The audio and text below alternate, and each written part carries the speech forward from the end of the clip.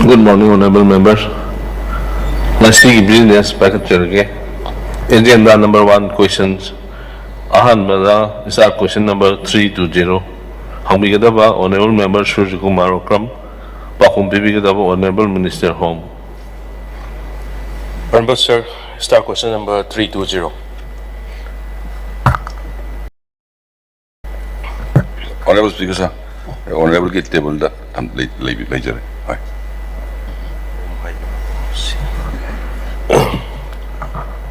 Honorable Speaker, sir, aina hangzagiba question asida sir supplementary anihim khada thamjage sir. Maru aina yam kuina sangna waraga leirarba internally displaced persons singi makoigi grievances mayam haiba tare madu khradang pukatsabani August House sida. Sir, akoigi basic facilities provided to the IDPs in relief camps and sir hangbada mayam ama list pibire government side gi sida sir yaub sida medical assistance han di pirami honorable leader of the house na akoi represent tobinawa na mai gi district sing the labor relief camps sing the satsaba matamda koi honorable member uncle Brojen ju yawi madugi function adu da mkhoi gi yam achouba kaino tawbusi hanadi akoi medical ana ayengba torpo matamda free the assistance loino piram he chauna operation torpo gumba kari gumba da hujik se assistance yam he no wat krena madugi achouba maduda library ba mayam singduna madugi point ma thangat pire sir adu housing support ta recently akoi BMYG gi makha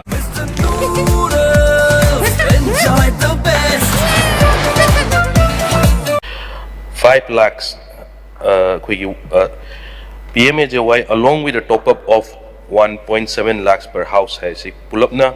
kaya ubigadabno plus yum achouba mangrab hai tare crores tak changba the lakhs ta changba lakh tara kun thagi makhadai ta ne Imphal manungda mangrib Choranjat purda choba building mangrib mayam more the mangrib mayam singidi government na assessment to biba ma leibra assessment tawraga makoi se special package kumba ma pibi bagi assistance laigadra haidna madugi supplementary anim siga thamsage sir. Thank you.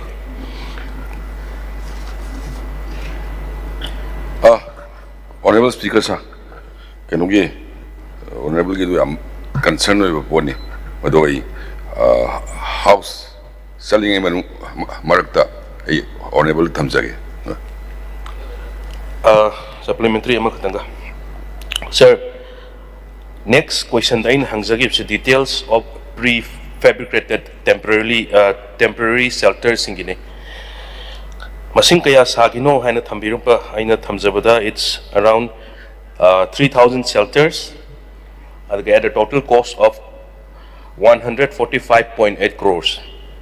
Sir, masigi temporary shelters hagiba sing si mayam na su matam gi thengnakre mafam khara dedi charumba yai adu cabin sing do yamna piktana livable condition da oidabu su yawi hai masi government na matam gi check to bibu lebra makoi gi health condition makoi gi sanitary condition makoi gi lairiba mioi ba mana imung amna leiba yabagi makoi gi condition du lebra haidana government gi through the masi matam gi check to bibu lebra aduga hairiba 3,000 shelters sing si punna full occupancy the labra ado koina tajabada sigi mafam sing sida permanent oina khradi lehengani haibagi plan su government the labra ado roibada yamna ta khre khoi suicide cases mayam am leyena ado nga saina suicide cases haibasi mafam du leibada makoina economically viable oiraktadana leiba mayam su yarangani sida assistance pibada 10 lakh akoigi ex gratia family next kin da 222% the peak right so side cases sing to da adugum bagi p bagi assistance laikrabra laitragana laibigadra haidana government sina masim tang honorable leader of the house and thambina ba haidana thangat series. Thank you. Honorable Speaker, sir. Kanogi adu ai engjenjarga details report ama ai thamjage. Start question number 321. Hangbigadaba honorable member Surya Kumar Okram, Pakum Bibigadaba honorable Minister Finance. Honorable Speaker, sir, start question number 321. Sir, yam sang amni na ay question do ina chathajarge. Sir, start question jo Honorable Speaker, sir. Ay tom do sungai re. State ki interest ni yaring gai sang dana tau na badi hona jage sir. Do kitang sir na matam kitang pibi na ba na sir. Tom da ino jinsen yu ai dun. Sir, minute mga katang ngai ri sir. Do na kitang sang na matam pibi na ba. Hoi point da sir. Yan chen na to bino. Sir, Manipur ki financial condition dani sir ay hangatchari ba ngasi ki start question ase. Akhoi ki current total outstanding debt state tagi amasung central government tagi loan lo basi hujik phoki sahi 30 years sida kayam leirage haina sir ain hangatchabani government sidi amuk ama chatkini ama lakini palebal lenga ngasi su honorable leader of the house ki makhana pale si yam su kuibana tri adubu responsibility di it's a collective responsibility akhoi sida phamiba ago south sida phamiba member mayam sing sigi manipur praja mayam sing ji oina collective responsibility ni sir aduna hogri phoktel lairiba total outstanding debt se loan haip tare see 20,846 crore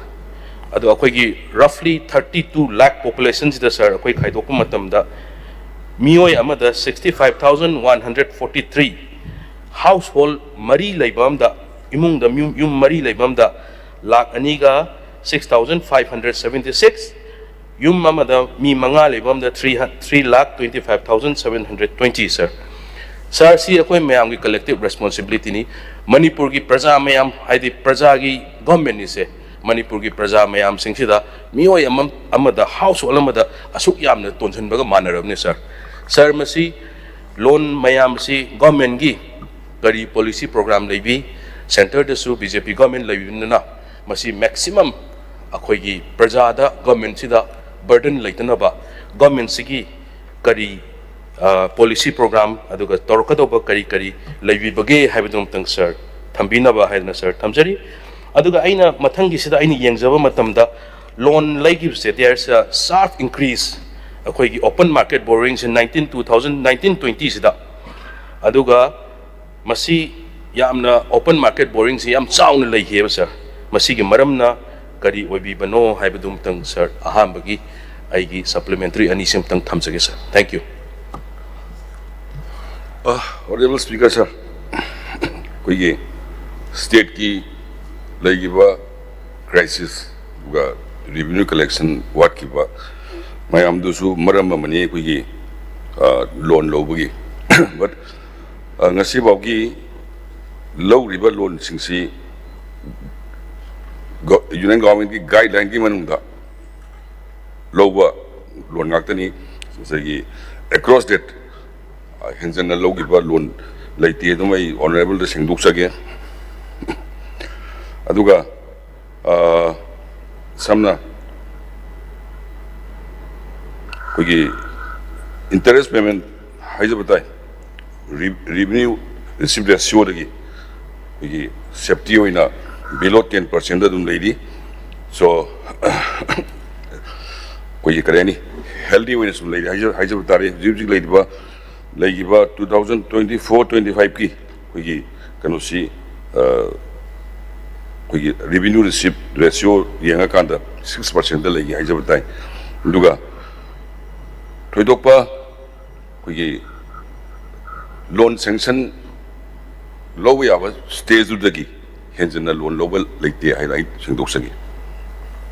sir supplementary amani katang thamjage sir hujik phokta 2024-25 sir loan on interest 1,200 interest on loan 1,022 ne sir 1,022 sir honorable leader of the house na thambiri si am chumi akhoi gi FRBM financial management and budget management gi makhada akhoi gi madugi government India government guideline makhada di oiba ado akhoi pikrava state sidadi sahi mada atop thada ga do myam 1,000 crores sahi mada thidok hip taragadi samna hairabada ini yang matamda sir grant from CSS sigi budget at glance da sum yang zabada sir grant from CSS grant from CPS NEC NLCPR sigi grant mayam si mamangi revised estimate ta 11,138 revise estimate ममांगी 24-25 की revise estimate हंदक की budget estimate almost half द 5,515 तारे sir अदु मसीगी loan की मयाम से लेमद्रगदी एटलीस्ट लोन की इंटरेस्ट ना तंखाय मा अखोइना तारे हाई तारगदी 500 करोड़ दुगी 10% दी प्लस 5,000 करोड़ अमा सेंटर की ग्रांट लौबु यादोरिबने सर अदुना सर मसी इशू से गवर्नमेंट थूना सॉल्व तौना तौबियु गवर्नमेंट ना करी करी प्लान लेबिबगे मसी इशू से सॉल्व तौना हाइब्रो सर मदुम थमजगे अरोइबा सप्लीमेंटरी द सर हंदक की ग्रोथ रेट से ममांगी रिवाइज एस्टिमेट यंगबता हंदक की जीएसडीपी सिना ममांगदा 52,000 करोड़ लेबा मतमदा हंदक की जीएसडीपी से 60,000 देयर से 15.20% ग्रोथ रेट सर मसी honourable leader of the house थंबिबगुमना लिमिट तदी ओएबा हुजिकी लोन जी 20,000 करोड़ की लोन जी अराउंड 20% गुम ओए अदुगा जीएसडीपी दगी आरबीआई ना अलाउ तोरिबा लोन 35% भुक्ति जीएसडीपी दगी लौबु याय हरिबा अदुना एफआरबीएम दसु एफआरबीएम की रूल की मतुंग दसु ताहनबा लिमिट तो 3% दगी 4% अदुआइदा अदुगा ngसागी बजेट सिना चाउरबनिना बोरोइंग कैपेसिटी से हेंकलकपगी ममी म उइबसिदा जीएसडीपी सिना चाउरबनिना अदुना हेना पुसन्नबा हेना अमुके हेना लोन की बर्डन अचौबम लेरिबा स्टेट सिदा हेना पुसन्नबा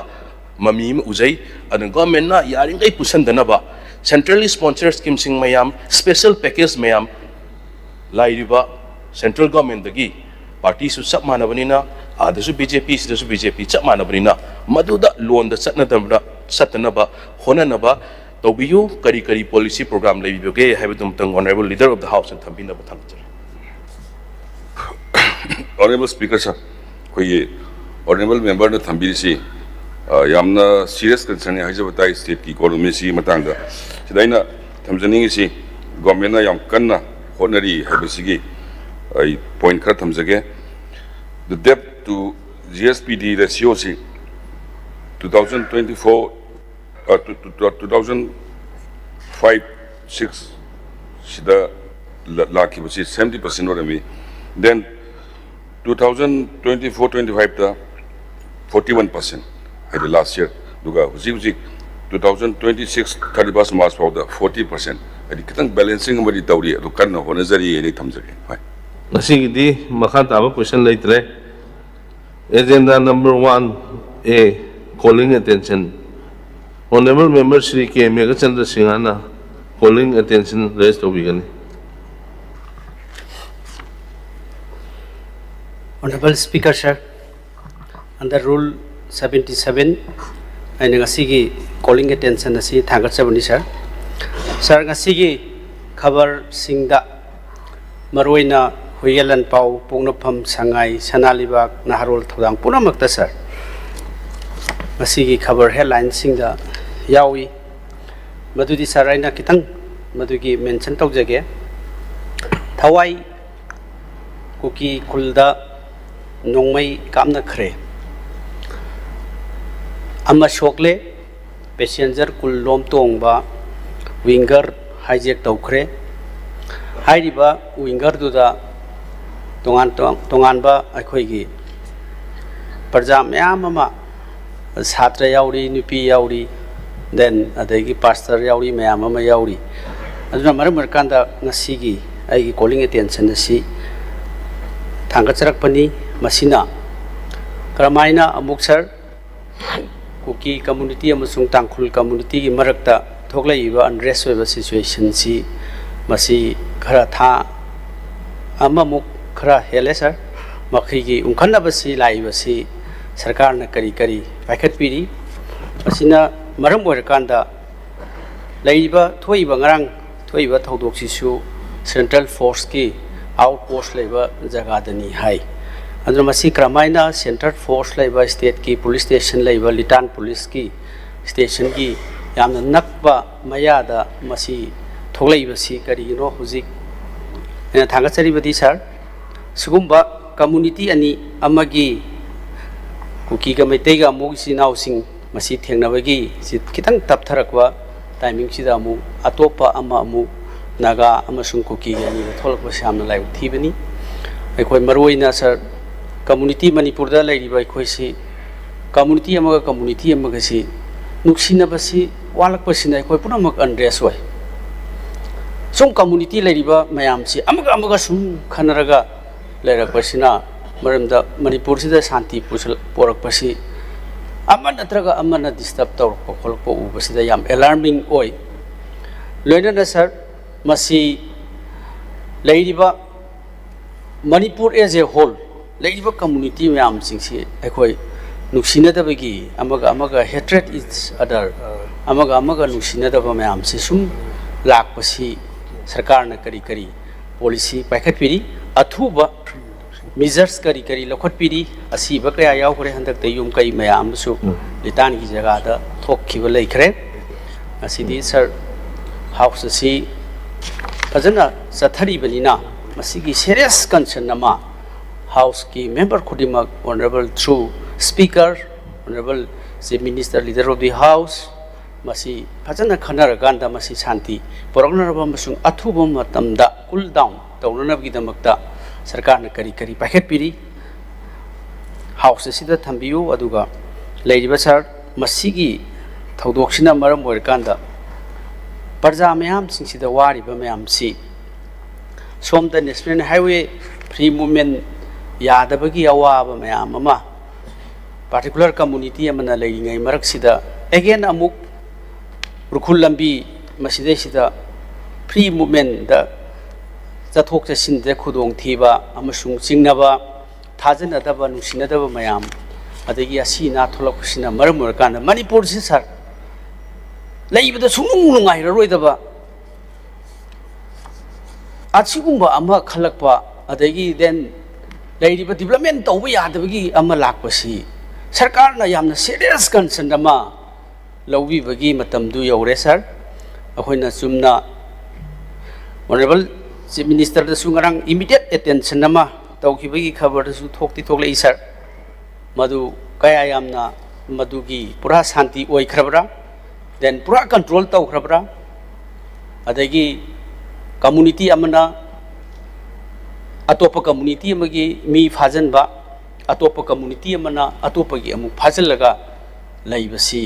masi yamna unrest oi masi yamna charang na ba adagi community अनीदुगी मरक्ता मफम द लेरिबा मयाम सिंगी मसीगी टेंशन हाइगलकननबगी चरांगनबा मयाम अमा थोलकपसि मसी उगनी मी फाजनबा अदगी खोटपसिसु तहोइदबा थबक अमनी अदुना सरकारना मसीगी मथांगदा फजबा अरिक चुंबा शांति पोरकनबगी अमसुं कम्युनिटी अनिमक फमिनरगा लोइसननबगी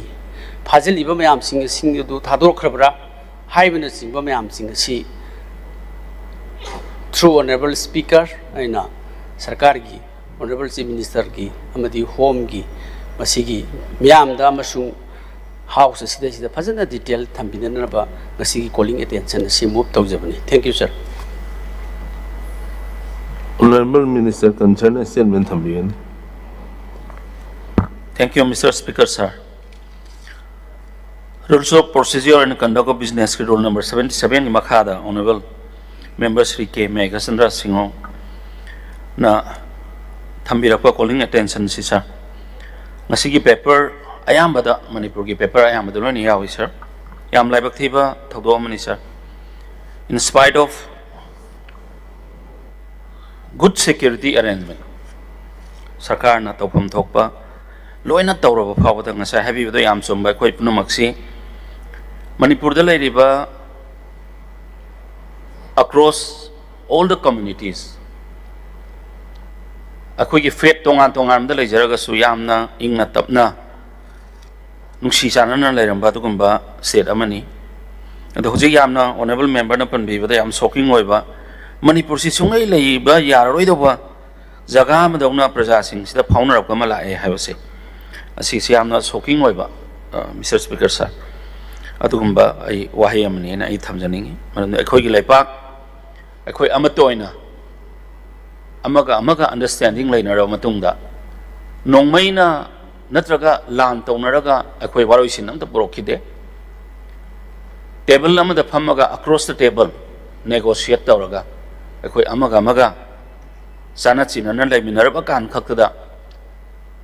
अखोई शांति लाखदोरिबनी शांति पोरोकदोरिबनी हाबीबसी याम चुम्बनी तो ngarang ki thodok si Mr. Speaker sir iti punam ki leader punamakta appeal tawjari thank you Mr. Speaker sir clarification clarification namta hangjage Calling attention to the top of the Nadu, yeah yes sir sir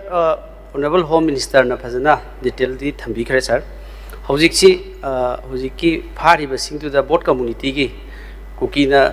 akhoi gi naga gi phaba dagi naga na kuki gi phaba sing se loina moi free oina khara ba thadok na khara ba haibam chu chu khangni gi sir du gi details maram di hena scarlet torok tanaba adagi ani subada sir Sanaju, honorable. How then have you any suit or about? What's that some same point at Anita? Since my young interest in a debate in the table. I need to Aziki, Sugi, Amapan give us a Hoigi, cookie, Sinawi, Sunagai, Sinawi, Su, Hatalavanina. Arms you could tell later. Masi, Gomena, Loin Watergi, Makada, serious concern of Torokanda, Kulai, she hasn't a gourmet from Jana Tamjan Bivama. I say, Santoning, Madin central government got Tanabiraga. Kulai way to buy a soon in a Haragasu. Aduna Masigi Zizu, I see Iran Siam Totanaba, Loen Waterki Makada, Santi, Peasant lady, and as you never leather of the house and so heavy in Nina. Low, si Peasant is strict of you never. I am Kasu in Nako and another Tamsi. Thank you, sir. Honorable Speaker, sir. I am the Honorable Home Minister na haibigre ngarangi thodok sida samna yamna kaina chok thok pa yaramba timing amasu oirami but oyi I Honorable Deputy CM B Nimsabu Tagachari then all the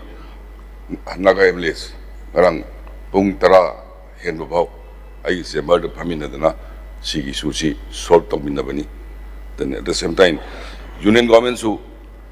I'm serious concern with Gingarang to the court. Aduga, Sidale Vidiba, Manipura Ladiba, Juji Ladiba, Tuanba,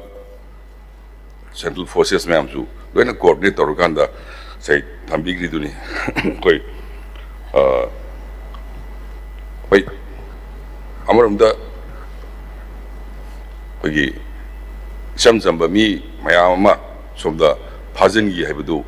가수가 번자로 따라가디 얌내나 속토음배 야부도 마얌 정들아 모두 다동나베 프로스토보다 과이득이 좀 농아이 따바 도도 그래서 다스 마얌기 코퍼레이션 도기 농아이 바부디 파우저기 아도 삼나 사이 거기 오너블 홈 미니스터 좀 담비라미 Manipur Kundariba community contractorsi. Why? We are Manipuri, I know a Kauton of the Mitore. Even Mate is what time Manipuri, Haramado, Mate in some Saki. Cookies and now you cookie in some Sale, Nagasu Nagan in Sale. But we should not forget that we are all Manipuris. Haibasima, Manipur Santi, Lagnaba Foundation, Niani Tamsaning. Then, very unfortunate. Pagibasing ngarang ahing thadokre aduga anima sinanga si phangbadu khwaidigi laibak thibani so koi sarkar na badu case tu NIA da sinaragani case tu NIA da sinaragani masi amuna thoktana ba koi hona jage then secondly ex gratia as part the law is concerned adu su tok jagani and tentana I thamjari thank you. I have house the Kayumba Matang, Doctor Shohuge. Honorable members in the Kadmosan Pibi of Komatamda, Nutin Pung Ohum, Pawi Manu, the Pisan Biano Nising Jerry.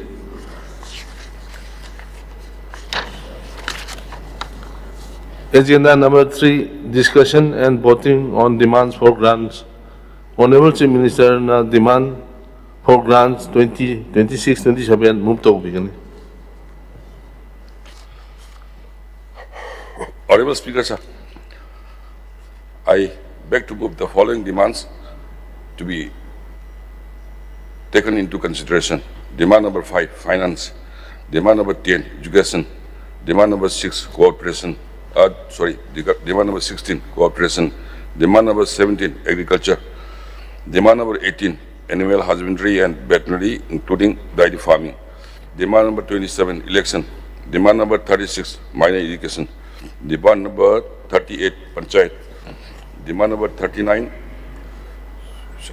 sericulture. Demand number 40, water resources department.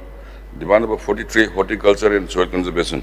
Demand number 48, relief and disaster management. 하이리바 디만싱 아시기 만ungda kat motion thangat pirakpa honorable member Shri K Megachandra Singh demand number 5 demand number 17 demand number 40 amasung 48 ta thangat pirai aduga Shri TH Lokeshwar Singh na demand number 10 17 27 38 40 amasung 48 ta thangat pirai ahanbada honorable member Shri K Megachandra Singana raise obligation.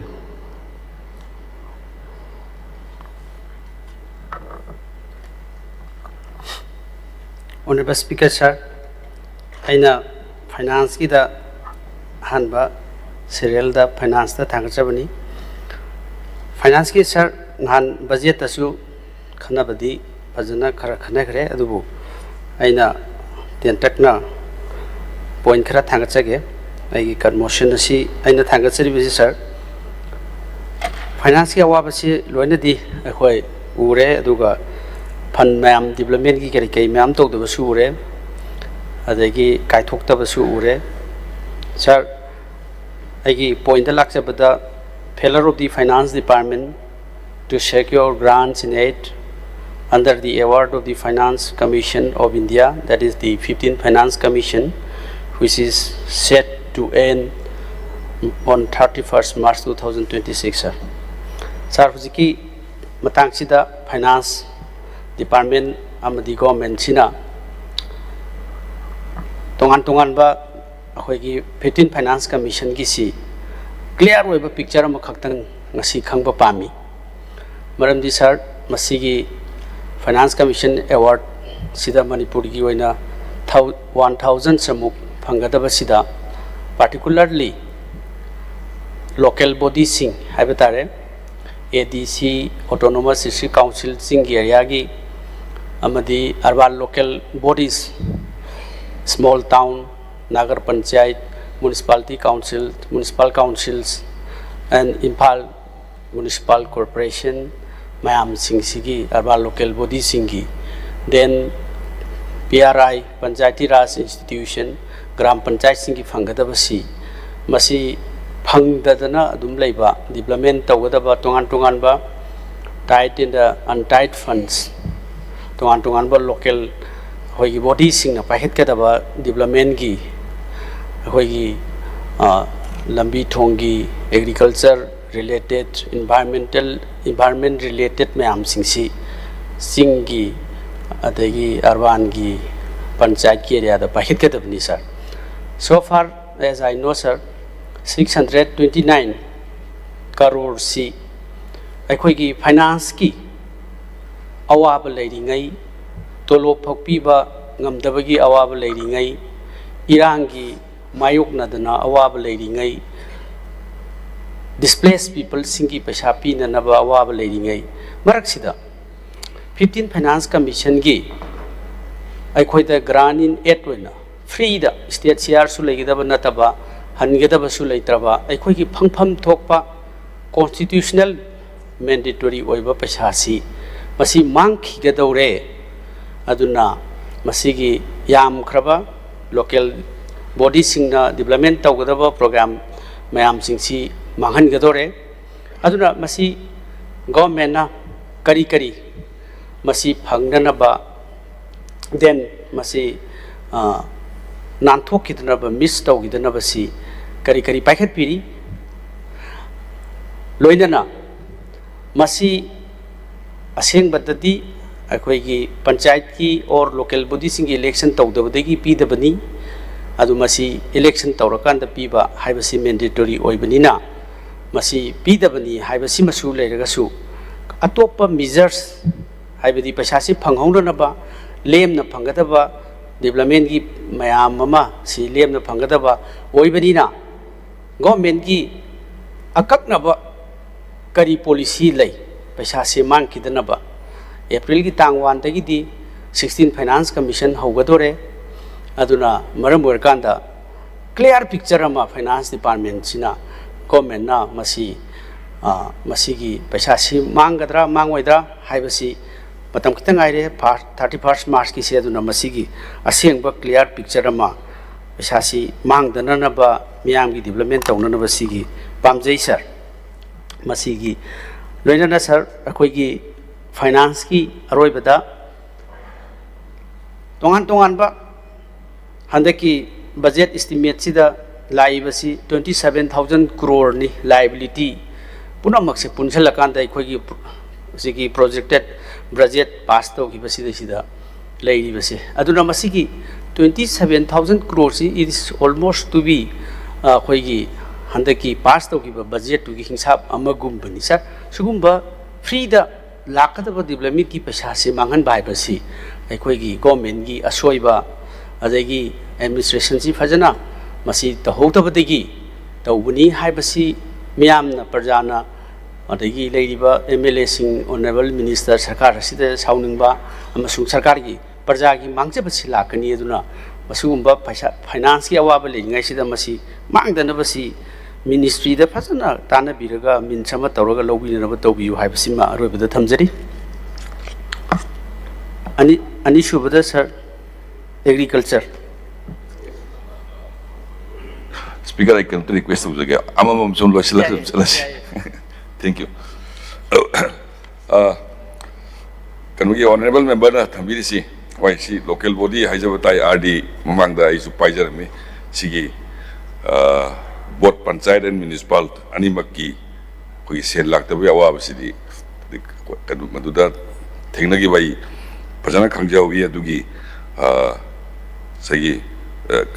मदुगी inconvenience ma'am दुनी कोई honourable the ताकपीरी से हंदक आइना कोई दीदी दा team में से सबदुदा इन particular सिगी local body की पैसा हाइजबताई कोई 646 crore कोई 2020 23-24 and 25-26 की मसी खर मतंग पांगबियो मरमदी लोकल बॉडी की इलेक्शन से कोई कोई की थोइबा क्राइसिस से सिसु मरम अमनी हायर कांदा सी क्राइसिस पीरियड सी सिमदी रिलीज ऑबियो न कन्ना हाइजबनी सो अदुगी अकॉर्डिंगली हाइजबताई 25.60 crores अमदी कोई लोकल अर्बन बॉडीज की थादोक पिरे दुगा होई हायरमीबा पैसा लोइनमक्ति पिरकनी पिरोय हाइबदी लेट्री बट अखोय अदुम यारिगे यामना पिरकनबा परसु तौजिदी दुम खुमजगे अदुना कोई ऑनरेबल ना सिदा थंबिरेबा स्टार क्वेश्चन असे कटनी को कट सिमुलेशन से हंदोक बिदुना पास तो बदम मतेंग बांगबी होइना रिक्वेस्ट तौजे लोशन बगी द लाबनि नै सप्लीमेंट सामता तौजगे सर हुजिकी अदुगी पैसा सी यामबनिना खरा अमाउंट खरा रिलीज तौरकनी हाइबसी ममांगी सर पेंडिंग द 2021-22 की स्वाइसिदा नन मिलियंस प्लस सिटीज हाइबगी टाइट ग्रांड दा खरा थादोकपगी आइना फाइनेंस डिपार्टमेंट दगी सी एम खक्ति फंगेबा सर अदुगा हुजिकी एक्चुअली हाइरिबा सिगी नन मिलियंस प्लस सिटीज हाइबसिगी सी नतबददी अदुना आइना क्लियर एग्जैक्ट क्लियरिफिकेशन अमा पामजे हारि सर मसिगी पैसा से ह्यूज अमाउंट ओइबनिना होय कैबिनेट डिसीजन अमा लौबिगदरा सरना अदुगा तौबिरकंद मिनिस्ट्री दा फसना मसिजी पैसा फंगहौद्रगदी हाइबगी वानी सर मदुगी अवाबदुनी सर यार सर होनबिरगदी याम फै थैंक यू डिमांड नंबर 17 होइद्रे माले एग्रीकल्चर की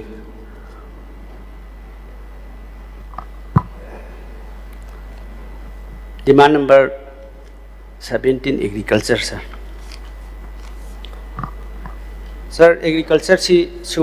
यामना मरु होइबा डिपार्टमेंट अमा ओइ ngasisu department si yaman gidana akhoi amani khaktang lakhotpa ngamjare maramdi dongmada yam thamokpani na akhoi su yamna wai sar aduna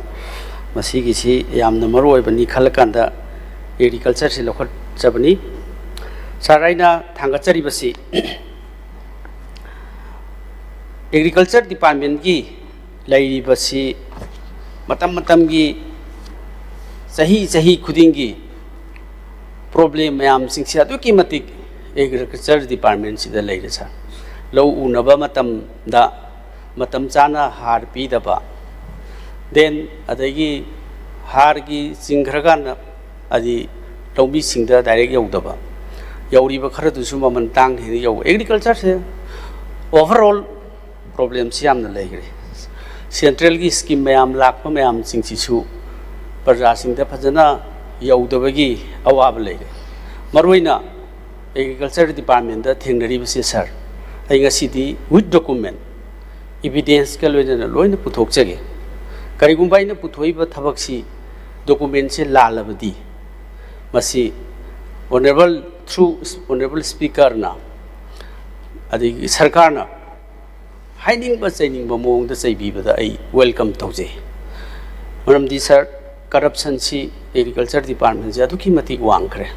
hiding ai leitana pura ai khoina so scheme ama agriculture department se thingnare RTI kya thare madugi finding the law in the lane individual fact finding team thado ga yeng budasu phajana electoral roll mayam si one by one check to matam da agriculture scheme gi beneficiary singchi masi yamna fraudulent oiba fraud mayam ama thengna basi ure sir ahan bata irregularities in the implementation of Pradhan Mantri Krishi Sanchay Yojana scheme in the state masi ki paisa si crore samaga 29.49 ni crore samaga kunga mapan dasmik nifuga mapan ni sir masi state share yaudri central gi scheme khaktani Pradhan Mantri gi gumba flexible program Pradhan Mantri gi scheme amada asuk yamna scheme ama thon bai basi laibak sigi amsung state asigi lawmi singi laibak thibini sir masigi matang sida haiba beneficiary se masi angakpa mo mani ai table da tower su tawjege aduga masida aina table da tawjagadriba document sida yauramaba masi I the house sida fazana chaibi ba yai sir I welcome aduna asuk yamna motna asung scheme ama 129 crore gi lakh pasida fazadana manghan basilai thibani even if sir karigumba hoi concern department na madu kasu kaidi political gi line da oire harabasu BJP gi wakar ngakta pi kare harasu khoi kasu main tawjaro maramdi worker singdu farmer asengbu oirabadi pi khibadai khoi kaide maramdi they are also our farmer Congress ki haiba BJP ki haiba wafam chunate motli basi masi yum amada hairiba beneficiary se hanjan na lawba then mi amagi maming sida Imphal East muk lawba aduga same maming du da Thawal district ta muk chalaga muk lawruba sen Bishempur da muk chala lawruba masi kari do si it is not a question of this political parties aduna masi nodal officer adagi lairiba mayam singse masi chairak piba madi darkar lei sa sumna khogi masi gi lut tawriba khutause staff ta lairiba nodal officer staffs scheme si gi dil tawriba mayam singse masi gi whole employees si gi multiple times the family singse loi lawre loi ur beneficiary do online da leide aduna masidi huge scheme am oire sa aduna Imphal East mu yaure aduna Ukhur district mu yaksale beneficiary same person sida Aadhaar do link tawramina paisa kaiba bitam de account sangamina mi maming sida hongba aduga district na multiple district hongba asi kari no agriculture department tawdu what is this sir sidi huge scheme ni si RTI tharu badegi mi ju sinakre imung amata mi ani yaur mi ahum yauri na verification chapa matam da kapthorok to mi ju sinagre then why not sir independent inquiry ma tawbudo what is the harm of this government masi tawba kari kai through honorable speaker I request sir si inquiry ma tawrakanda masigi maran leibu officer tu phasana dandi pibada sarkar sida kari mayeng takadaba leike sina henda rather manipur da corruption gi wangaba corruption je totally sidi sumna gi corruption chambers na kolga chaba chambers na te akoi compact ne ta kolga chaba akoi corruption oira haibani da hakta pulap court khare hoi genuine noi ba mi tarakun yankhai cham yarum bhai but this is totally looted sir si beneficiary miyam se table to jege karigum masi je tasing na masi corruption je suk chaw no fraudulent fraud oira di sir masi chairak pi basi house in the kari khana bi da yaroi da kari lege sima sir pradhan mantri kishan masi ki sanchay yojana se masi athu matam de yengsin biu scheme si loi diribani ani subada lapses in the implementation of Prime Minister Kishan scheme ji ani ni amana sanchay yojana haiba ma amana pradhan mantri kishan scheme haiba ma sir sidasu wonderfully sir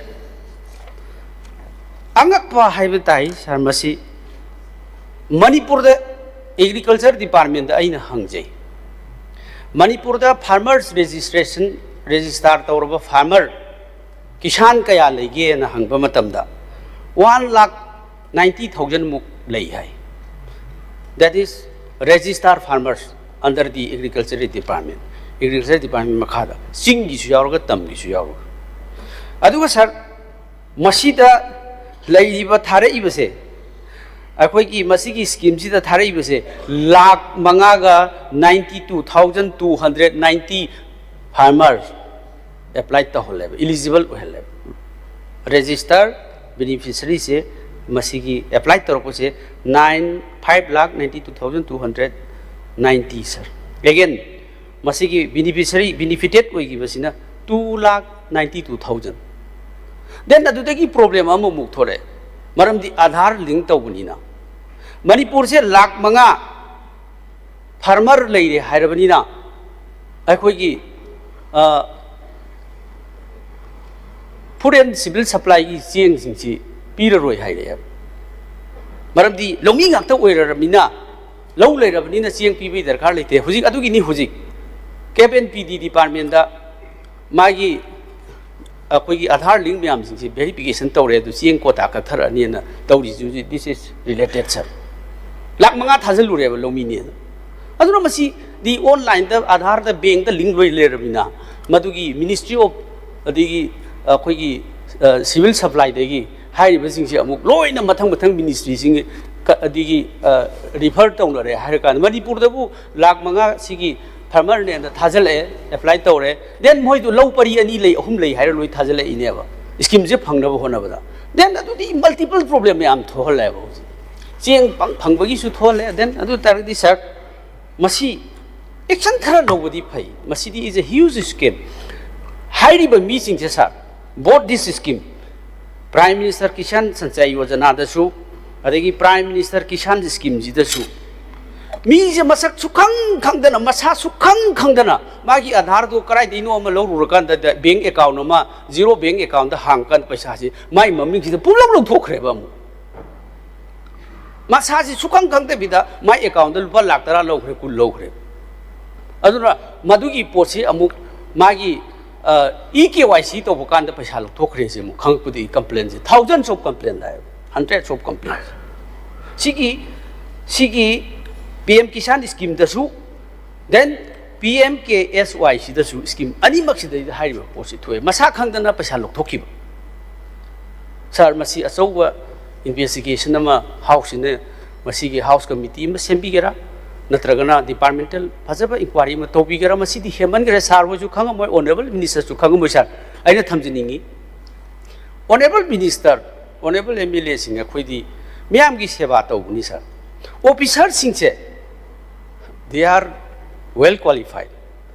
engineer IS MCS is makhoi naga scheme ji karmaina paisa lut tawda ge hab si yam hai gre sir khoi na hai road ye khoi nungsi road like हईब ngaktanina लुट तौबदसु याम हईब sir अखोइन इचम चमना प्रजागी सेवा तौबिखिबा development की programme हामनो पिजब Moina तौबसिदि लोइरे sir सिगिसि हेक उ कांद सारोय कपनिंगने अदुसि इंक्वायरी तौबियु through this house I request sir अदुना मसी इंक्वायरी तौरगा हाइब स्कीम मनी मुक्सिगी सिमा थंबिरगदी यामना फगनी हाइबसि मतुंगदा स्कीम लाकु मतमदा ऑफिसर जिने हेक्ता तौनिंगबसि तौबा यादे हाइबसे ngasiगी afaba government अनौब गवर्नमेंट असिना तौबिरगदी मसी आई यामना थागतकनी ना आई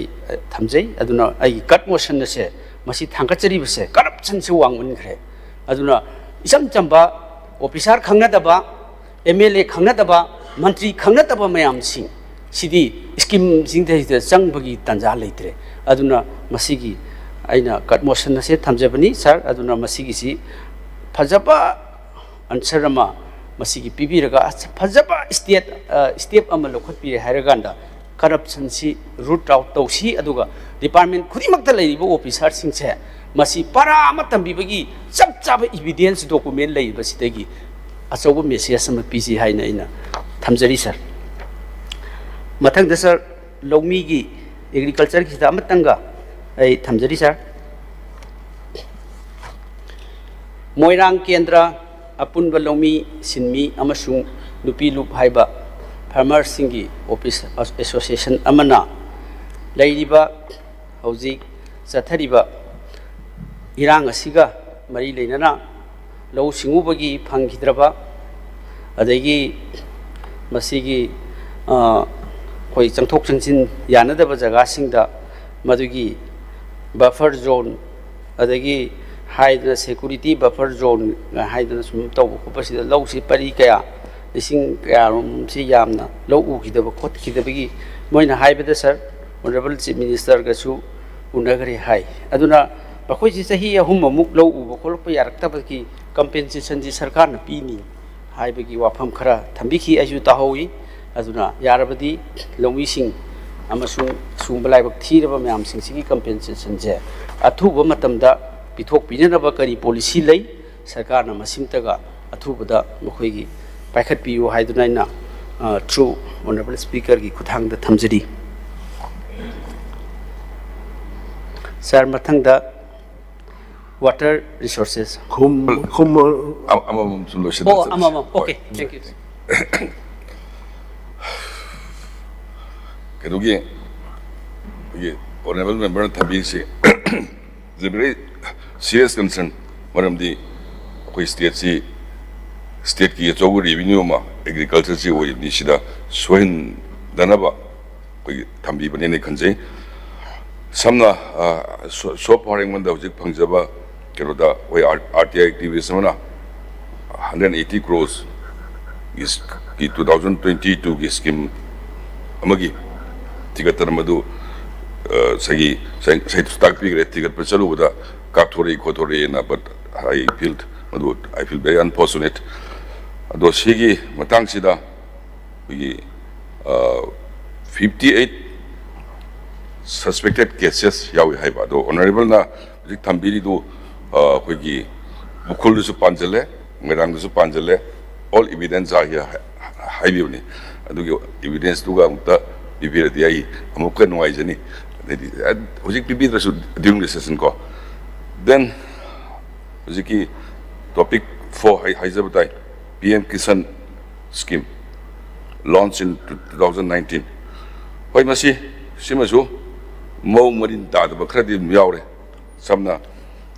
5,41,000 total beneficiary or male yang re hoisi aduna sai FCI da jeng handaro hairi colleague guys masi adum reasonable kar oil to jani the sai sina yamna elaborately haija da vida asoi ba khara dilai re khangoni na e masi hoye departmental inquiry ma ai tawjarage next sagi koige honorable na thambi gi ba koige compensation koige effective farmers singi ado si 2023-24 irang yamna kanba matam dura idi 23 dege ho 23-24 sidi kwai irang kan matam ni सिगी मतम सिदा कोई affected farmers सी कोई की मसिंग सी 5,808 affected farmers की list थागले मदो home department से चटने यंगजलकांदा 34.13 crores bigger. Then again 2024-25 से recently फंगबनी हुजिकी farmers सिंगी मुई demand से क्वाइटगी इरांग कन्बा मतमदुदना 5,508 house कनोगे farmer होइबा इरांग खर फरकांसना 10,286 farmer मुंगवेले सिसु याम unfortunately अलो सी खोगे याम कन्ना verification तौनबो होनजरी मरमदी सगी reasonable उइदबा मान पोचु थाजल लोरगा आइदि यारक्तरगा कोई पुन्ना वामिन दुसकुदि कैदु सिगेना सि खना जबगी पार्ट अमनी अन सिदि मतम खरा पिबिनबाई ऑनरेबल द रिक्वेस्ट दौजरी थैंक यू सर किसान की कई दो आई डिटेल तो पिजर के सर अदुगा एक्शन खरा लपट पि थैंक यू मथांग अदुम सर 40 तो बिनो यस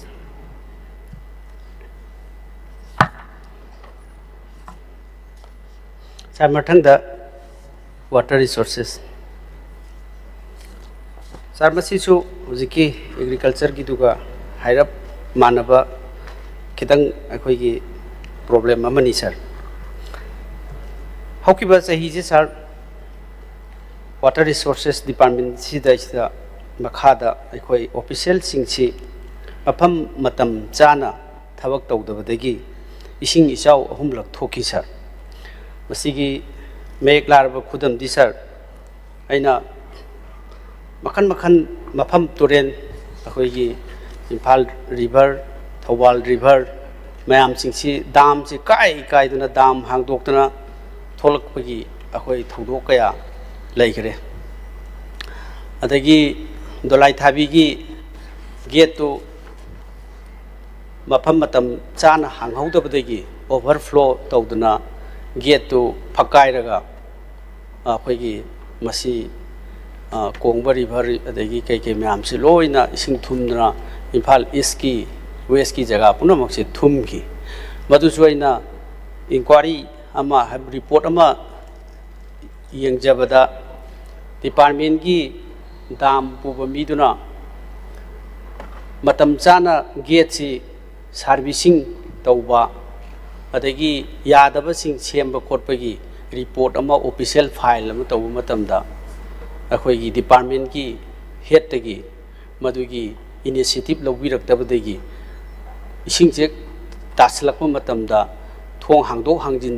दु रिपेयरिंग तहौदब सेमहौदबदगी थोंग जी हांगदोकपगी उपाय लेहौददना हांगदोकप याददना ओवरफ्लो तौरकंद गेट फक्अगा पाइथोरखि अदुनानि मसिदा हैंगांगी अदगी या स्कूल की सोमदा अखोगी इम्फाल इसकी सरुकसिदा इसिंग पुरा थुंगिबसि मसि because of the this failure of the department अदुना मसि मसु थोकी अनिसुबदा सर थौबाल अखोगी मल्टीपर्पस प्रोजेक्ट सी आई इसामक चलुरे ऑफिशियल याउना देन मसिना थुंबिबसिदा मी सिबा याउना मसि थुंखी सर मसि थुंखिबसि मसीगी इसिंग इचाउसी मेन मेड खुसेमगी अदिगुंबा इसिंग इचाउ अमनी लोइनाना मसीगी मसी आर्टिफिशियल फ्लड अमनी अखोय चाही अमसिदा अहुम लक्चाउ मसीगी मरोइना थौबाल दाम की से सर ऑफिशियल सिंग करी करी स्पोर्ट आई chief secretary respective chief secretary दगी टूर प्रोग्राम अमा तौरगा इसा चचरुई अदुगा चलबा मतुंगदा मफमदुदा लेरंबा मियोइसिंग in presence of the officials आई फजना प्रेस याउना वारी वताई सादना तौई मदुदा दाम की सिंगी इसिंगी लेवल करी करी फजना लेवल सिंग फजना मॉनिटर तौई अखोय चेक तौई क्रॉस चेक तौई क्रमाई सोइखिबनो हाइबसी सार दाम सी चेंबर मरी ले चेंबर मरी सी हेक नोंग चुबा होरपदगी चेंबर अमदुम हांगदोगा इसिंगसे थादोगा दुम चेली अखोय ऑनरेबल मेंबर अखोय ओजा ꯁ꯭ꯌꯥꯝ ꯀꯨꯃꯥꯔꯒꯤ ꯀꯦꯟꯗ꯭ꯔꯁꯨꯅꯤ ꯑꯩꯅ ꯃꯐꯝꯗꯨꯗ ꯊꯨꯡꯈꯤꯕ ꯃꯌꯥꯝꯗꯨꯁꯨ ꯃꯤꯁꯤꯡꯁꯨ ꯎꯅꯖꯔꯛꯏ ꯂꯣꯏꯅꯅ ꯃꯁꯤꯒꯤ ꯏꯁꯤꯡ ꯆꯥꯎꯕ ꯅꯨꯃꯤꯠꯁꯤ ꯑꯣꯅꯔꯦꯕꯜ ꯄ꯭ꯔꯥꯏꯝ ꯃꯤꯅꯤꯁꯇꯔ ꯂꯥꯛꯑꯝꯃꯤ ꯅꯣꯡꯉꯥꯜꯂꯒꯅꯤ ꯏꯁꯤꯡ ꯆꯥꯎꯕ ꯇꯧꯈꯤꯁꯤ ꯑꯗꯨꯗꯩꯗꯨꯗ ꯑꯩꯅ ꯃꯗꯨꯒꯤ ꯋꯥꯇꯔ ꯂꯦꯚꯦꯜꯒꯤ ꯃꯇꯥꯡꯗꯨꯗ ꯐꯖꯅ ꯑꯩ ꯆꯦꯛ ꯇꯧꯕ ꯃꯇꯝꯗ ꯄꯨꯡ ꯑꯃꯒ ꯃꯈꯥꯏꯁꯤ ꯏꯁꯤꯡ ꯇꯥꯕꯒꯤ ꯀꯔꯤ ꯁꯥꯔ ꯂꯣꯏꯅ ꯃꯥꯒꯤ ꯑꯩꯈꯣꯏꯒꯤ ꯂꯦꯚꯦꯜꯒꯤ ꯊꯥ ꯑꯃꯔꯣꯝꯒꯤ ꯂꯦꯚꯦꯜꯁꯤ ꯗꯥꯝꯒꯤ ꯇꯣꯉꯥꯟꯕ ꯔꯨꯜꯁ ꯑꯃ ꯄꯣꯂꯤꯁꯤ ꯑꯃ ꯂꯩꯖꯩ ꯏꯁꯤꯡ ꯆꯥꯎꯕꯒꯤ ꯐꯖꯅ ꯃꯣꯅꯤꯇꯔ ꯇꯧꯕ ꯏꯚ꯭ꯔꯤꯗꯦ ꯔꯦꯀꯣꯔꯠ ꯇꯧꯕ ꯈꯣꯠꯄꯁꯤ ꯂꯣꯏꯅ ꯃꯗꯨꯒꯤ ꯑꯗꯒꯤ ꯗꯦꯟ ꯏꯁꯤꯡ ꯅꯣꯡ ꯆꯨꯕꯒꯤ ꯔꯦꯟꯐꯣꯜ ꯔꯦꯠ ꯐꯖꯅ ꯃꯣꯅꯤꯇꯔ ꯇꯧꯔꯒ ꯂꯩ ꯑꯗꯨꯅ ꯃꯁꯤ ꯇꯥꯡ 14 ꯁꯤꯗ ꯄꯨꯡ ꯑꯃꯒ ꯃꯈꯥꯏ ꯇꯥꯕ ꯁ꯭ꯋꯥꯏꯁꯤꯗ ꯃꯁꯤ ꯍꯥꯟꯅ ꯑꯃꯈꯛ ꯍꯥꯡꯉ ꯂꯩꯔꯝꯕꯅꯤ ꯑꯗꯒꯤ ꯗꯦꯟ ꯃꯁꯤ ꯃꯇꯝꯗꯨꯗ ꯑꯦꯛꯖꯤꯀ꯭ꯌꯨꯇꯤꯚ ꯏꯟꯖꯤꯅꯤꯌꯔꯁꯨ ꯗꯥꯝꯗ ꯂꯩꯇꯦ इसिंग चावरक्पा मतम नोंग चुरक्पा मतमसिदा लेते सुटी चकी हाई आइना स्पोर्ट वेरिफिकेशन तौब चप्पा मतमदा अदुदगी पुंग अमा मखाइदगी थोंगसे मरी मक्से पुलप वन टाइम दा थादरक हाइब तारे मसी थादरक पदैदी पुंग मंगागी अमा मखाइदगिना अमा मखाइ स्वाइसिददी अखोइगी इसिंगसे यामना पिकना अदुम मीना लांथोक लांसिन जारिबा तुरेन अदुमाइना लेरमबसी अदुम मसी पुंग मंगा स्वाइसिददी अखोइगी अमुक्ता थोक्त्रिबा थवान तुरेन इम्फाल इसकी अंद्रो केंद्र वांखेम केंद्र थवान केंद्र देन सोंद इम्फाल वेस्ट की वांगोई एसी अदे तैकई लोइन मसीगी मयाम जिंगसी पूरा अखोइगी फुट अनि अहुम हाना लेरिबा रिंगबन रिवर बैंक सी मथक्सित ओवरफ्लो सी तौरगा असाइगी सडनली गेट मरी Honorable member point दोना लापिनो पॉइंट सी कितंग सर माय नेरेटिव खरा पीद्रदि यारोइदा खरा लेरि take from the susuma sir कोई कन्मोशन से आई तोम दिंगांग जे अदु खरा मतम पीबे याय कोई नोंबदसु डिपार्टमेंट से 13 तौसले करिनो कोइ तौदोइसे अखोइसे matam yam bijay या पी के दमे सर सिदी सी डिस्कशन याउद्रदि क्रमाइना कट मोशन पास तौदोइ अदुना मसी आई पॉइंट रिपीटेशन तौजरोय अदुना लैरिबसे सर असिगी ओवरफ्लो सी तौग्रे देन अदगी तौदगी सोइबसी अदुकी मतिक सोखरे सर मसीदा सोइबसी लौ परी लिसिंग कया मांगरे गागी फॉर्म फार्म था सही गा योपद लाख अमखक फंगजगदब योलगा पूरा मांगरे गाड़ी तोरे मपानदा दगी युम मयादा लेबम गाड़ी कार जेसीबी ट्रक मैम पूरा थुमग्रे अदगी युम थुंगिबा मैम हुसिबक साबा ngamdri मसी अचौबा ह्यूज लॉस अमनि सर मसी असुक अदगी देन एज पर गाइडलाइन थोंगसी दाम अचौबा मा थोंगी डाउनस्ट्रीम अपस्ट्रीम सिगा छांगबा मानबा मथक्ता डाउनस्ट्रीम की सांगबा मानबा म डाउनस्ट्रीम की अपस्ट्रीम की सांगबा मानबा मिसिंग बॉडी से अपस्ट्रीम द पैर लेदिमे सोम द लेहौरिबा डाउनस्ट्रीम मखा द लेहौरसी की सांगबा मानबा म वाटर बॉडी मथक्ता लेरसी गेट सि पुलप थादोगदी मिसि सिरो हाइब्राइबा सिबु करी फेलर नो देन इसिंग थादोप तारगदी अनाउंसमेंट अम तौगदबने टीवी द रेडियो द खबर द हयिंग इसिंग थादोनी इसिंग चावखले हाइदर तौगदबनेबा मदु मेंडेटोरीनेबा मसी करी तौद्रिनो अखोय पुलप अमुक्ता द थादोरे गाड़ी पुनमक थुंगरे युम पुनमक थुंगरे nga पुखी लोइना थुंगरे लौसिंग लोइ थुंगरे लोकपा याबा फाबा याबा मयाम फादो होद्र सर मसी is a very serious question sir मसी करी की मैनेजमेंट नो मसी की लेइबसे अदुना मरम कोंदा थमजनी सर मसी की फेलर सी अइन PIL मा हाई कोर्ट चली PIL मसी तौखरे अदुगा अइंगोंदा रिपोर्ट अमा पिरकनी हाइबसु पिरकते अदुना मसी सर अथुबा मतमदा मसीगी PIL अमा थागिबसी कोर्टनसु ऑर्डर पीगरे ऑर्डर पीरकांदा मसीदा अइना अदुगी चीफ सेक्रेटरी ना CR लौबा ꯑꯩꯈꯣꯏꯒꯤ ꯔꯤꯄꯣꯔꯠ ꯑꯃꯈꯛ ꯑꯩꯉꯣꯟꯗꯗꯤ ꯄꯤꯔꯛꯇ꯭ꯔꯤ ꯑꯗꯨꯕꯨ ꯑꯩꯅ ꯐꯪꯖꯕ ꯁꯣꯔꯁꯇ ꯍꯥꯏꯔꯤꯕ ꯑꯣꯐꯤꯁꯤꯌꯦꯜꯁꯤꯡ ꯀꯃꯤꯇꯤꯁꯤꯅ ꯋꯥꯇꯔ ꯔꯤꯁꯣꯔꯁꯦꯁ ꯃꯤꯅꯤꯁꯇ꯭ꯔꯤꯒꯤ ꯃꯦꯝꯕꯔꯁꯨ ꯔꯤꯄ꯭ꯔꯖꯦꯟ ꯇꯧꯔꯒ ꯌꯥꯎꯔꯦ ꯁ꯭ꯇꯦꯠꯀꯤꯁꯨ ꯌꯥꯎꯔꯦ ꯗꯦꯟ ꯑꯗꯨꯒ ꯁꯥꯔ ꯃꯁꯤꯗ ꯍꯧꯖꯤꯛ ꯂꯩꯔꯤꯕ ꯆꯤꯐ ꯏꯟꯖꯤꯅꯤꯌꯥꯔꯁꯤꯅ ꯃꯗꯨꯒꯤ ꯃꯔꯝꯗ ꯔꯤꯄꯣꯔꯠ ꯑꯃ ꯄꯤꯔꯛꯎꯅ ꯍꯥꯏꯔꯒꯗꯤ ꯍꯥꯏꯔꯤꯕ ꯊꯣꯛꯍꯜꯂꯤꯕꯁꯤꯗꯤ ꯗꯤꯄꯥꯔꯠꯃꯦꯟꯁꯤꯅ ꯊꯣꯛꯍꯜꯂꯤꯕꯅꯤ ꯑꯗꯨꯒ ꯆꯤꯐ ꯏꯟꯖꯤꯅꯤꯌꯥꯔꯗꯨꯅ ꯑꯃꯨꯛ ꯔꯤꯄꯣꯔꯠ ꯄꯤꯔꯛꯎ ꯍꯥꯏꯔꯒꯗꯤ ꯃꯗꯨ ꯀꯔꯝꯍꯥꯏꯅ ꯑꯐꯕ ꯔꯤꯄꯣꯔꯠ ꯑꯃ ꯑꯣꯏꯗꯣꯏꯅꯣ ꯑꯗꯨꯅ ꯃꯁꯤ ꯏꯟꯚꯦꯁꯇꯤꯒꯦꯁꯟꯁꯤ ꯍꯥꯏ ꯀꯣꯔꯠꯅꯁꯨ ꯑꯣꯔꯗꯔ ꯄꯤꯔꯦ ꯑꯗꯨꯅ ꯃꯁꯤ ꯑꯣꯅꯔꯦꯕꯜ ꯂꯤꯗꯔ ꯑꯣꯐ ꯗꯤ ꯍꯥꯎꯁꯀꯤ ꯂꯤꯁꯤꯡ ꯃꯈꯥꯗ ꯐꯖꯕ ꯃꯁꯤꯒꯤ ꯔꯤꯄꯣꯔꯠ ꯑꯃ ꯄꯥꯝꯃꯤ ꯃꯔꯝꯗꯤ ꯁꯣꯛꯈ꯭ꯔꯤꯕ ꯃꯌꯥꯝꯁꯤꯡꯁꯦ ꯁꯔꯀꯥꯔꯅ ꯀꯝꯄꯦꯟꯁꯟ ꯄꯤꯕꯒꯤ ꯋꯥꯐꯝꯁꯨ ꯍꯧꯖꯤꯛ ꯊꯣꯏꯗꯣꯛꯅ ꯎꯗꯦ ꯄꯤꯈꯤꯕꯒꯤ ꯋꯥꯐꯝꯁꯨ ꯂꯩꯇꯦ ꯁꯣꯛꯏꯕ ꯃꯌꯥꯝꯁꯤꯡꯁꯤꯒꯤ ꯗꯦꯃꯦꯖ ꯃꯌꯥꯝꯁꯤꯡ ꯆꯍꯤ ꯑꯃꯗ इसिंग 3 चाहली डिपार्टमेंट से करमाइना अखोई असिगी डिपार्टमेंट की मखादा इसिंग कंट्रोल फ्लड कंट्रोल तौदुइनो सर अनि सुबह पॉइंट सर मसिगी डिपार्टमेंट सिना इसिंग चावबगी मफम मतम चाना चाना लखोटगदबा नोंग लाकदोरे हैरदी रिंगबन अकाइब क्रेक लैबा सेमजन बखोसिन बमयाम से चेक तौगदबसे तौददना सर डिपार्टमेंट की ऑफिशियल सिंसे थिका माइंडेड तदुम तौ लेरे सर अदुना मसी अथुब मतमदा सीरियस व्यू अमा हारिबा department सिदे यंगसिन बिद्रगदी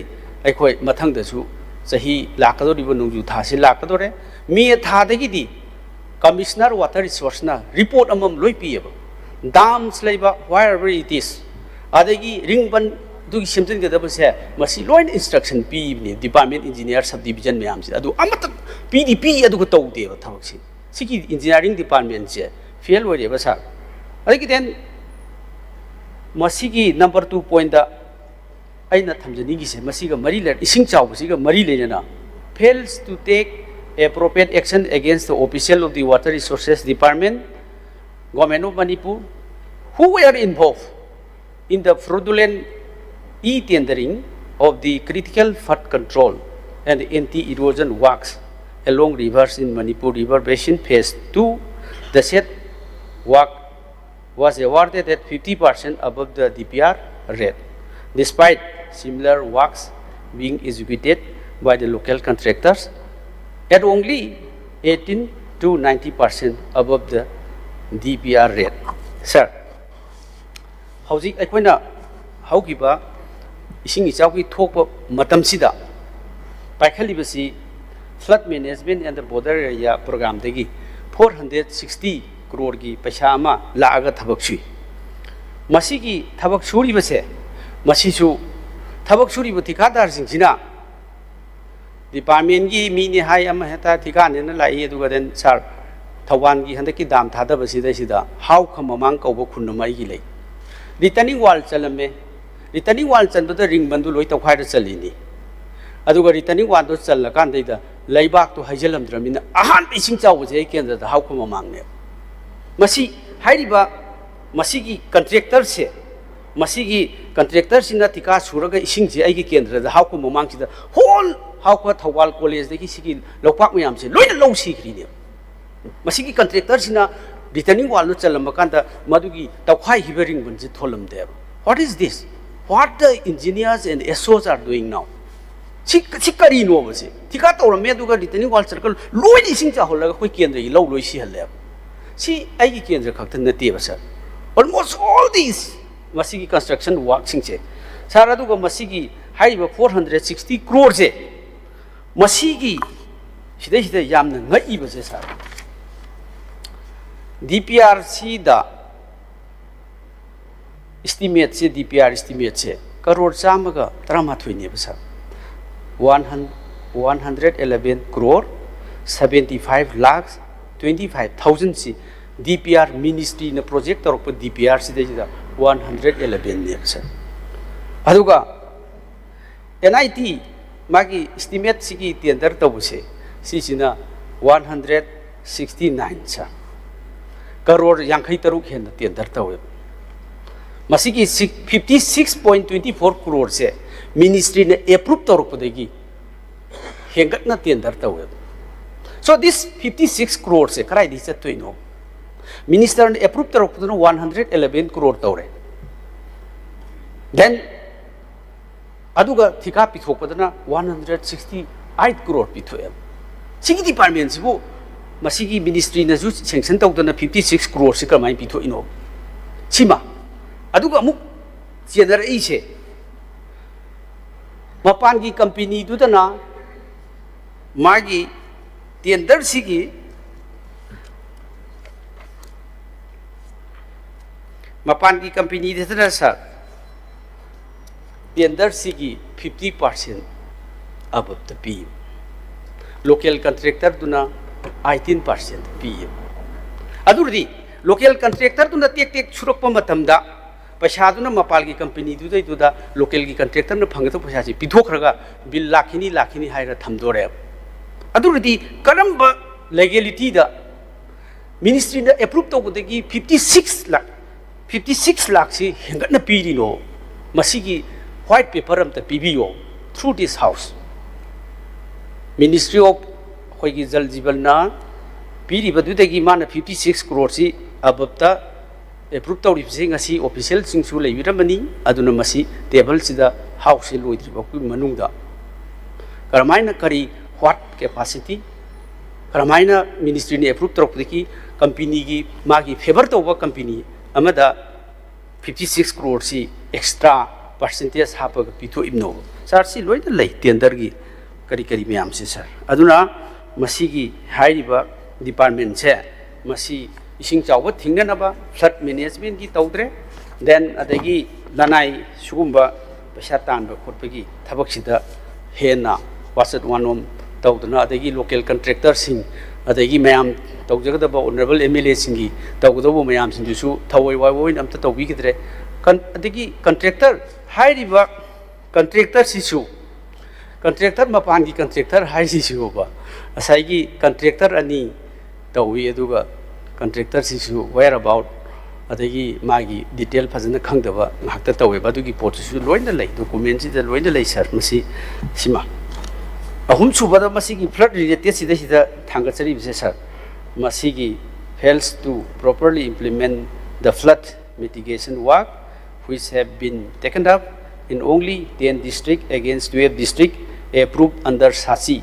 2024. Sir, 2024 da 25 sida lupa 80.59 crore si SASI dagi sanction tawi flood si handak ising chaw hidugi nangnana ba adugi masigi si 80 crore si pi bani sir masigi 80 crore se sir masi district trying to the PO have never. Handak a quick sing chow, we have see a quick end of Kangibani. You look to me, even you back to me. I do my arms, loina to me never. I do got Tawan district number happened there. Tawan district Sida, Tawal Dam, the geese walked on a Masigi, Yum Kai Shui, Mayam, Tawal district sing chow, bravo. I do got sing mayam at the issue, very happy. Sing to Yago the Beneath district trying to have in its adugo 10 district hakte piba paisa si lok thokre sibu ai khoi da su crore amata su happy biyai haba crore IT lakpada kendra amata ising asuk chauna thumaba adagi ising chawba matamduda isa ki gari lekai ki gari puthokdana ising overflow tawribasi thingnanaba khoi si asuk yamna tawribasi lag yang khai da zu ning dia ba sasi gi phan lak pasi da den sigi paisa si krai chat khra ge ba honorable MLA mayam singi kendra yawra yawdabra ai gi yawdrabnina ai haini ga imni ba aduna masigi su apa phajana report ama sembiyo through this hours out paikhali ba thau yam sing se masigi ising chawba degi hauragana adagi paikhali ba di FM flood management and border area program sigi makha da paikhali ba 460 crore then IT crore masigi paikhali ba mayam sing sigi white report amtang thambidragadi sir masi leiba tendering tawbo khopagi lana IT 56 crore bo ministry gi ayaba yawdana tawraga pithoi bisi sir masi achauba asoiba ma leibasi yengsin biraga house da white paper amtang thambiu adu phajana investigation tawbiu high court gi pire thawai wawai na tabidi akhoi gi MLA amana ising chawda so e hasna PIL tawru bisi bakta akhoi da coordination tawbide then masidai fazana matugi matungda paikhanaba si tawrge kolge haibasu haibidi de kari no tawde si jum kai kya parjana di huji MLA sahib nangna ising chawbada yum singda yengbala amme aduga lupa chamada ju hapangam da aikoina hujiki sing chawbasi sarkar ama leibagi artha si kari leidino then sir aduna maram morkana masi fear investigation ama tawbiu aduga masi justice delivery tawbiu aduga masigi maraleba official singsi action lokhot pinaba soidana anoba honorable chief minister na masi paikhat pigini haibagi asetpa ina thajaba thamjari sir masi hana singdok pigidra sir Honorable Speaker sir kuye September 2025 ki sing chaw gi bai tai chigi ne koi honorable thambi se loina mak sing chaw ma tam sti turen khran nak pa honorable member me am di kai su hing am da tum ya koi su ai su tum da sum theng na gi bai tare ado matam du gi numin ini nong leptana su gi buduna hengalak pe sing du su maram so ma sum oigi sum isana sum ai theng na zo bada koi dang gi matang du su yam kana tum mayam just kare ni dam si sumar ma mani du wada mayam lo ngang na gi bang tinis ma hai ja tare do swai sida sing chaw wi si karim kan da tambang am da dwang tawi duga singi district ani da su ukrulga kamjong da nubini ta gi bun nong du ko gi sing da taraga sing di som da hidarak pani na sahi manga sigi manung da khwai dagi rainfall gi kanmo ba yam ta gi ba matam am jo gi ba hijab tare aduna hoi mathang da kari kai no thok na bai sum yengjan jana ba yam serious concern wena honorable gi du luxury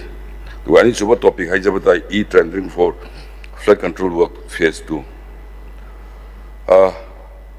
I thoroughly yengjare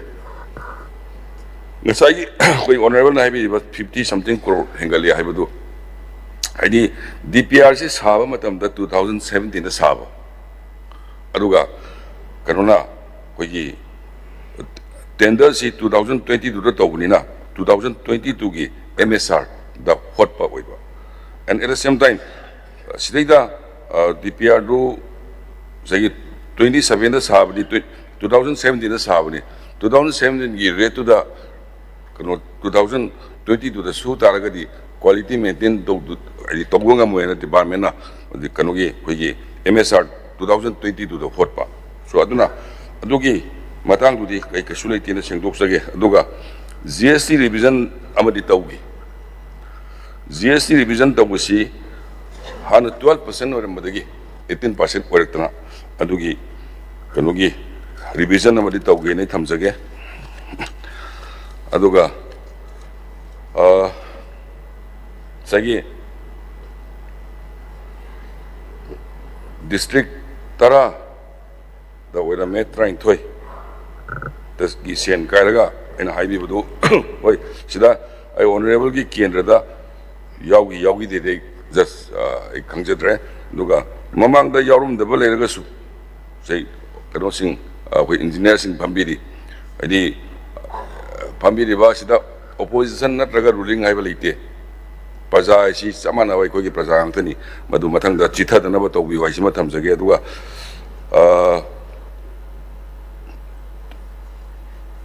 12 district and igibedo 10 district igadobada madu printing mistake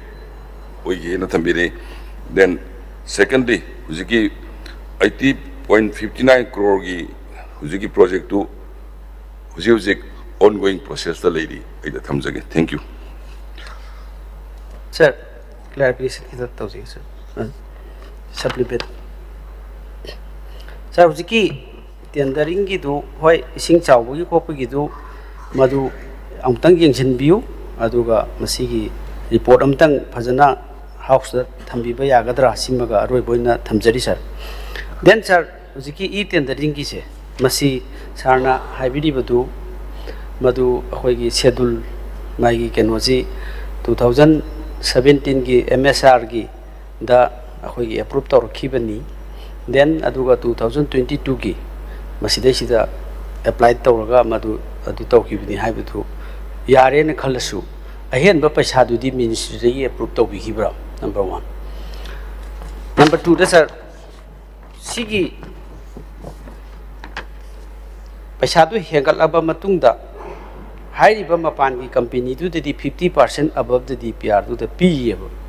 अदुगा local contractor दुददी 18% पीडीसी करिगिनो sir अदुदी there is certain अखोगी bias sir local मपान की company दुना मी उरा ठिकादार मोय दु खतरा आइना होल मयाम दु उबदा सर आइना RTI थारगा लोय लौथोकचरबनी मसिदैसिदा मोइना रिपोर्ट लाना हाइबा यारोय मरमदी डॉक्यूमेंट दो अंगोंदा अखोगी बंडल सुख थाना टेबल अमा लैरे देन अदु तारगदी माना मपाल की कंपनी दुना 50% अब द पीरगा माना MSR दु 2022 द बेस तौरगा तौरे हरगदी देन चा मानना पीदरी करिगिनो लोकल कॉन्ट्रैक्टर दुगा मपाल कंपनी अमा दुदना 50% अब द पीरे 50% हेन पीरे अदु लोकल दुना 18 खक पीरे दैट शोस दैट अनफेयर अदुरगदी सर मसी करिगुंबा खरदी सी अइगोंद मरमदी सर साइगी आइना RTI दो था तरु हेन चंगी सुबी पियो यादब लोइन अइगोंद पुलप DPR दु लैरे अदुरदी सिदा हाइजन बखजल बसी इंजीनियर सिंग ने यार रोय अदु तारदी सी करिगुंबा एक्शन खरा लबी बने चुमनी सर मरमदी लोकल कॉन्ट्रैक्टर है जी आइगी सु यावरी ऑनरेबल MLA की मयाम सु लोकल मयाम दी ऑनरेबल MLA सिंग दी कमाइन खंगने आइना RTI तारगा इन्वेस्टिगेट तौबई खंगजबई वानेबा अदु मयाम दुदी अदुम थबक सुरगा माइनस तार लेरने hello I look into the matter hello sagi mathang da soidana bai hona hanjage bai अदुगी डिटेल दो यंगसन जगे हाइबदु एक्शन खरा लोबी बुदी फतरा लालमगदी kano ando pambio honorable sagi aina details sangdeng da action loge haibadu di kitang tuman banina aina yengjan jage hi da yafi ngasi de next 48 chingambi gadela yes ai si detail na ganjer ge sir siki disaster की yes relief and disaster management sir sigi si sir masi handakchi manipur si awaba leiringai irang gi awaba leiringai sida haukiba sahi sida nong khusu se sir masi akhoi maigai ama akhoi achau len tawrakan de hek humdokiba then ising ahum lak chawba masi relief and disaster management da laktoribra masi gi relief me am pi bagi si adegi sarkar na masi hoi finance loina adum pai bi re then adegi relief and disaster management sigi me am si hoi parja sing na yum chu tin chu ho khre yum chu loina humdokre then ising chu amuk chawre aduna adegi lau chu amuk si khre haibasi it's a voice of the people sir aduna is a demand of the people it's a demand of the affected people sir aduna masi relief si khara pibi bagi si kari kari asawa se suppose thangnari ba assam dadi thousands crore package sector honorable prime minister na lauthui same time same incidents ta aduna akhoi ki bayam si paktak na sir thum grabani aduna masigi sida karamba package si laiba lomi singi yum soba kholoba mayam singi sida tawbi gedage tawbi na ba sinbiyu lairaba prajang haktani adugi nongna tin loina pudat khiba adagi sing isauna yum loina manghan khiba kacha yum sing adagi low singui manghan khiba sigi special arrangement ama sarkar ama laibani na masi tawbiragadi yamna phagani masi gi policy kari lai tawbina ba tawbiu sima thamjari sir honorable speaker sir kogi Bishnupur district ni koi hambiri se kogi 2000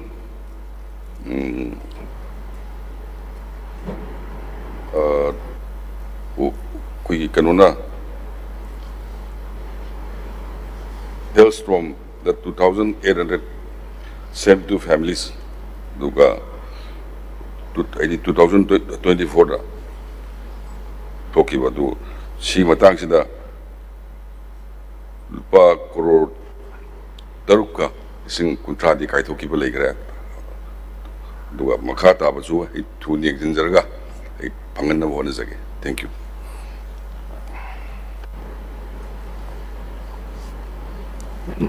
Matangda honorable member Sri Lokeshwar.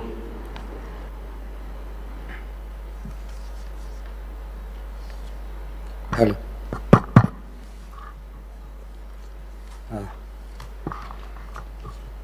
Sigi kanaba demand se yam me na demand se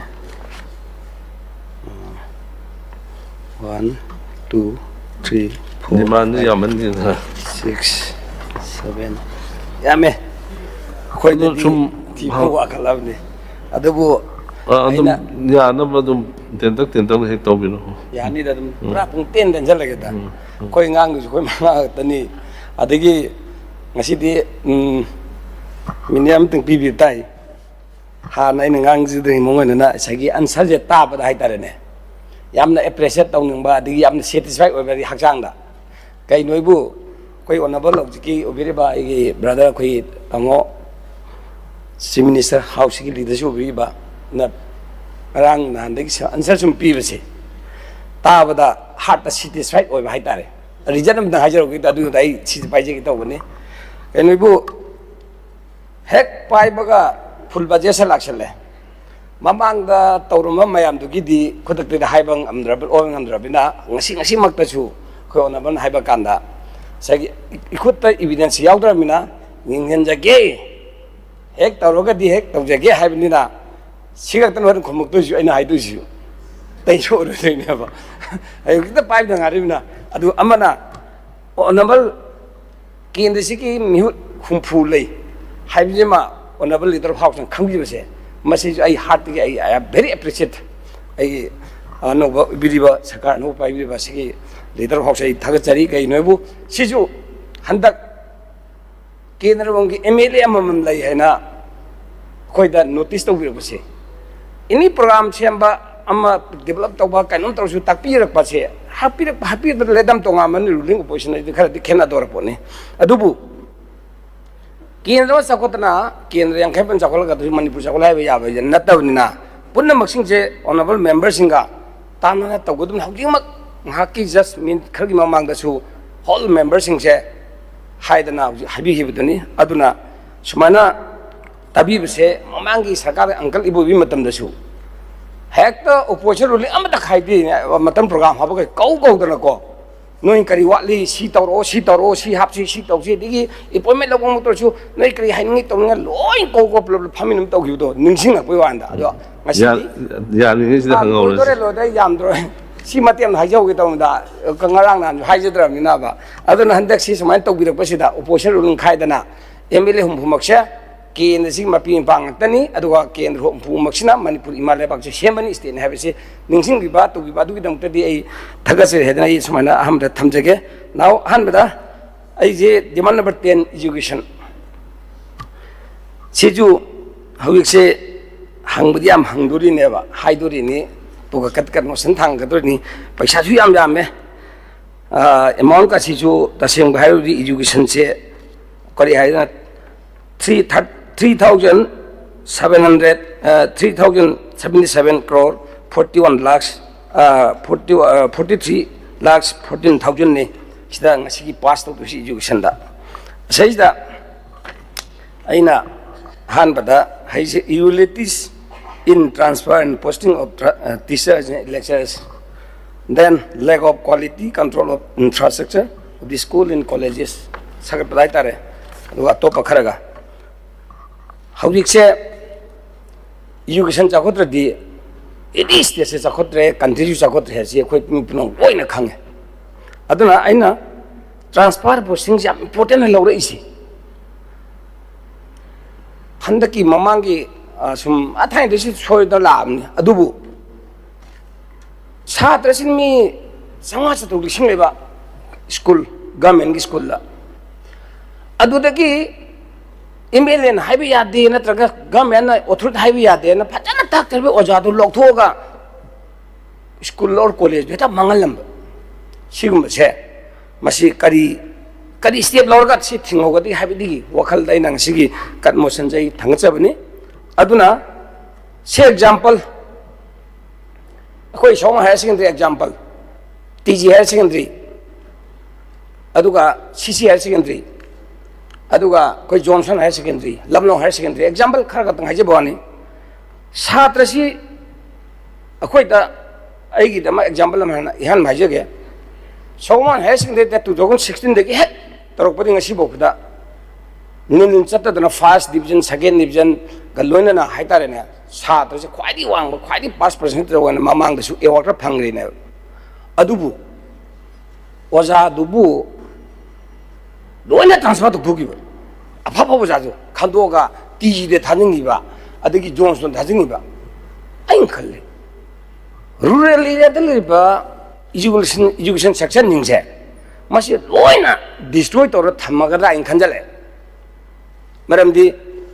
हाइजरसे थाबंग साखि उलपनि को हाइजरसे मसी पुनमक्से whole highway तारबदी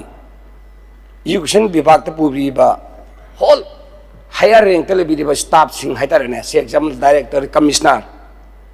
मरुइना आइना through अगस house दा हाइजनिंग से honourable leader house पुनिंग सिंग जैसे education द पारबा IAS officer सिंग से फजन से तोबियंगनी तौसी तोबी अदुबु फील्ड दने मसी स्कूल से कमाना चलाइरी करमाइना स्कूल से छात्र कमाना करी करी पुथोई कम्पिटिटिव एग्जाम यावबा ngangdaba छात्र मसिंग कयam लैबि जानो गायदना मागी एआइदन डीआइदना एडिशन डायरेक्टरना कमिस सेक्रेटरीदना लोइना फमिनरगा ए मसी स्कूल सिमदी गवर्नमेंट तौ हाइदर लैबसे मसिंग फाल लजी गायना खलगा फिदम नबि याबा सेमबदा तौबदा करी अकाइबे लगी अदुगी दमुत नत्रबा मोय तोलोब जारिदो अदुगी दमुत नेबा सगी एक पोस्ट गरी तौदना लैतलागी फंग हक मयाम दो मोयदा मेली तौलिदो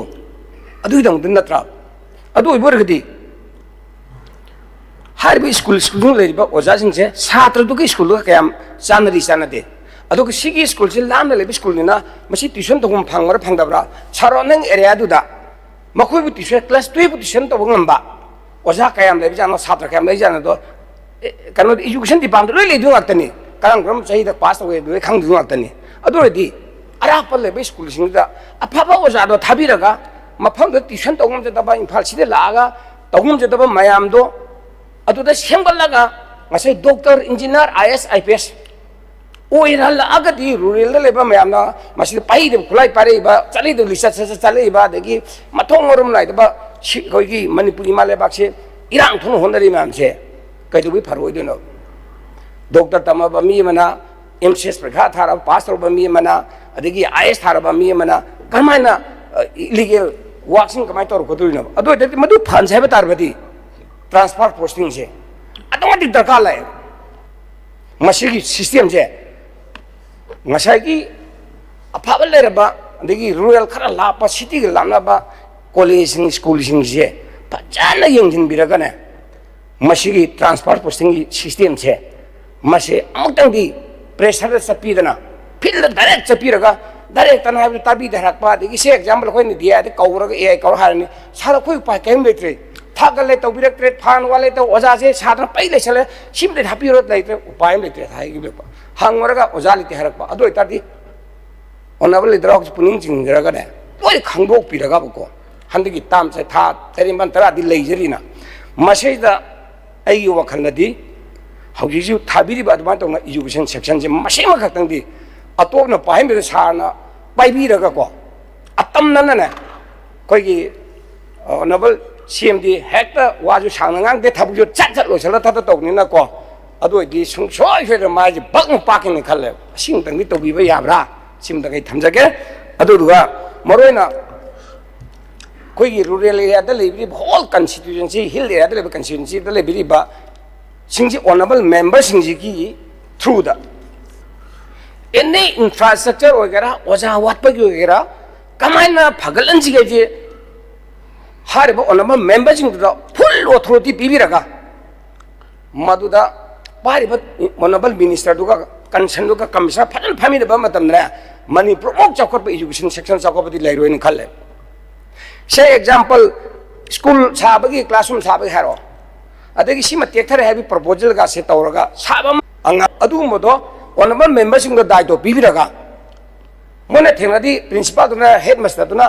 कोड सादरना ओजासिंग दो लाइक ताइब्रा ताक्तब्रा क्लास अंगांग लाइब्रा लाक्तब्रा खंजसन तौजस अदुइ मोतने मसिद पुलाप यौक्षल इंफ्रास्ट्रक्चर यौक्षल बिना सोमद स्कूल होतोंग होदन सादर ताई ताक्ते ओजाना अदगी ओजा कारी का मालिंग खल्ले मसिजे थोकदन नमदे सै ओनबल लिटर हॉक पुनिंग चिंजरगा सिमक्तंगदी खोगी केन तो बिउ हाइदन इन सुमना थंजरी दुगा सी तोबो मतमदसु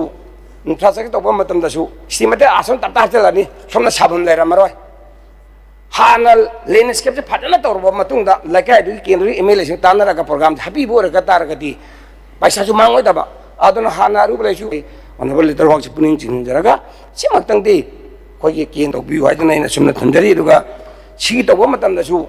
इंफ्रास्ट्रक्चर तोबो मतमदसु सिमते आसन तता चलनी सोमना साबन लेरमरोय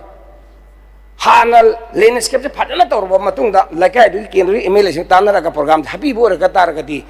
पैसा सु मांगोयदबा अदुन हाना रुबलेसु थोगाइबे अब मैम थोगाए पैसा हंजन हंजन सारिंग को मचू ताना साना हाना फजन दिपिया साधना दगी फजन मागी स्ट्रक्चर येंगना खोद लकाय साना खोना सादर साना खोना येंग मत तौदबी अदुम सोमना सादर थोक थोक थाजंग स्टेशन तौराबनिना तौदे रो इंस्ट्रक्शन हैन तौबी दगी करी हैन मचू नुंजू मक्त ओरगसु हेता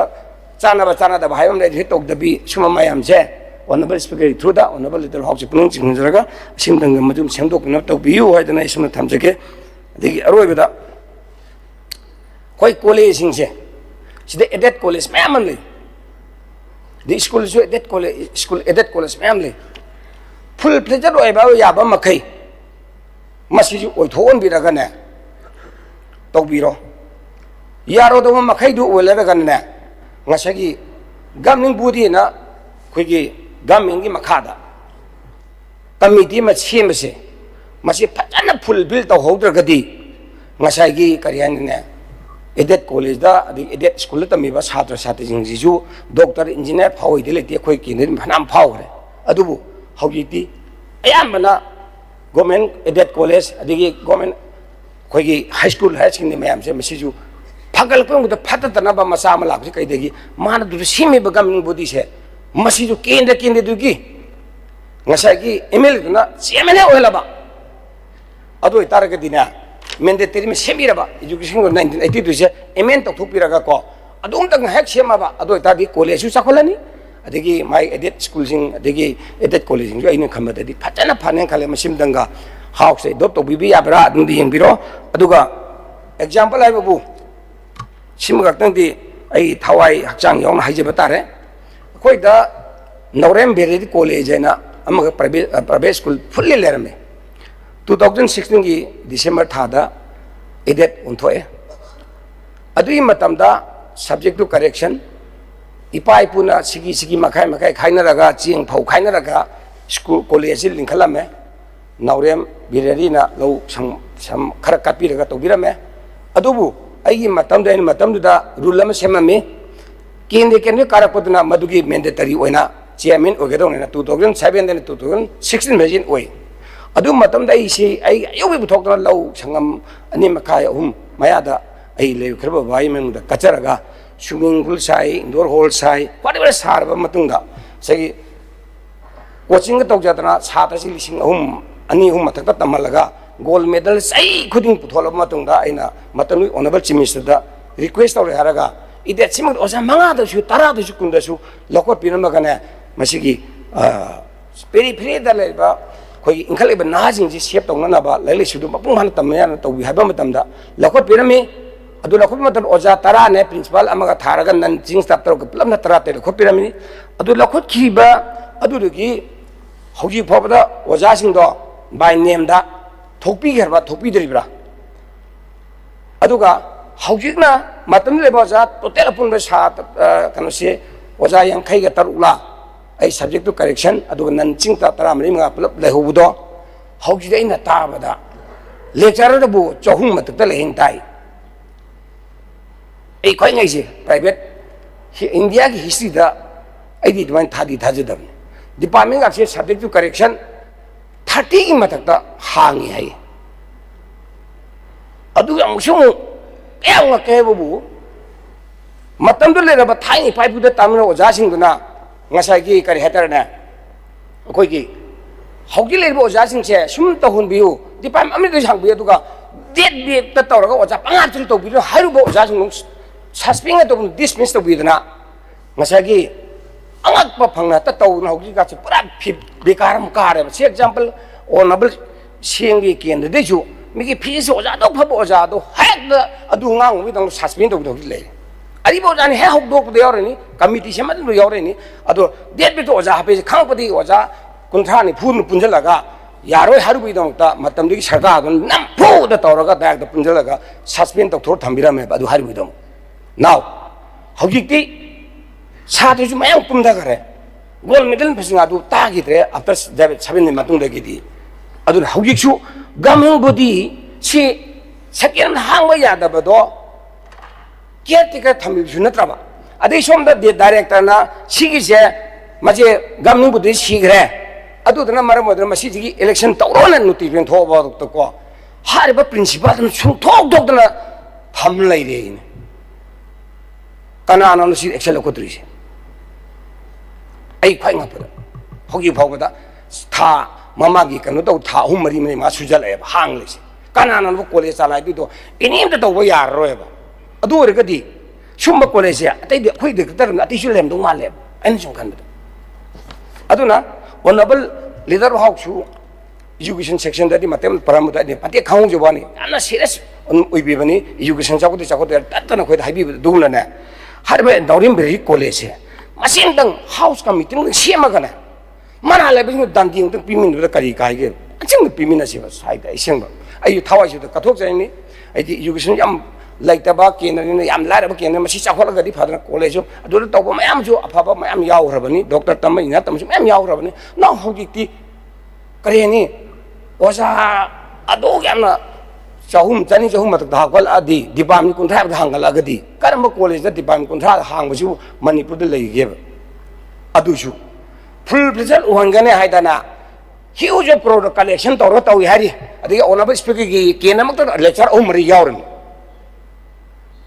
adu loi suspend to piram na 1980 mamang ma to gi ojau yer pusing ti aduna sida chinari ba principal or gamning buti ga ini ko gi director yugi staff sing ga masima gaktang di session chathai manung sida ko amma gaktang di ek matang to biraga di ai thamoji penjagani aduna masise gamning duk semde bisi khodak ta sembiraga chimang dang dre khala ju kerte karam tang to biraga na to biwre di khwai phani aduga ene gamning budigi chairman je kinde kinde MLA na chairman or ba matam da se koi honorable home minister jo mai da matam ma da chairman ubirame ki college link khalo dim ni ai ju to link khalo dim ni college edet lo dim ni ade khoi yaw gi ba matam de paisa san hona oja haptena hona full bije on hajen biraga paisa collection pang tau to biraga na hek man na khana badagi sada sing kang khong chare college wa na thanga charma college gi sarna sare adona maram maram si college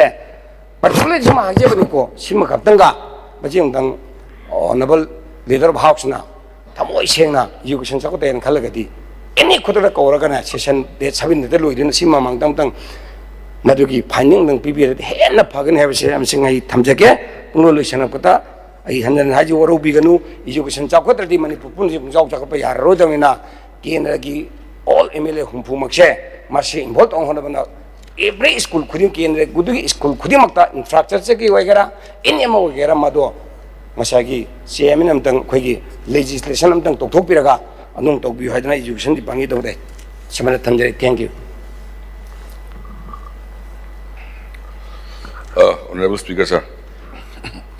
sagi honorable na thambiramba oja singi transfer policy laiba do adi transfer policy di loin lai hajabatai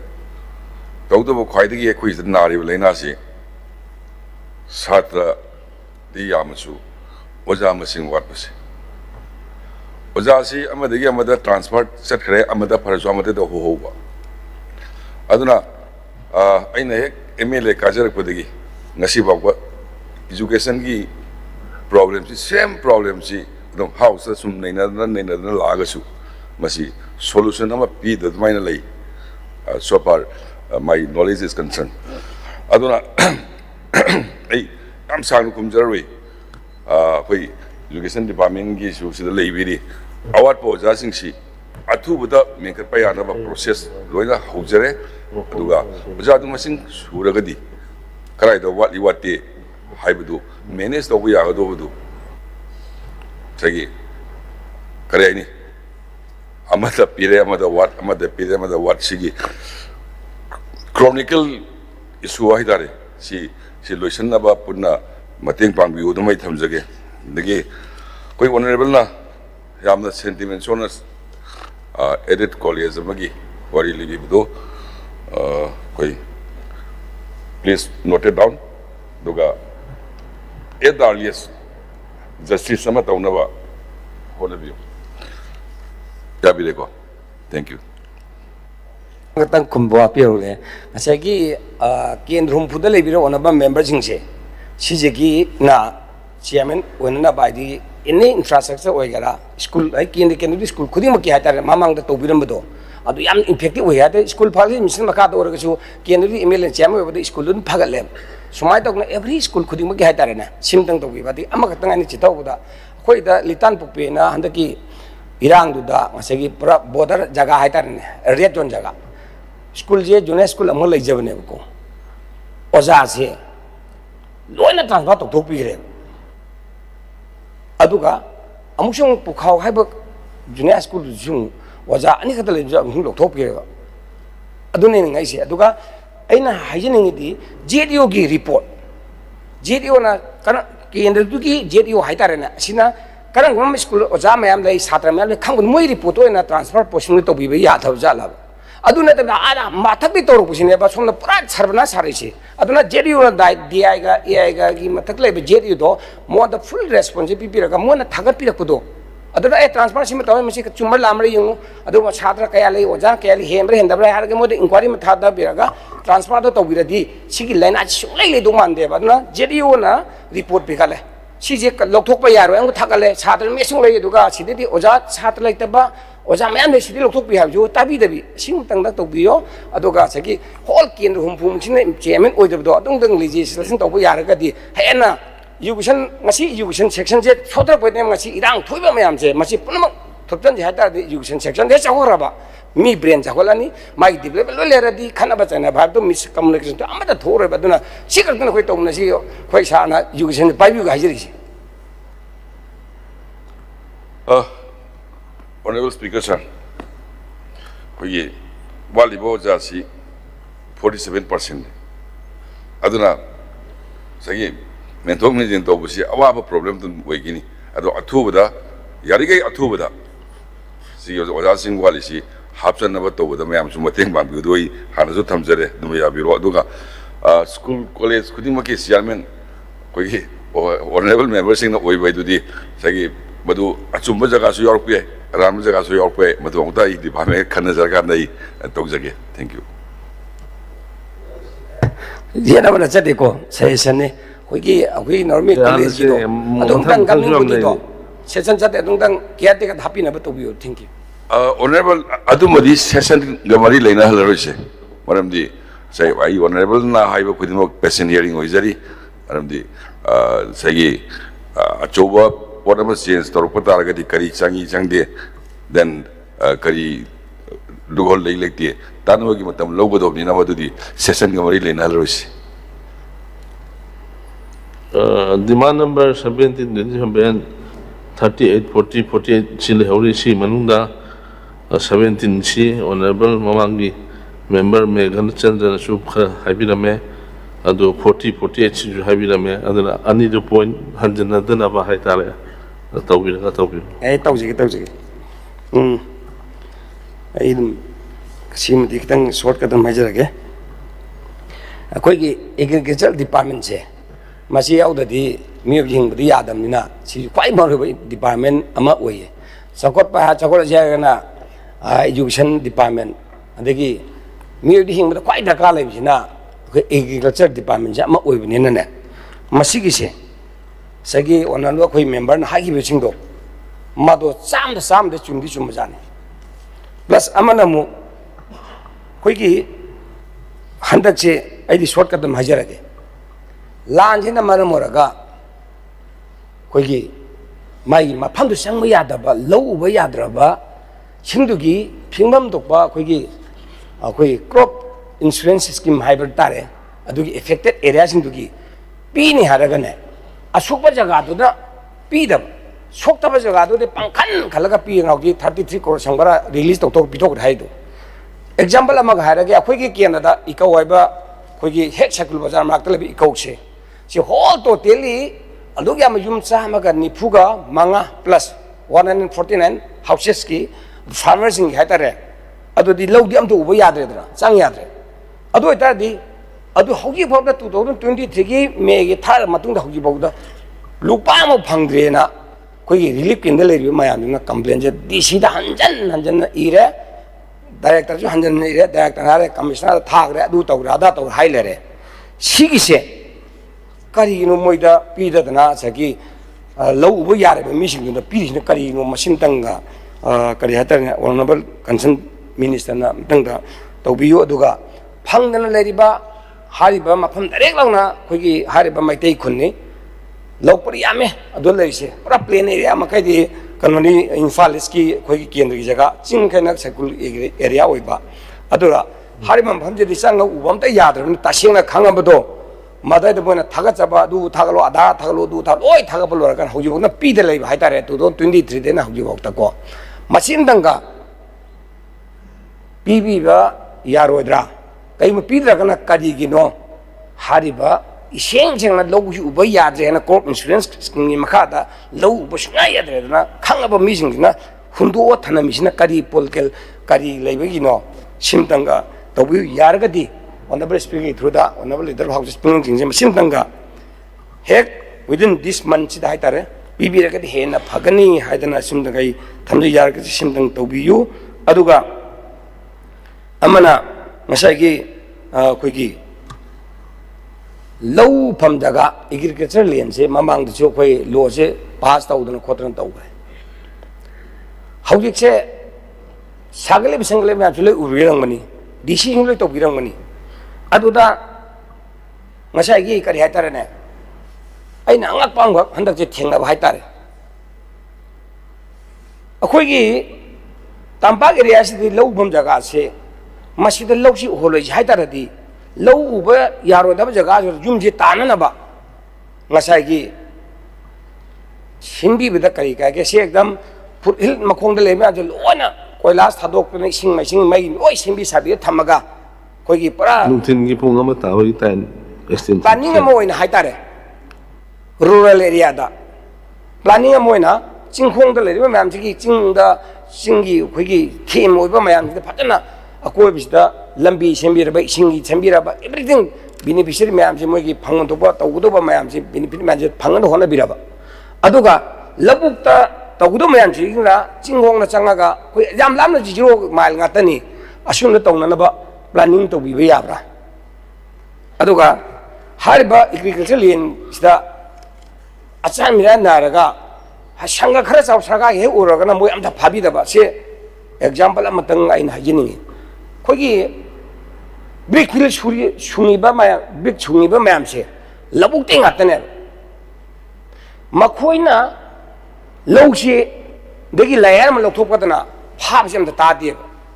अदुगा लौपू उजरीबदुना लौसे Singh तुंग्रे अदुदो इसिंगसे तुंगनबा level थी लौ परि खोई लौरी फाइदो मरी मा सा फाइदो अमिदो ओंथोकेना खोई take थोगा सेंदोकपा अदगी इसिंगसे चंगदना इसिंग योखाला तौनरबना ब्रिंगबने खागे तौजुरबा असिंगना कोई तान तानरे ता फाबा अदुदि ब्रिकल मणिपुर ले ब्रिकल से यामंगनेबा मखोइदि फारगा जेल द ब्रिकल अम लोकअप तमदि तादि अदुगा फार्मर मना तक लेबा खितंग थोगना फारे अदु तौरे अदा तौदि मैम ताबक सिबु जस्टिस ओइबा जाला खंगदि मसिन तंगदि जस्टिस तो बिउ honourable leader of house and Punings in this. Aduga, Masaki, Lokta Sendeke, she levels it tongue. Adu sim the Shandoga Logi would get to go. Palms about Lokot Quiggy, Nighty sing to there, Massimasia, Prading, according to Tojarage, Masiaba Pibu Habamatamda. Lodu, shaped on another digi, now you can have a sing shaped on another Toja, Singse, Massing through a gas house on a little hawks now, Sinton, Massing the Ayaba Pibina by request of Jeria, big field that Tabsia living in a Makuna low with the Madame to the Su. I say low you short on another. Miam is short on another. I see that. Patana curriculum Simbiraga, symptom to be Yabra, honorable speaker, through the honorable leader house in the Puning Jinjaris, symptom at Tobio, Ado Yaringati, who later Larisina. Your mom that Tonjaki had a ching, you copy at Doga, company as a long sing man, Kota Forest Hierarchy, Aduga, I say later as you monk that on the low Tong and from the low Salona, police not quite tan, like a paragane. I say Pasapong, we should enter. I see whom is you. Police Taudushina, Dishina, Lavung Sangi, Departmenta, Moid Wadarama Pibiraga, Mashi complained that this is the Laga Tauri Papa. Policing the Laga, Dupi the Department, Pajan be do without the Toraga, Police Canada, Dishi have some intoxin be Kopishi and Taylor of Haitarene. Later, as you mum did to on the other Tono of the Gadi Levak the Loruni, Low the level, young and low job in Sumaji, Yangi. Low to show the border at the matter of Pamsan, Tengopium, and Rixama, Dishina, permission, lower Kanda, Nan Lopamse, Patent, Manam, Iswaran Piramu, Adu, Lorakan, Bido, Tagalo, Lat Toro, Adu the Yahabama, Tobiraga, I say later, Larising the Mum Tonanaba, they give low tas, him and low label Tonanaba, they give plus among Sungi, low, Koikalagadi, Najo Pamba, they give low, you have a sing, Yokanaba, Machine Tanga, Kogi, Madum Tanga. Honorable spirit through the honorable leader hawks and Madam Tanga. I have a PB Navaina request of the Sindang Hajaki. Thank you. Honorable Speaker, sir. Say, crop compensation ki krang bigi maleko. Koi balance not thought missing. Balance ki matungi. 2023-24 more than exact figure the honorable mega the idea is more than 30 crore in a sanction tower in toto take tarak but quite the life he is aduki matunda 2023-24 than a 30 crore got something done 24-25 the me is listing manga the listing trao locum listing trao ikale so Hajana Sik Togdragadi, Ojiti Google Map, Adoda, Liner, Adi, Loikalakato, Malia, just Kanugi, Sarkargi, Weba, process of accessory and Kumzage, Lugaziki, Labuki, Tonba, Tingba, Korpata, the Nunchino idea, and the honorably to the Mento Equaledura. The Noma, I get the length of your pocket, Paminaga, concern officers in the room, Pont Torose. Yaiko. Thank you. Karachi, Hajaraga. Cut motion sing to handle Pinaway. I request of the Hojiki, Eco Gazi. Madi clear cut to order the Changa Suedredna. Suedre to 23 Panga train never. I take Loy Pangaba, quick and that what Kundakunda Pangaini, the San Chimanga Panga, Mamang the Pang, Loy Pang, Kari again, Puamang ever. I did department the Kangi never. Department Patana Kang Eco, I was a meme at my team to Sangmayad, Mapam low to Yad, Kang, one that Tagaj to the Ezi Toto. We should carry now. You see, open every city. I did Marata quickly low Vejaga, the Iran talk about Jaga, screen to it. Sayako. I do hockey did Nakaisang from the Chunjang, the Ikawa, and doing command the Karabu Pangame. Have Chunjang Yataga, wave, Sintang, have you know any? No more Paminderse, Aduga, Madu Kanana, Soy and Tagata, no, I do think to be Narakanda, Tagal and Navahiminers. Thank you. Matang, Matang, Pakataki. Yamanga is a Hijiki, Subsatum Toys. Election, Sijo, Quiggy, Aina, through August House, Simtang I see my ruin and a dog Panicosi. A Quiggy polling station, say, Karamina, Hondokati, Hondo, the gay, Kamana Hapokati, Hadoje. System the delay Ramani. See example, Makatang and a Panjada, Moreda Lariba, Kugi police sensing at the maintain Tadar police sensing J. Kadaida, Makoji Tadanga, the Changba Dengi, Marxida. The plus among Chujambo police sensing Panamani, Ashina Kadaida, Irins, Rogamoidum, Ejit Hana Lemon number door. Shuai can the Muri, Shuai can the Iko, Shuai can the ba, Sadu in Koma, Shuai can the ba, Kugi, Chingi the Libam and which under Kahendana. Mapamada, quick example, Conadale, Sajuada Legasu. Natraga say Morang the Lergasu, Haribam Pundum, Shimbiraga Moi police station do. At the mock edge it is Tobiba Ratobidabra, Aina Tabadi. Yam the confusion of Salab Haitarana. Masit the Hudagadi, Haying Senses the truth, Shunto Doviaro, Miko Tiba, don't problem Lerani, delimitation of you problem Tina Lerani, Ado Achuma Abdu or Aro, Adiamsung, illegal in Magan Kanduaga. Hoking around to the quick Bazada hack the me Shonga Konatori Mayamdo, Masagi Miko TV Hibatarabadi, Masagi Kari Hitarana, Quiki Hana, Quiki Mito Mayam say Hana Loina Kanto Piraga Madu Tobi you. Hibase, she pose, she the Hariba polling station, Han Lerma Mayam say, Masi Hana, Nakaching, Masi Kangam Sang Masi Putok and the Hariba polling station, a quickie. Irang kita maramura karena hongdor ke bacing dek shoot tam dek shooting si mayam je patana kangdok piraga season satri manung sidane masing batung perjamian confusion saliba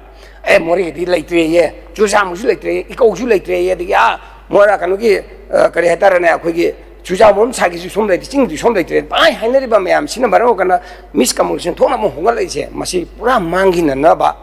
masagi Haribu polling station je mapon thada bi yatim mapon number chongwai sida plap thadang ne du tawne habdo masi through aga sauk sidang tang double speak through honorable leader house na adong tang tawbi yu haidanai simdang thamjake aduga electoral roll hapam batam dujasu mapon de maptan be chanlamba masagi irang himaramora kanda se more de thole bi more de moi anuba masa masu sai phagalagasu haribu polling station address to dum mai mapon dum panbiraga Masih Aadhaar lajari bahan mafam dale ba Aadhaar do pambiraga masih enroll to webse masih ju to hogder di laipak kaina masa mo ine khalaga ina masih maruina electoral publish to webse masih masui ai simai honorable speaker through honorable leader hogji amoi sengai ai pung chingsinjari masih tanga hari ba ngasagi electoral form ba seida masih through Aadhaar si ju kwai maru ba na hogji ti electoral hapam da Aadhaar compulsory change Rasan card change, pada logi pata change. Doi sang abni na ma pham du le jaram bam singdo sing ju tambak le ba tambak ju sing le ba mayam do moi sap tap chana ne to na ta bida ma se hogi da sing le tambak te da sing da chakre sing le ramba ku kisina hogi tambak da le ram do sing le chakre ma pham du pam bi da han si le ram pam bi ba adigi koi mai te da more le ba chu jam le ba kau da ke le mayam ju moi da dum pam bi ba adu da le bak se kan ga do na sing bang di ejitis Sungguh-sungguh betul topina ba honorable leader house ki ai pung chingja simtanga topina ba haida mayam da loktopina mai simdai thamjage thank you adu amana polling che khoi ki kilometer ma lakh khurgadi voter je chahum chamdi bu lalagadi lising yo bose mase khaidok piraga bo thada bu thuna thada ba khana ba chena ba thokdana na ba 350 bu lalaba polling station kanogi laikai do mafam do school bu ga mingi le ba odur gadi simtanga masih kogi polling station yamgi kesuka yamingi koi khana ba saina ba phar kanu yamak adi kari hatar na mi ne lising amma ga ani ga tinjala ga amada thadna ngau da phuna ba chana yam thokni na siju yange masing ba near minimum 350 400 pung lebe tar ba di polling station happy ba kari ka be legi haida simdang ai ning jage thank you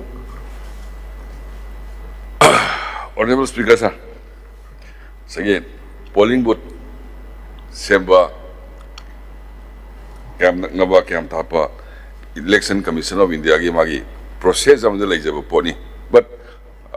as part the state ki law and order ki situation si matung ina koina khara adum kare ni si ki support of you haiba kai bunati do adubu si house in the election commission ki toan lai jaba potu sai am kana nai na dabida Mother is now, but not permanent interested comes again. And then I think I will liberate. Oh, IDP. Oh, ꯑꯗꯣ ꯑꯩꯈꯣꯏ ꯈꯟꯅꯖꯔꯤ ꯍꯥꯏꯗꯤ ꯃꯥꯏ ꯖꯒꯥꯗꯨꯗ ꯄꯥꯟꯕꯅ ꯁꯣꯏꯗꯧ ꯃꯥꯟꯗꯦꯅ ꯍꯥꯏꯕꯤꯔꯤꯗꯨ ꯆꯞ ꯃꯥꯟꯅꯅ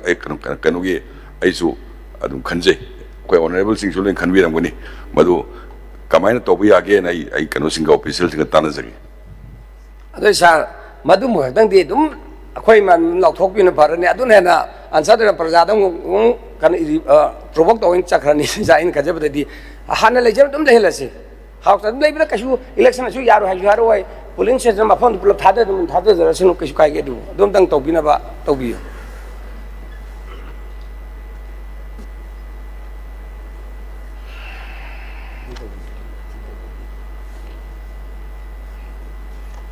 ꯀꯩꯅꯣꯒꯤ ꯖꯒꯥ ꯈꯨꯗꯤꯡꯗ ꯂꯩꯕ IDPꯁꯤꯡꯒꯤ ꯋꯥꯈꯜ ꯃꯥꯟꯅꯗꯕꯁꯨ ꯂꯩꯔꯝꯕ ꯌꯥꯏ ꯑꯗꯨꯒ ꯇꯣꯉꯥꯟ ꯇꯣꯉꯥꯟꯕ ꯀꯝꯃꯨꯅꯤꯇꯤꯒꯤ ꯇꯣꯉꯥꯟ ꯇꯣꯉꯥꯟꯕ ꯋꯥꯈꯜ ꯂꯩꯔꯝꯕꯁꯨ ꯌꯥꯏ ꯑꯗꯨꯅ ꯍꯦꯛꯇ ꯇꯥꯍꯥ ꯍꯥꯎꯁꯇ ꯂꯥꯎꯊꯣꯛꯄ ꯍꯥꯏꯗꯨ ꯃꯗꯨ ꯇꯧꯗꯕꯤꯗ ꯏꯆꯤꯟ ꯏꯅꯥꯎꯅ ꯐꯖꯅ ꯋꯥꯔꯤ ꯁꯥꯔꯁꯤ ꯃꯊꯪ ꯇꯧꯕꯤꯔꯣ ꯂꯣꯏꯗ꯭ꯔ ꯃꯊꯪ ꯄꯥꯏꯈꯠꯆꯔꯒꯦ ꯄꯟꯆꯥꯌꯠ ꯀꯣ ꯍꯥꯏꯕꯗ ꯀꯩꯅꯣꯅꯦ ꯑꯩꯈꯣꯏꯒꯤ ꯄꯟꯆꯥꯌꯠꯀꯤꯁꯦ ꯑꯩꯅ inability to release fund in time amana inability to conduct local body election hojiki NREG's ki oigera state finance commission oigera koi local body da thadabase masi sahi lalandabida sahi chi repeat padu tang thabje solaba hen exception son natab adu natradi we local body we elected members in the high tarena pradhan ogera jila parishad ogera whatever ini madona liability pang so laga moina pasha pusala suramina ngasai thabu the quality maintenance thina taroktra bhai tarena hekta pudani pak do put am dandare put lising sang do put chate chan ban handare adi put ahung wang do put ani dandare adi cement 124 to do 168 toksala kari noi bu thi lokan ri sara khud kadai degi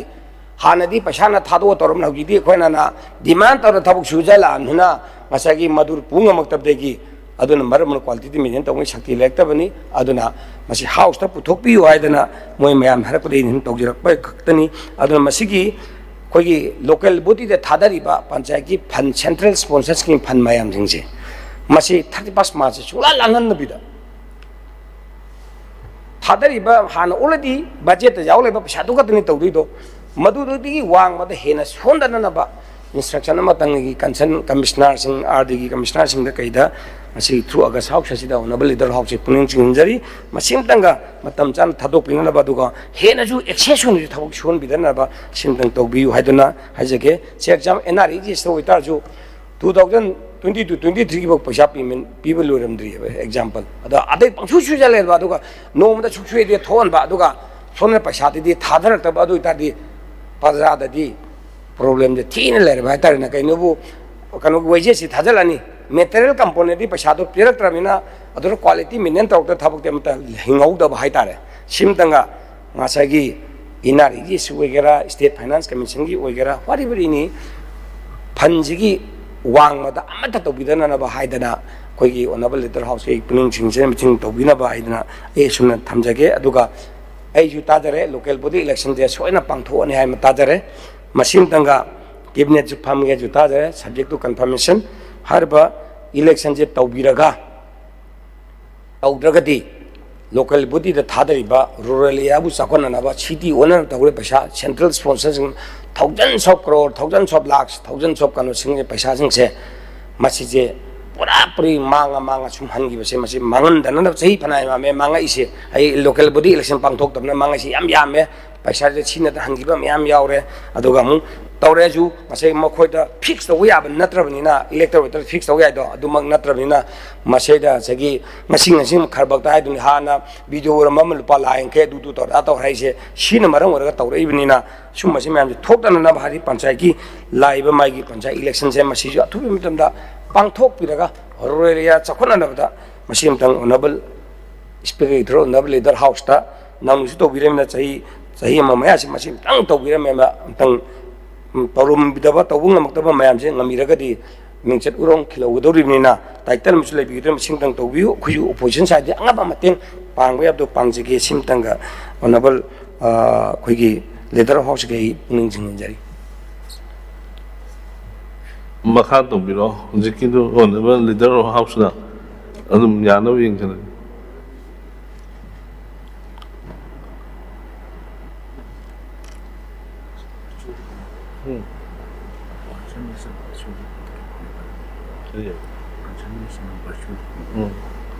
ꯑꯣ concern ꯃꯤꯅꯤꯁꯇꯔꯅ ꯚꯔꯆꯨꯋꯦꯜꯂꯤꯗ ꯂꯥꯛꯄꯤꯒꯅꯤ high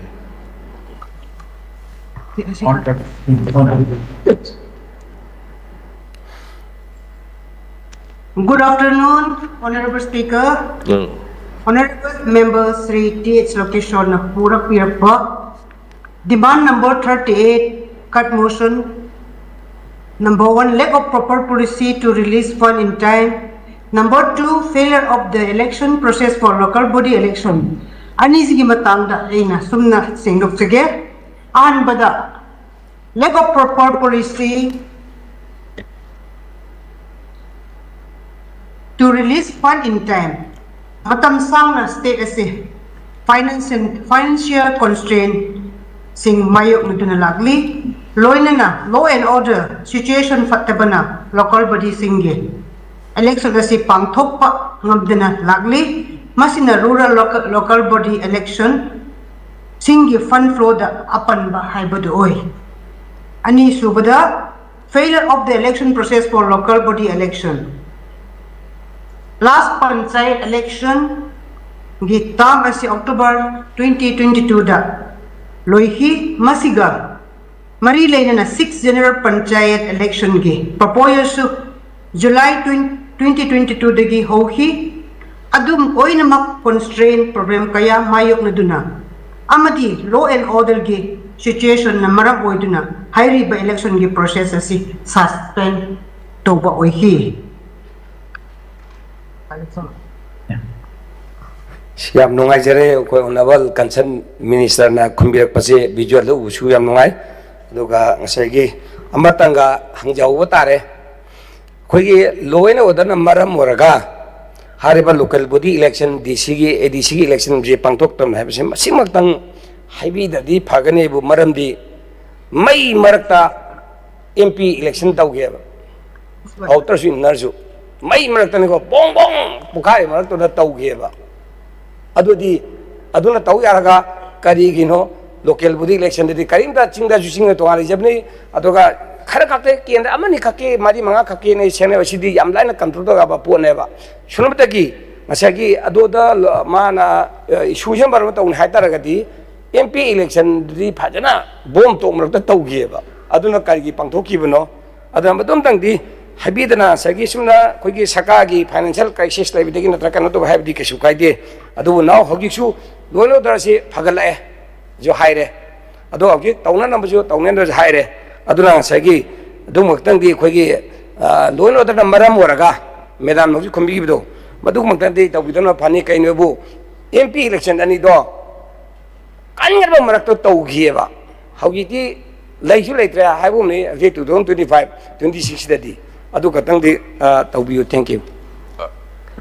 PI kumage. Hello, Honorable Speaker sir. Law and order sumara mamani hai borum do male. Hello, kare ni local bodies ingi paisa choba mangi hai na hai bi do ai lale hai jaroi. Adu ministry da andak hogi koi Honorable Deputy CM Suyawi bani 2023, 24, 25, 26 maram di crisis period sigi di 646 crore tai madu PBO hai na kan na hai jabani ada hojik pini piro imakti hai diri but then yam kanu hoina kare ni 25.60 crore amadi thado piratna local bodies ingi urban local bodies ingi paisa khara pi bodi hogre ado ai pursue yam kan tawjari do mayam gi development da wat pa khot pa thoki ba mayam do makeup tawna hone jari na khumjagi thank you ai mathang en paket jage yam phajana tawbigre Demanda for the Water Resources Department ne masi se minute taram tang log jab times yamna interesting department ne masi handak session jaru su khela ko ne ko koi puna ma kya tare hawjik se ai ngarang nan je ong thau yeng mane toreman adagi khongnung mapan adagi kenel torem pang thau yeng basi dane अखोई department ना commissioner Singh हाजब तारे honourable minister Singh नोंग से Tarak तरींगेदा इसिंग कमायना सहोलोइदगे हाइबसे ngallingeda tawna planning se amat udabdagi aina masigi kano se ai demand discussion je charu ya jabani se example imphal sidi makta daurge se thamai bangi sigi oil pump PCTC manakta oil pump mal laibese si makhongda thamai na phangnaba hek khongna makhongdu da kalbat ama sai aidi hai bhaning drene tha ani himdule do jahi ani me changin lore pick up masadu sabada aduna manungda moina sabi leba kothoge mana manungda makhada changa da jung kai loi sajanga bin hogikti handakte danger oineba manung changju amata kotho logdre ai ngara makha songna changyung hogi michin kamai changdurge adudi department gi maruiba ha commissioner sing degi kano sing khoi staff sing kari gi sing do kai dogdurgi sing ni example mang thajab ni ko ipai puna dok chawna le jan ba kenel do pixel laga thiga jar nungana ba jaga do tokse laga pitupina de no chathi ba migi makhong chawna sali wa dai phom irei do da koina ngang hek udinga de tom tawla ma irei lahela ga te kharang nahela laga ising tam tam sala laga masagi kare dam je khangda thadok ba yada ba dugumna turian je matam leba ki state tam de satta bane ba kenel khudema te khoina chali me ando ising je step je kharaga pha chala tali ngata ne ba ba ising da dak some naga nalade tar parak ko do nahelaga mati khara do ngaholaga ising tanong thadagi duine ba hauji de direct phunung garani adedi pokhairani adedi achai som do ising jo kana chen sing ngamaro dana adori phungalaga hauji amon ising chaw do thonin khale ba kari no ani hangma matam da sara khoi khang ne company torne kangdi wa sida dum do ma do bi rang thangmai hek den college ki hajin bai da chawna irei do le jaram ba do pitruk pichalaga de no changkha khareba sije ata madum dang aga sauta sai honorable leader through the department ang tang pihan biraga dang kari gino masi maram sai ga hal de nongai gin kan ma khoi ujabai wa khoi subject to khoi mafan do khoi expertise na che de khoi physical halama yuda ibungo sije noi haw ta dang de puto oi thamam de halama jing de to ba thengna ba haibni ko ipai puna khoi ngam sma irei torga lagi ba mafam je puto phang gara hena danger ro ne di leibak sida tor missionary mayam gi man du sma am khat kumda garamni sikana na tingdok ti man phau chab si baksulur michin jangju ya roi si je haiding da tingthok to have jam pe yauge ana hai adubu si ju kamane tawdur gi se example edu sing jam khosena saune adne ne praman pidar ku je demu ko gi dolal man da phau ba kenel se ani humuk sul bai chap yaujuru se si ju loina jum jo sajal hana migi service lena le jaram ba do jum loi sajan thokre ado didi mana tingdu dir kanana ting machine kumdra tingdu ni ma pan sar tingdu ni natra kana machine da manu khigi loktak te tengma machine adu na pu khar piraga khigi pai pa chawar ting ma khoi lamphel la ting ma machine je si lei du ngai re asi hi tengdok teng din pha den chaw chaw nga ki thum maga khoi laina tina am thok na po chei sambadi punang mang je tum manga kane ba aduna sigi hoji dolal mang sang ba de chauba khoi turin ji le je ma se pura silte sandroga mayam phu only put amam kani den sing je mi kya ma se le tre machine danga nong ji ta de da planning dang tau bi hok na ba hai da na honorable speaker through the honorable leader house ai pun thamoi sing ai jinjari sim dang tau bi ba yabra sim tau bi aduga khoi gi sida khoi gi waisen maringasi singai khoi nongjing da deng da prating thokpira thambiraga masagi na khoi nambul tureng sida leriba pakthal pungse pun leriba heng singjaw kan ma hubjal ani de laikai hubjal ani adigi emile ji hubjal ani aduga tawdingai da planning si tawraga department am dung tangdi ai be are ba pisa thada biraga ngallingai da nongje sulak lak jung ting thokpi be yabra haino honorable speaker through the honorable leader भाव से पुनः चिंजरी सिमदंग तौबियु अदुगा से example इसिंगिना खोगी तुरियन से चेलिबा Imphal तुरियल Iril तुरियल Thoubal तुरियल अदगी तुरियल ma'am चेलिबा ma'am येंबा मयादा खोगी रिंगबन साल तौबिबा ma'am से लाइबाक तुना फ्रोंग रोंग लाउरबा लाइबाक ने इसिंग बक frog the buck काई गिदुनिना सिजु डिपार्टमेंट फजना चलागा केंद्र इमेल सिंग चमिनारगा मसागी सी जगह से मोई वरी लिरकदोनि इंजिनियर अदुदि पोलक नतमिना मफम दो कौथोनी सिजे कमाइन तौबनो कैदोबनो इसिंग हाइता काइसे canoe मोइदा थिगपिरगा मसागी ngallingayida scheme je ngallingayda simbiraga tawbibida kari kaibe lege haiduna onable speak through the onable leader hawk sei chinginjari majumdang tawbiba yabra maramdi kaino bogi sing in wongje hanak jo phana kuya ta dabse khangta tara ne bandakti khangta tarakpa kandu dane ba problem kre tor kuduisi aduna masi je lak tringayida che exam khurai dang aida tawra lambi da koi onable mla kendri mla koi now yaimana masida hek masai pesha puthok tana hek ta pangtau dori se sisu upai lemlak pe tawrini aidi honorable member jhaija bane dipam jhaija bane silam bi makha da tawuni pula pula thonga lagane makha da service lemna thaji matak ta putram par bakula mi thamasi pula mapun sigi kumdrak tana bak thonga matak to na ta thaura chalasi ba hajar adu edi punsigi ne thungthum thumroi punsigi kar roi haiba kana paisa lete matangna try tawsi tamon ma habirak pani dipam jhaibani si pulawna lebak je thon crore ahum mari ma ma pulap thong kilometer ni mutani putra ba makha da phujuni phuing he matak lambi je pai ni makha da tariba tori makhong tai du ki putra pan pa lambi ma semi matak lambi ma khundra kom de ki cycle lambi ma pajan ta utar ga di mapun sigi lifetime li sing thumro da buda ase objiti bichena ching khona tawre to budu chumbagi karaba jaga jaga se dipam ne ngalling da central sponsor scheme makha da paisa di stake lai jadam ni na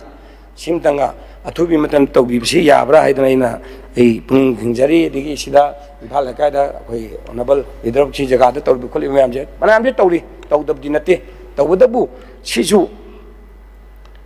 tangai phatana department na kansang kan emele singduda si thabak je si scheme si lakpani aduga sumaina si conductor sumai sugani sumain tawgani lupana suktai digi pailna suklugodam ne notice ka thepi na khotpi da tawbiraga kansang se emele singduga tanaraga tawbibo regadi masagi thunaju thabuk yang hingani adujing matakta thunaju thabuk to quality su legani aduga thunaju loisengani aduga praja jo awa ko ina sunaina suna thamjari singdeng tawbiba yabra iduna tamjage aduga amana khogi water resources program sema sabase handaki 2017 din hoji bawbada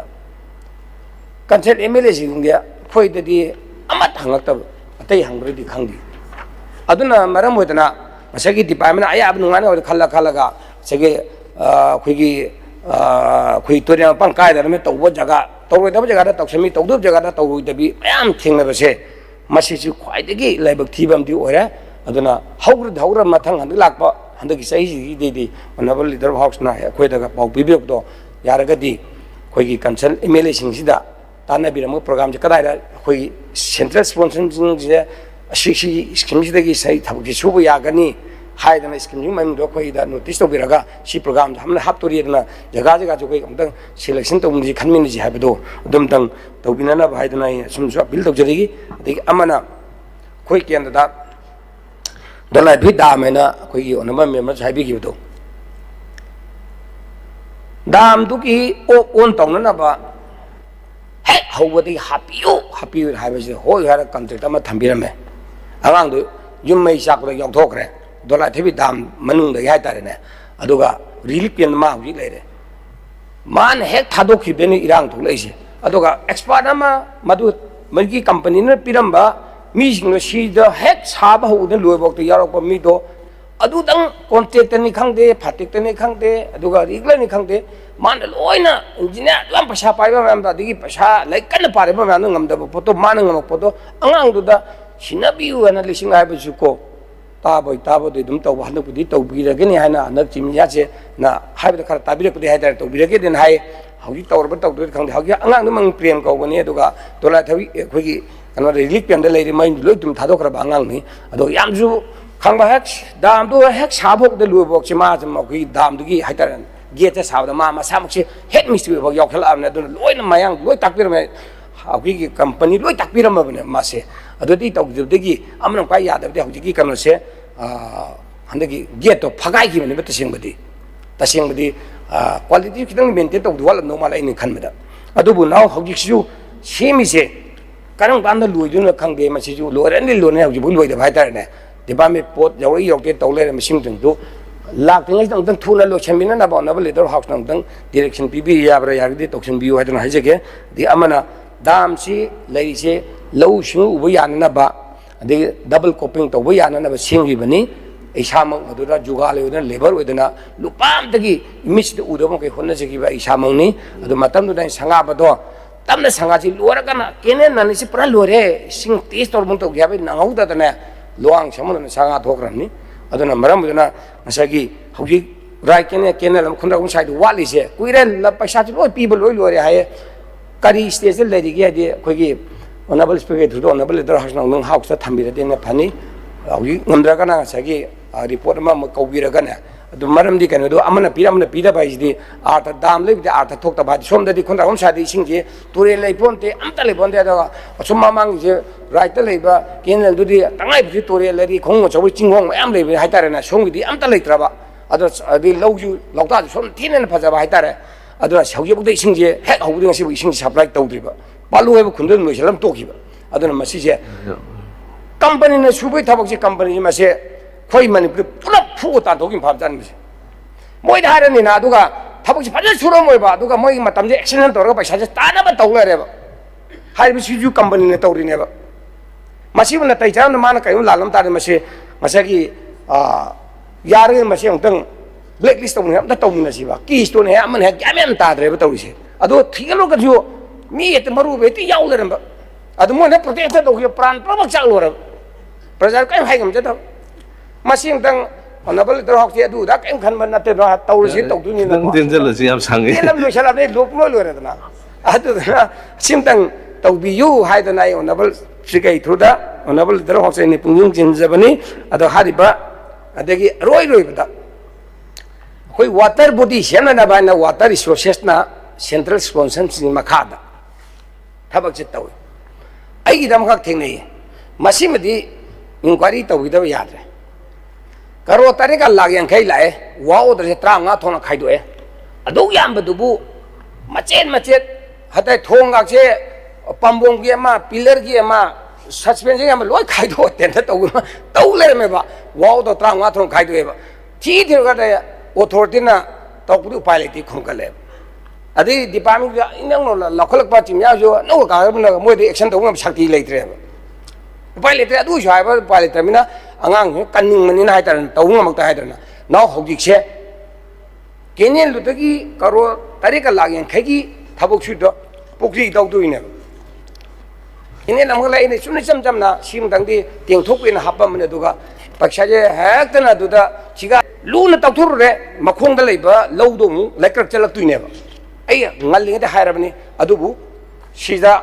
ꯍꯥꯏꯔꯤꯕ ꯍꯧꯖꯤꯛꯀꯤ ꯃꯐꯝꯁꯦ ꯀꯣꯡꯕ ꯑꯩꯈꯣꯏꯒꯤ ꯃꯌꯥꯝꯅ ꯈꯪꯅꯩꯌꯦ ꯑꯩꯈꯣꯏꯒꯤ ꯏꯔꯣꯏꯄꯤ canal ꯍꯥꯏꯗꯤ ꯃꯥꯒꯤ ꯃꯃꯤꯡꯁꯤꯕꯨ ꯈꯣꯡ ꯍꯥꯏꯇꯥꯔꯦ ꯏꯔꯣꯏꯄꯤ ꯈꯣꯡ ꯍꯥꯏꯔ ꯈꯪꯅꯕ ꯑꯗꯨꯒ ꯏꯪꯂꯤꯁ ꯀꯦꯅꯦꯜ ꯍꯥꯏꯇꯥꯔꯦ ꯃꯁꯤꯁꯤ ꯇꯧꯕ ꯀꯥꯟꯗ ꯁꯤꯜꯗꯦꯁꯟ ꯁꯨꯝ ꯊꯥꯡꯒꯠꯂꯛꯄꯗꯒꯤ ꯇꯦꯡꯊꯣꯛꯅꯕ ꯏꯆꯝ ꯆꯝꯅ ꯀꯔꯣꯔ 1-2 ꯊꯥꯗꯔꯒ ꯌꯥꯒꯗꯧꯕꯗ ꯀꯔꯣꯔ 8.5ꯁꯦ ꯄꯨꯈ꯭ꯔꯤꯁꯤ ꯇꯧꯊꯣꯛꯅꯕ ꯑꯗꯨ ꯇꯧꯅꯕ ꯌꯥꯝ ꯇꯧꯔꯛꯄ ꯍꯥꯏꯇꯥꯔꯦꯅꯦ ꯑꯗꯣ ꯍꯥꯏꯔꯤꯁꯤꯁꯨ ꯋꯥꯎꯗ 15 ꯊꯣꯛꯅ ꯈꯥꯏꯗꯣꯛꯏ ꯍꯥꯏꯁꯤꯅꯤ ꯑꯗꯨꯗꯨꯅ ꯄꯩꯁꯥꯁꯦ ꯐꯣꯡꯅꯒ ꯁꯒꯨꯟ ꯇꯧꯕꯒꯤ ꯃꯍꯨꯠꯇ ꯍꯌꯦꯡ ꯐꯖꯅꯅꯦ ꯑꯣꯅꯔꯦꯕꯜ ꯃꯤꯅꯤꯁꯇꯔ ꯀꯟꯁꯔꯅ ꯀꯃꯤꯁꯅꯔꯅ ꯆꯤꯐ ꯁꯦꯀ꯭ꯔꯦꯇꯔꯤꯅ ꯁꯦꯇꯤꯁꯐꯥꯏ ꯑꯣꯏꯔꯦ ꯍꯥꯏꯔꯀꯥꯟꯗ ꯄꯦꯃꯦꯟꯁꯦ ꯄꯤꯕꯤꯌꯨꯀꯣ ꯅꯠꯇ꯭ꯔꯗꯤꯕꯀꯣ ꯏꯁꯤꯡꯅ ꯊꯥꯡꯅ ꯌꯥꯝꯃꯗꯤ ꯗꯥꯛꯁꯤ ꯂꯩꯇꯕꯅꯤꯀꯣ ꯑꯥꯔꯋꯥꯛꯁꯦ ꯑꯗꯨꯅ ꯐꯖꯅ ꯑꯃꯨꯛꯇꯪꯗꯤ ꯃꯁꯤ ꯇꯧꯍꯟꯖꯅꯤꯡꯉꯤ ꯑꯗꯨꯒ ꯁꯨꯔꯤꯕ ꯊꯤꯀꯥꯗꯥꯔꯁꯤꯡꯗꯣ ꯀꯅꯥꯅꯣ ꯊꯤꯀꯥꯗꯥꯔꯁꯤꯡꯗꯣ ꯑꯥꯗ ꯂꯩꯔ ꯁꯨꯕ꯭ꯔꯥ ꯑꯗꯨꯒ ꯃꯤ ꯑꯃꯠꯇꯅ ꯇꯧꯔꯒ ꯍꯦꯟꯗꯜ ꯇꯧꯔꯒ ꯁꯨꯕ꯭ꯔꯥ ꯍꯥꯏꯕꯁꯦ ꯃꯁꯤꯃꯇꯪꯒ ꯉꯁꯥꯏꯒꯤ ꯑꯣꯅꯔꯦꯕꯜ ꯂꯤꯗꯔ ꯍꯥꯎꯁꯇꯅꯦ ꯑꯃꯨꯛꯇꯪ ꯁꯦꯁꯟ ꯃꯅꯨꯡꯗ ꯃꯤ ꯀꯃꯤꯁꯅꯔ ꯃꯃꯥꯡ ꯑꯦꯝ ꯑꯥꯏ ꯇꯧꯈꯤꯕ ꯑꯗꯨꯃꯥꯏꯅ ꯊꯥꯕꯤꯔꯒꯀꯣ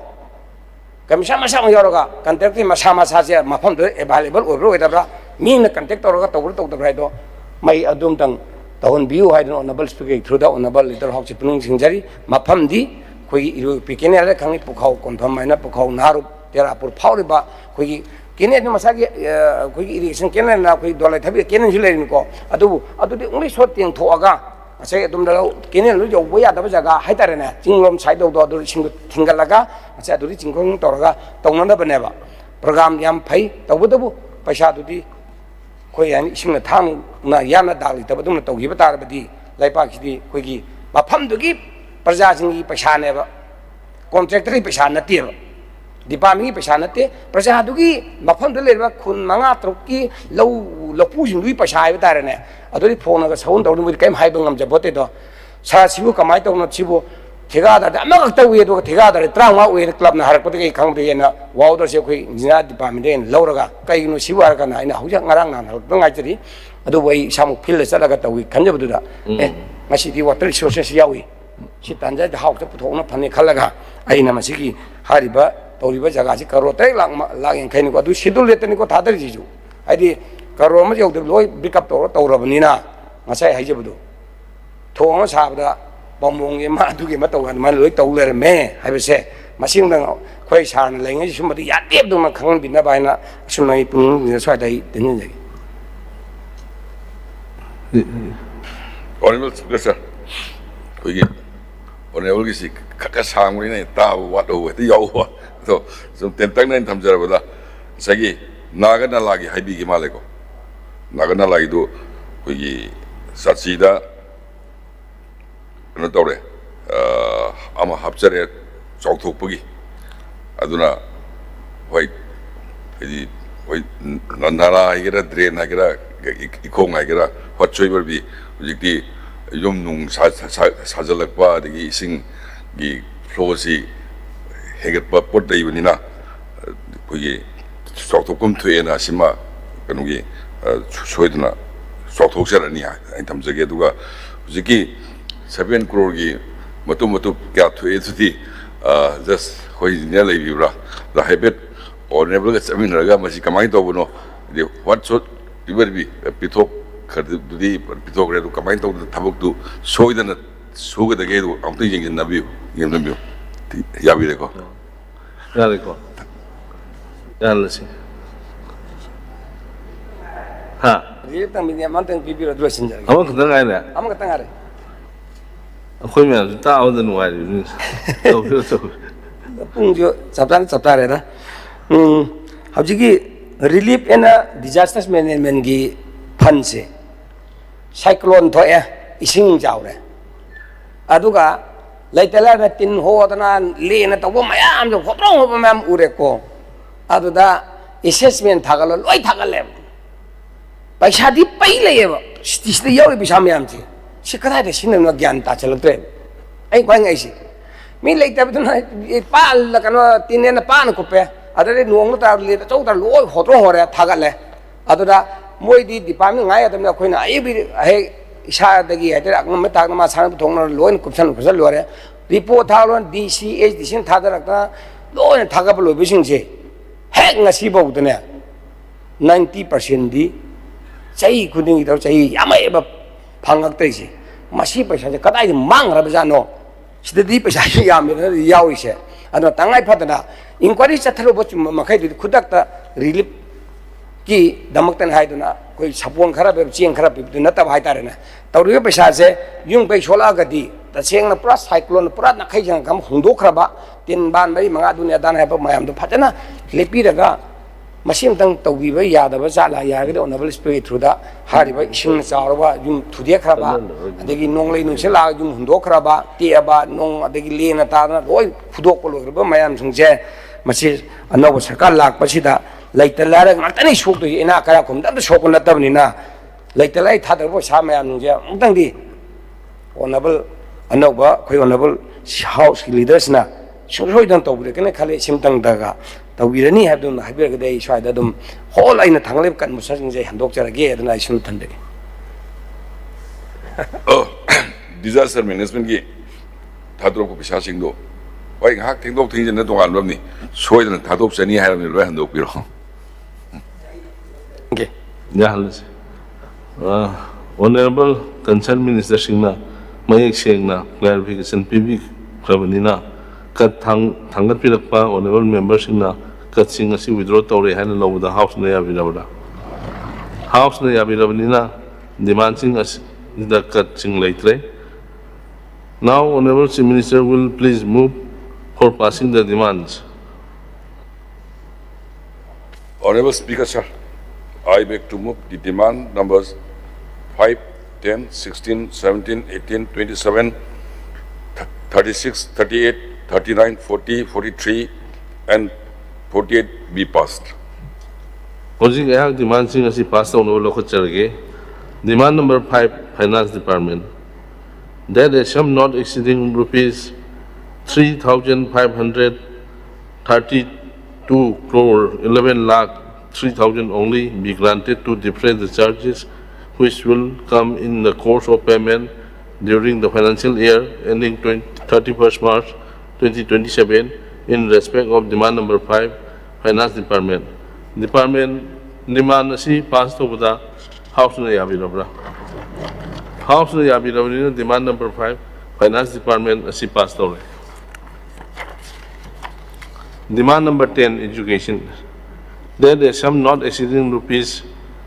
3,077 crore 43 lakhs 14,000 only be granted to defray the charges which will come in the course of payment during the financial year ending 31st March 2027 in respect of demand number 10, Education. Demand is passed over the House na yabi House na yabi demand number 10, Education is passed over. Demand number 16, Cooperation. That a sum not exceeding rupees 29 crore 64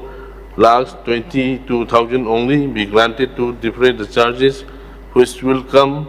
in the course of payment during the financial year ending 31st March 2027 in respect of demand number 16, Cooperation.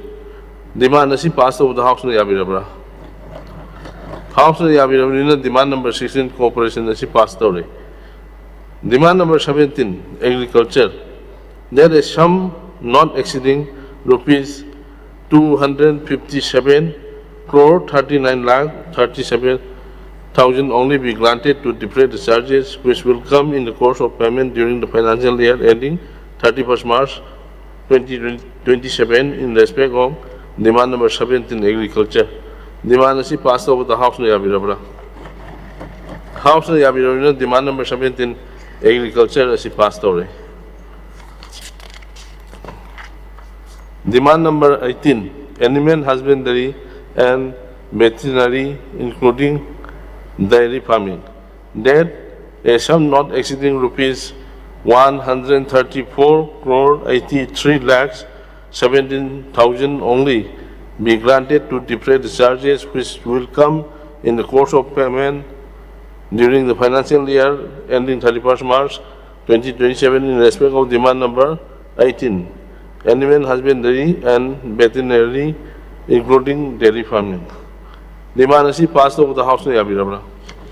House na yabi demand number 18, Animal Husbandry and Veterinary, including the dairy farming, is passed over. Demand number 27, Election. There is sum not exceeding rupees 82 crore 22 lakhs 76,000 only be granted to defray the charges which will come in the course of payment during the financial year ending 31st March 2027 in respect of demand number 27, Election. Demand is passed over the House na yabi House na yabi demand number 27, Election is passed over. Demand number 36, Minor Irrigation. There is sum not exceeding rupees 108 crore 91 lakh 68,000 only be granted to defray the charges which will come in the course of payment during the financial year ending 31st March 2027 in respect of demand number 36, Minor Irrigation. Demand is passed over the House na yabi House na yabi demand number 36, Minor Irrigation is passed over. Demand number 38, Panchayat. There is sum not exceeding rupees 132 crore 53 lakhs 30,000 only be granted to defray the charges which will come in the course of payment during the financial year ending 31st March 2027 in respect of demand number 38, Panchayat. Demand asi pass over the House na yabi House na yabi demand number 38 Panchayat asi pass tore. Demand number 39 Sericulture. That is sum not exceeding rupees 26 crore 46 lakh 85,000 only be granted to defray the charges which will come in the course of payment during the financial year ending 31st March 2027 in respect of demand number 39 Sericulture. Demand is passed over the House na yabi House na yabi nina demand number 39 Sericulture is passed over. Demand number 40 Water Resources Department. That is sum not exceeding rupees 316 crore 78 lakh 13,000 only be granted to defray the charges which will come in the course of payment during the financial year ending 31st March 2027 in respect of demand number 40 Water Resources Department. Demand is passed over the House na yabi House na yabi demand number 40 Water Resource Department is passed over. Demand number 43 Horticulture and Soil Conservation. That is sum not exceeding rupees 108 crore 95 lakhs 40,000 only be granted to defray the charges which will come in the course of payment during the financial year ending 31st March 2027 in respect of demand number 43 Horticulture and Soil Conservation. Demand is passed over the House na yabi House na yabi demand number 43 Horticulture and Soil Conservation is passed over. Demand number 48 Relief and Disasters Management. That is sum not exceeding rupees 346 crore 51 lakh 60,000 only be granted to defray the charges which will come in the course of payment during the financial year ending 31st March 2027 in respect of demand number 48 Relief and Disasters Management. Demand is passed over the House na yabi House na yabi demand number 48 Relief and Disasters Management asi passed over. Ngasi gidi makataba agenda leitrabanina House asi hayang ayuki pung 12 paubo yaithok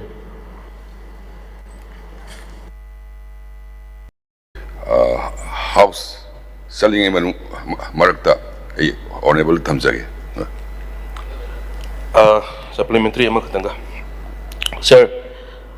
next question dain hangjagib details of prefabricated temporary shelters ingine. Fabricated temporary shelters ingine. Masing kaya sagino haina thambirumpa aina thamjabada it's around 3,000 shelters at a total cost of 145.8 crores. Sir, masigi temporary shelters hagibasing si mayam na sumat matam gi thengnakre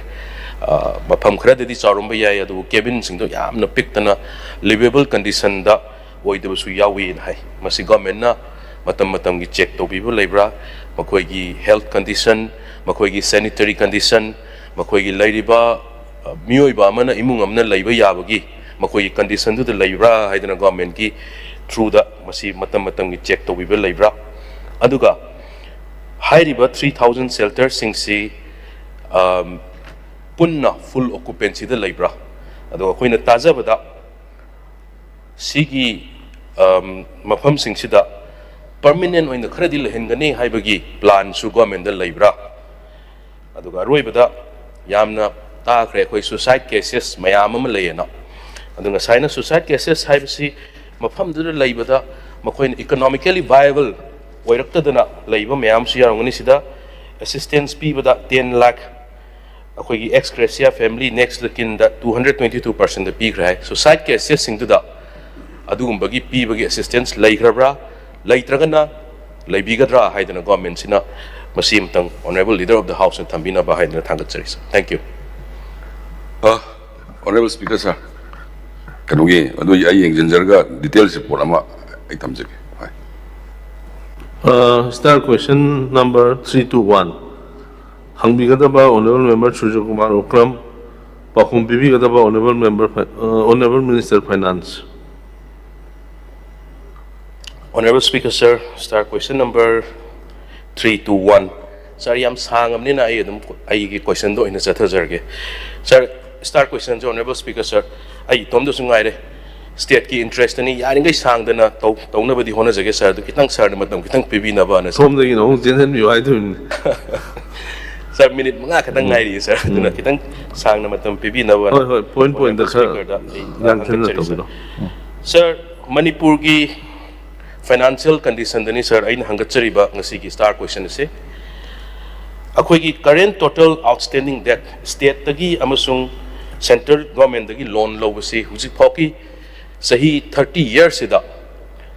kayam leirage haina sir ain hangachabani government sidi amuk ama chatkini ama lakini palevel lenga asisu honorable leader of the house ki makhana pale si yam su kui banatri adubu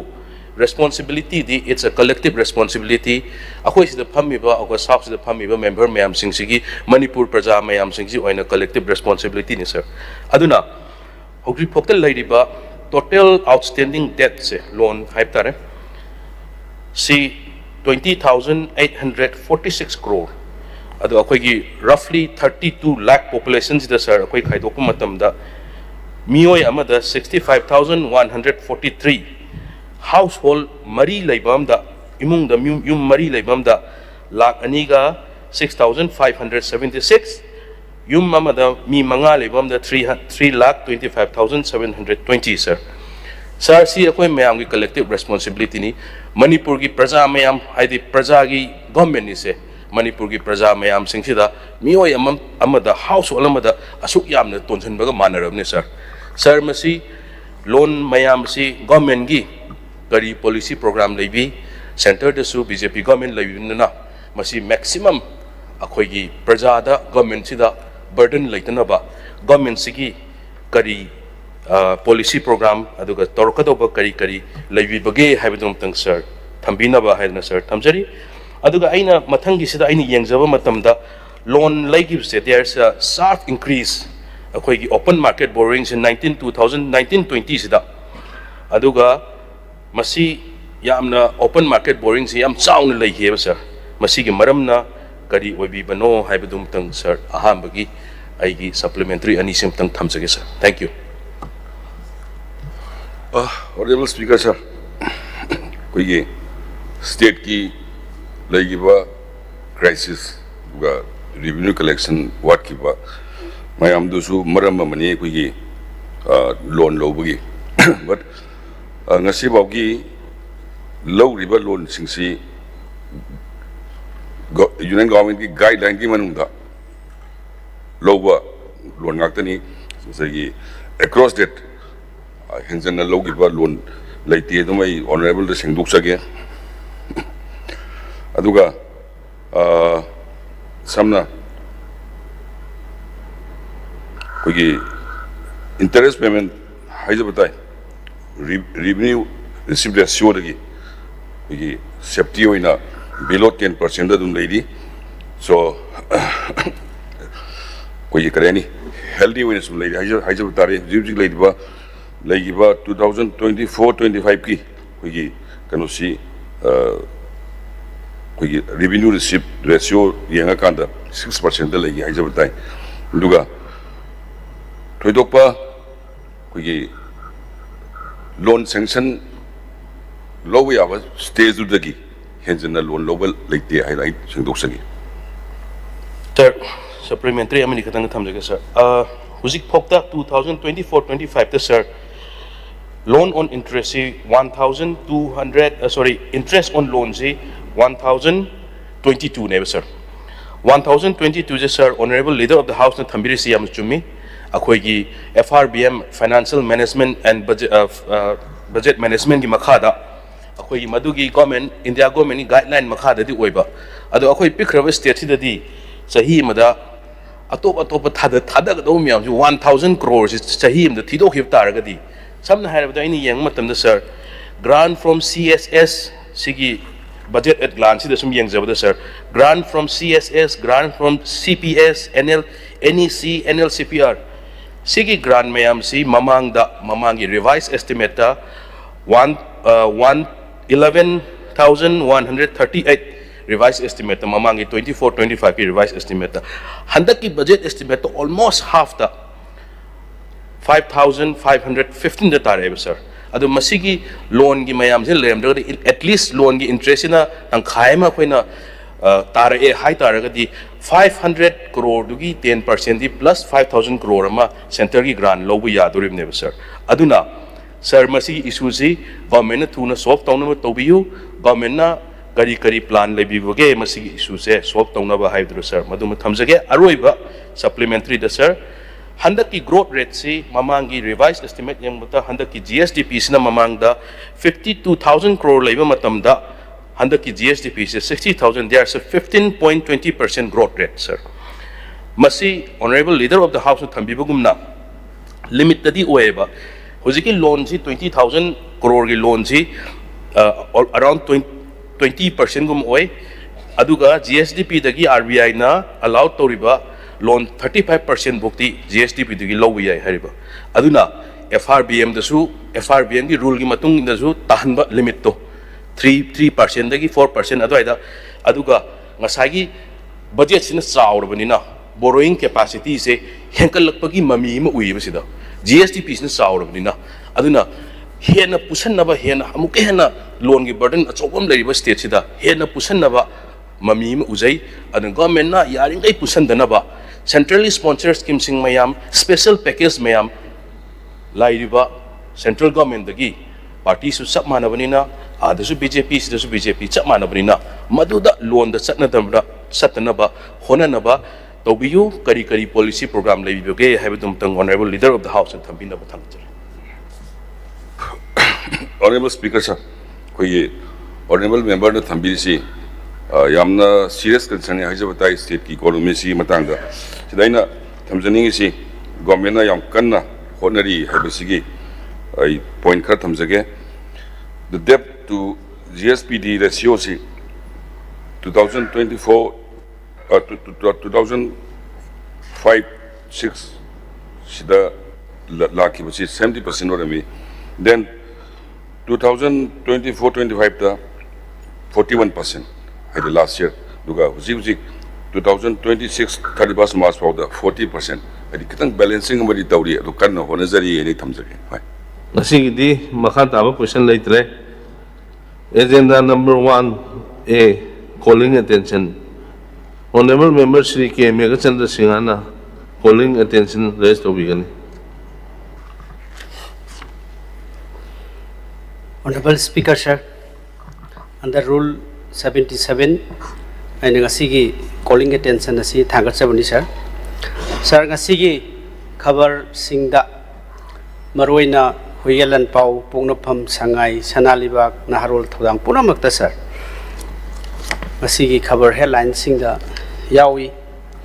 madudi sir aina kitang madugi mention tawjage thawai kuki kulda nongmai kamna khre ama shokle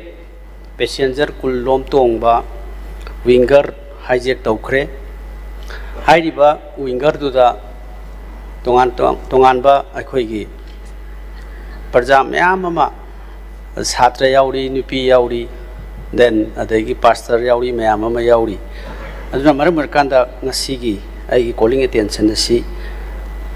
thangachrak masina karamaina amuk sir kuki community amasung tangkhul community gi marakta thoklaiba unrest weba situation si masi khara tha amamuk khara hele sir makhi gi ungkhanaba si laiba si sarkar na kari paikhat piri masina maram oirakanda laiba thoiba ngarang thoiba thodok sisu central force ki outpost laiba jaga dani hai andra masi kramaina central force laiba state ki police station laiba litan police ki station ki yamna nakba mayada masi thoglaiba si karino hujik ena thangachari badi sir sugumba community ani amagi kuki ga meitei ga mogisi naw sing masi thengnabagi si kitang taptharakwa timing sida mu atopa ama mu naga amasung kuki ga ni tholakwa samna lai thibani aikoi maroina sir community manipur da lairiba aikoi si community amagasi nuksinabasi walakpasina akhoi punamak unrest oi sum community leriba mayam si amaga sum khanaraga lerakpasina maramda manipur sida shanti porakpasi ama natraga ama na disturb tawrpa kholpa ubasida yam alarming oi loina sir masi leiriba manipur as a whole leiriba community mayam singsi akhoi nuksinadabagi amaga hatred each other amaga nuksinadaba mayam si sum lakpasi sarkar na kari policy paikhatpiri athuba measures kari lokhatpiri asiba kaya yaukre handak tayum kai mayam su litan gi jaga da thokhiba leikhre asidi sir house si fajana sathari banina masigi serious concern nama house ki member khudimak honorable through speaker honorable chief minister leader of the house masi fajana khanaraganda masi shanti poroknaraba masung athuba matamda cool down tawranabgi damakta sarkar na kari paikhatpiri house sida thambiyu aduga leiriba sar masigi thaudoksina maram oirkanda parja mayam singsida wariba mayam si somda national highway free movement yadabagi awaba mayam ama particular community amana leiringai marak sida again amuk rukhul lambi maside sida free movement da chathok chasin de khudong thiba amasung chingnaba thajanadaba nusinadaba mayam adagi asina tholokisina maram oirkanda manipur si sar leibada sumung lungai roidaba achigumba ama khalakpa adagi then leiriba development tawba yadabagi ama lakpasi sarkar na yamna serious concern ama lawbi bagi matamdu yore sir akhoina sumna honorable chief minister da sungarang immediate attention ama tawkhibagi khabar da su thokti thoklei sir madu kaya yamna madugi pura shanti oi khrabra then pura control taw khrabra adagi community amana atopa community amagi mi phajan ba atopa community amana atopa gi amu phajalaga laibasi masi yamna unrest oi masi yamna charangna ba adagi community ani dugi marakta mafam da leiba mayam sigi masigi tension haigalakna na bagi charangna ba mayam ama tholpasi masi ugani mi phajan ba adagi khotpasi su tahoidaba thabak amani aduna sarkar na masigi matangda phajaba arik chumba shanti poroknar bagi amasung community animak phaminaraga loisananabagi phajaliba mayam sing du thadorkhrabra haibana singba mayam sing si through honorable speaker aina sarkar gi honorable chief minister gi amadi home gi masigi mayam da amasung house sida phajana detail thambinanaba masigi calling attention si move tawjabani thank you sir. Honorable Minister, concern a statement también. Thank you, Mr. Speaker, sir. Rules of Procedure and Conduct of Business, Rule number 77, Makada, Honorable Member Sri K. Meghasandra Singho, na Thambirapa calling attention, sir. Nasigi paper, Ayambada, Manipurgi paper, Ayambada, Yawi, sir. Yam Labaktiva, Togomani, sir. In spite of good security arrangement, Sarkar na topam thokpa, loina tawraba phawada ngasa habi bado yam somba khoi punamaksi Manipur da leiriba across all the communities akhoi gi faith tongan da leijaraga su yamna ingna tapna nungsi sanana leiramba tugumba state amani ado hoje yamna honorable member na panbi bada yam shocking oiba Manipur si sungai leiba yaroi doba jaga madongna praja sing sida faunarap kama lae habase asi siamna shocking oiba Mr. Speaker sir adugumba ai wahi amani na ai thamjaningi maram ekhoi gi laipak ekhoi amatoina amaga understanding laina ro matungda nongmaina natraga lan taunaraga ekhoi waroi sin amta porokide table amada phamaga across the table negotiate tawraga ekhoi amaga sana chinana laiminaraba kan khakda ekhoi shanti lakadori bani शांति पुरक्कदोरिबनी हाबिबसी याम चुम्बनी तो ngarang थौदोक्सी mister speaker sir थवाई Kuki village सिदा ngarang si pung 8 makhai dagina 9 makhai soi phawbasi report ki matungina koi masak khangdaba suspected naga indi khoi gi mioi kharan haijaba tare thawai gi adugumba kuki gi village sida makhoi sing sila akanda khoi poppy cultivation tawba thawai hill range sida tawba sing sida laiba hut sing se asi sing se ayamba mai tharakpada hujiki mai thabada mayam se ki na chena ba khona ba aduda ekhoi kuki gi mioi ani khak amasu makhoina pharaga pugi badawna tawi pugi haibagi adugumba report amasu akhoi phangi hek phangbaga iroina na ai assembly sida laina round about 10:30 ai ngarang se khara kan nai gi kharangan na thungjabane ai gi demand su laibani na kharangan na thungjaraga sidagi mathang communicate tawra honorable chief minister dagi deputy cm khoigi madam kipjen khoi mayam yawiraga tongan ma community si yawraga escalate tawdana na ba yaring khai santi hanjilakna na ba yam kanna khoi honajabani adui matungda madugumba thodok to ani du phagra matung sida khoi gari ohum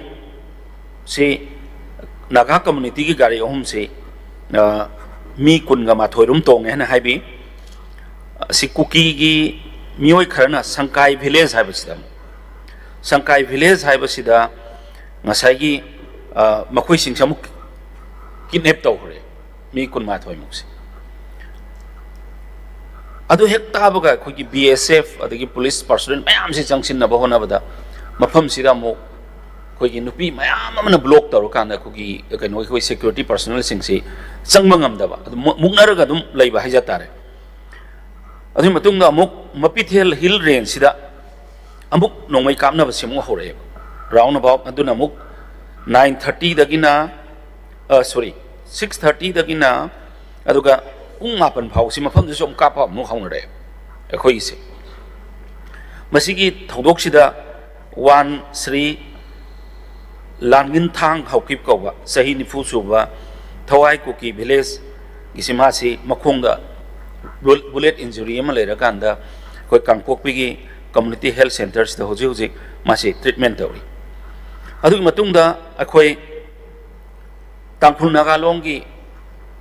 athengba yoksilakpa haibadi pung 3 ga makhai 5 yoksilakpada kuki nagalong gi ultimatum ma khoi sap tawre honorable chief minister through the DC Okrul tawre akhoi security tapna sangsinwa matami tawre tawrapasida makoina haribasi within 2 hours ta akhoi phagraba mi kunga ma thoirom se asigi si thadok halaktragadi akhoi makoi su makoi su khangde violence sina akhoi da kayam kana gadoino makoi gi su makoina lauba decision amada chatkani haibagi adugumba akhoi da pau bibirai honorable chief minister na adugi matungda honorable chief minister round about 5:20 the honorable governor gi da chatla kana governor ga detail discussion ama tawira matungda akhoi gi sida suda leiriba kambu singsi yauribra yaudabra haibna chingba sing asi detail loina discuss tawira matungda minister of home affairs ki Delhi da leibiba khoi gi kambu ga yamna kupna discussion ama tawra kana makhoi su identify tawna ba yang konna hona bigi adugi matam sida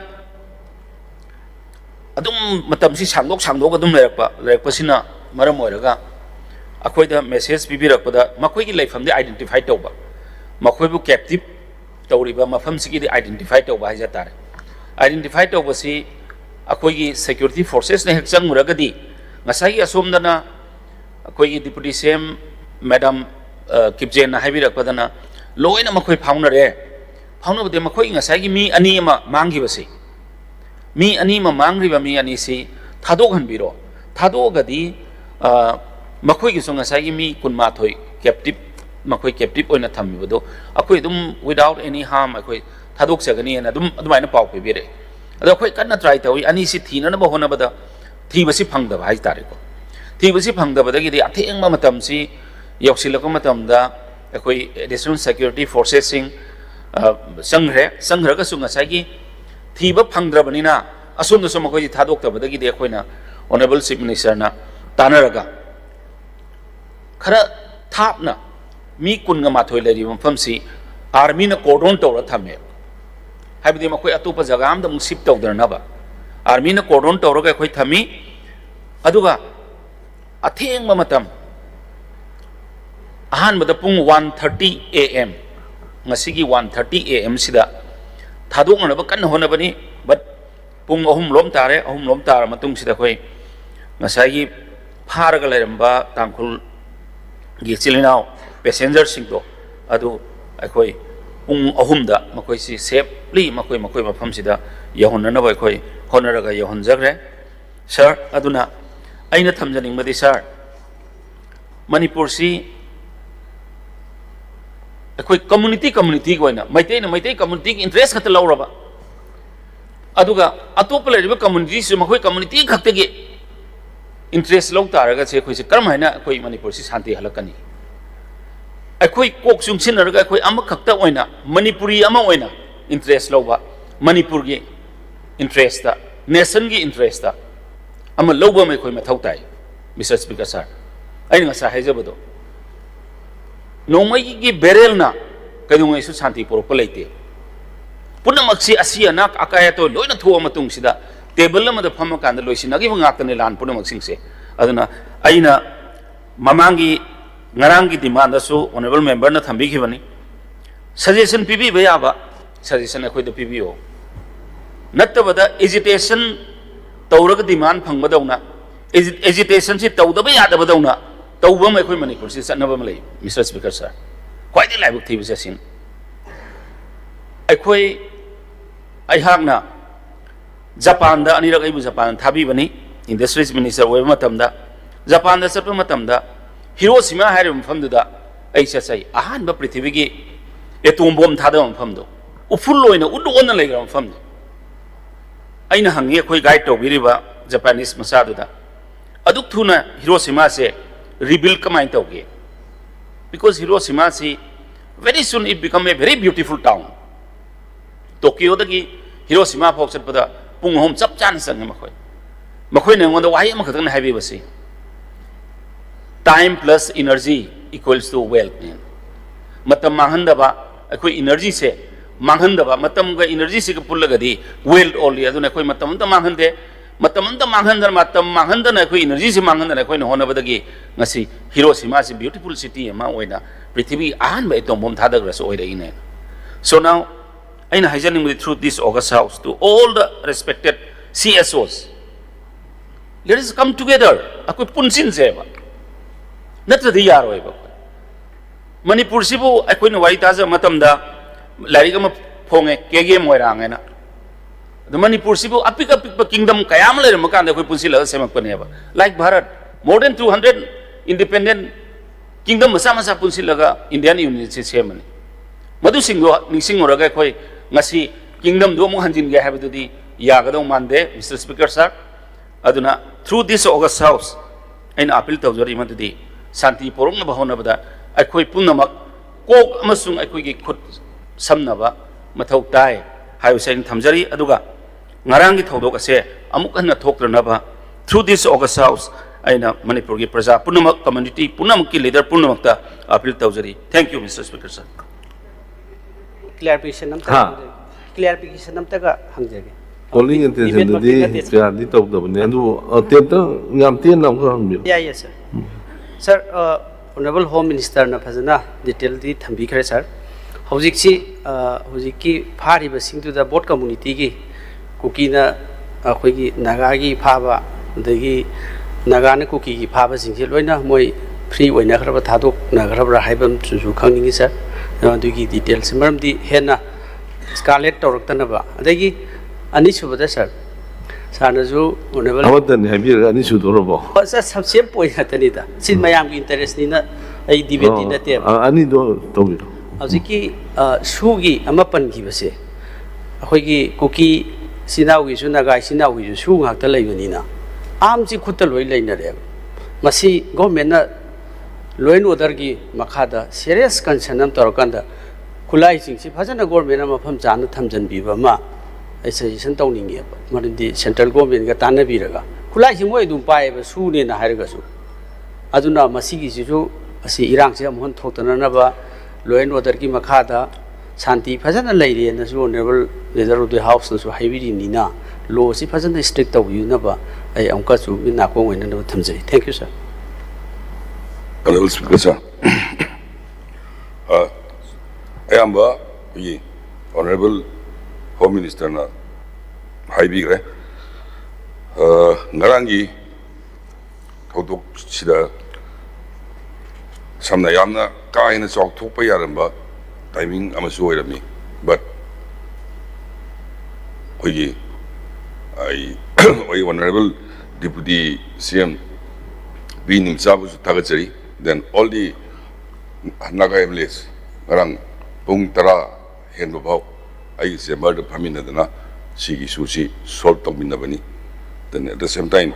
union government su ora am serious concern no ngarang idu ko aduga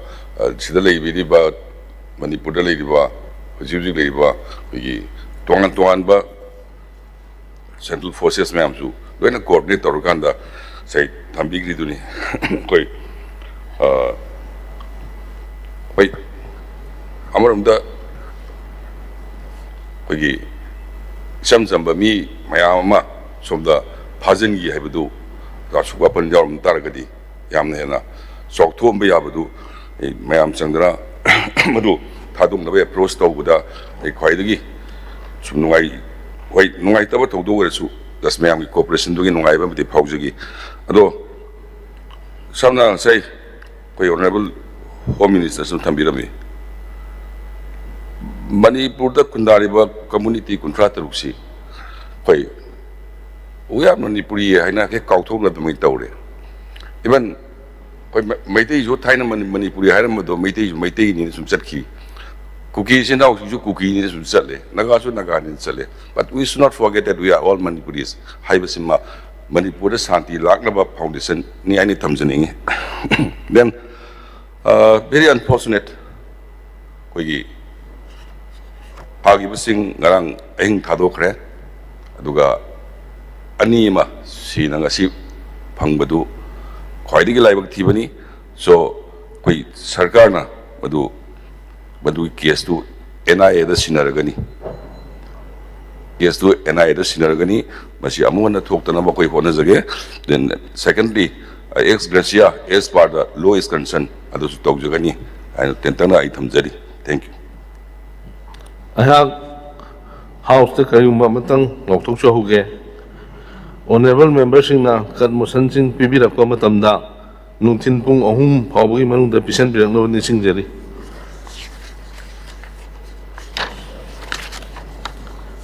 Agenda number 3, discussion and voting on demands for grants. Honorable Chief Minister na demand for grants 2026-27 move to begin. Honorable Speaker, sir, I beg to move the following demands to be taken into consideration. Demand number 5, finance. Demand number 10, education. Demand number 6, cooperation. Demand number 16, cooperation. Demand number 17, agriculture. Demand number 18, animal husbandry and veterinary, including dairy farming. Demand number 27, election. Demand number 36, minor education. Demand number 38, panchayat. Demand number 39, sericulture. Demand number 40, water resources department. Demand number 43, horticulture and soil conservation. Demand number 48, relief and disaster management. High river demanding a single manunda cut motion Tangat Pirak Honorable Member Sri K. Megachandra Singh. Demand number 5, demand number 17, demand number 40, Amasung 48, Tangat Pirai, Aduga, Sri T.H. Lokesor Singh, demand number 10, 17, 27, 38, 40, Amasung 48, Tangat Pirai. Ahamada Honorable Member Sri K. Megachandra Singh ana raised obligation.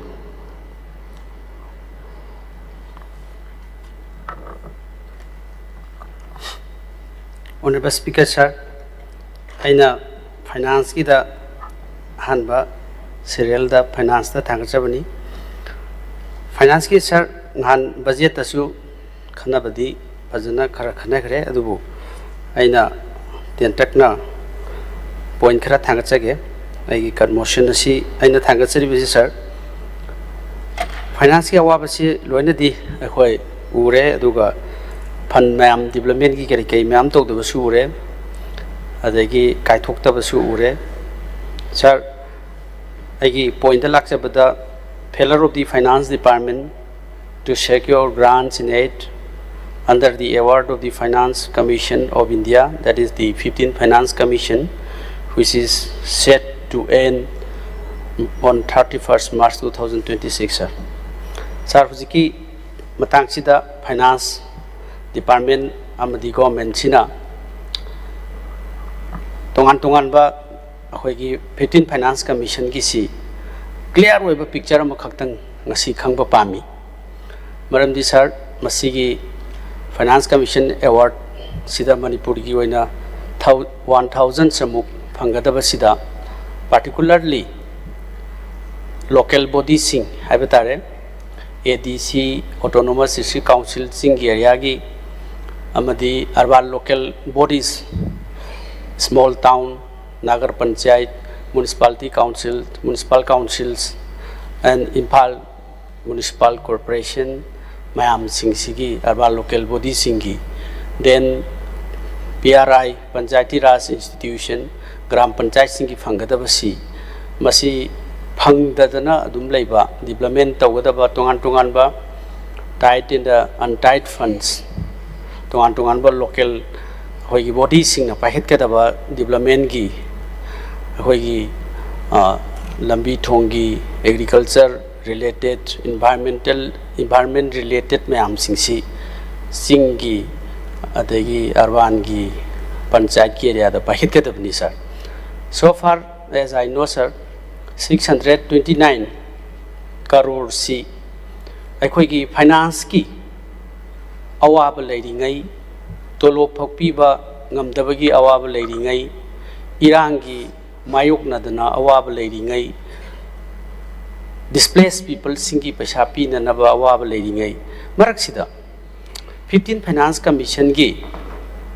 akhoi da grant in aid oina free da state share su legidaba nataba hangedaba su leitraba akhoi gi phangpham thokpa constitutional mandatory oiba paisa si masi mangki gadore aduna masigi yam kraba local body singna development tawgadaba program mayam singsi manghan gadore aduna masi government na kari masi phangdanaba then masi nanthok kidanaba miss tawgidanaba si kari paikhat piri loinana masi aseng badadi akhoi gi panchayat ki or local body sing election tawdabadagi pidabani adu masi election tawrakanda piba haibasi mandatory oibanina masi pidabani haibasi masu leiragasu atopa measures haibadi paisasi phanghonanaba lemna phangadaba development gi mayam mama si lemna phangadaba oibanina government gi akaknaba kari policy lei paisa se mang kidanaba April ki tang 1 tagi di 16 finance commission hogadore aduna maram workanda clear picture ama finance department sina haibasi matam kitang aire 31st March ki se aduna masigi asengba clear picture ama paisa si mang dananaba miyam gi development tawnanaba sigi pamjai sir masigi loinana sir akoi gi finance ki aroibada tongan ba handaki budget estimate sida laibasi 27000 crore ni liability punamak se punjalakanda akhoi gi projected budget pass to gi basi sida lairi basi aduna masigi 27000 crore si is almost to be akhoi gi handaki pass to gi budget to gi hinsab amagum bani sir sugumba free da lakadaba development ki paisa se mangan bai basi akhoi gi government gi asoiba adagi administration si fajana masi tahoutabadagi ꯇꯧꯕꯅꯤ ꯍꯥꯏꯕꯁꯤ ꯃꯤꯌꯥꯝꯅ ꯄ꯭ꯔꯖꯥꯅ ꯑꯗꯒꯤ ꯂꯩꯔꯤꯕ MLA ꯁꯤꯡ honourable minister ꯁꯔꯀꯥꯔ ꯑꯁꯤꯗ ꯁꯥꯎꯅꯤꯡꯕ ꯑꯃꯁꯨꯡ ꯁꯔꯀꯥꯔꯒꯤ ꯄ꯭ꯔꯖꯥꯒꯤ ꯃꯥꯡꯖꯕꯁꯤ ꯂꯥꯛꯀꯅꯤ ꯑꯗꯨꯅ ꯃꯁꯤꯒꯨꯝꯕ ꯐꯥꯏꯅꯥꯟꯁꯀꯤ ꯑꯋꯥꯕ ꯂꯩꯔꯤꯉꯩꯁꯤꯗ ꯃꯁꯤ ꯃꯥꯡꯗꯅꯕꯁꯤ ꯃꯤꯅꯤꯁꯇ꯭ꯔꯤꯗ ꯐꯖꯅ ꯇꯥꯟꯅꯕꯤꯔꯒ ꯃꯤꯟꯁ ꯑꯃ ꯇꯧꯔꯒ ꯂꯧꯕꯤꯅꯕ ꯇꯧꯕꯤꯌꯨ ꯍꯥꯏꯕꯁꯤꯃ ꯑꯔꯣꯏꯕꯗ ꯊꯝꯖꯔꯤ ꯑꯅꯤꯁꯨꯕꯗ sir agriculture. Speaker, I can request of the guy. Thank you.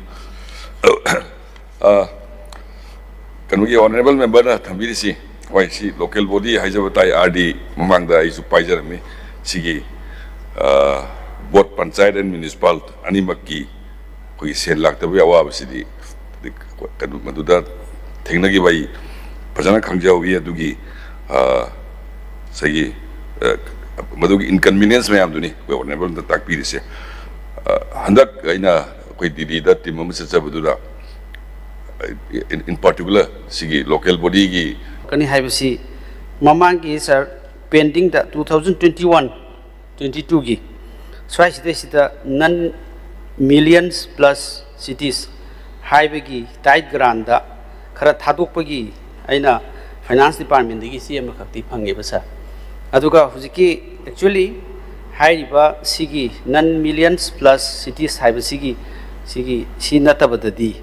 Aduna and clear exact clarification number Pamde had a Sarmasigi Pish has a huge amount of Benina. We cabinet decision number Lobi Gadra Sarna Aduga, the Virakan the ministry, the Fasanama City, Shapang Ho Dragadi, Haibagi, Wanisa, Madugi, Awaba Dunisar. There is a Hona Viragadi and Pace. Thank you. Demand number 17 no idu mala agriculture gi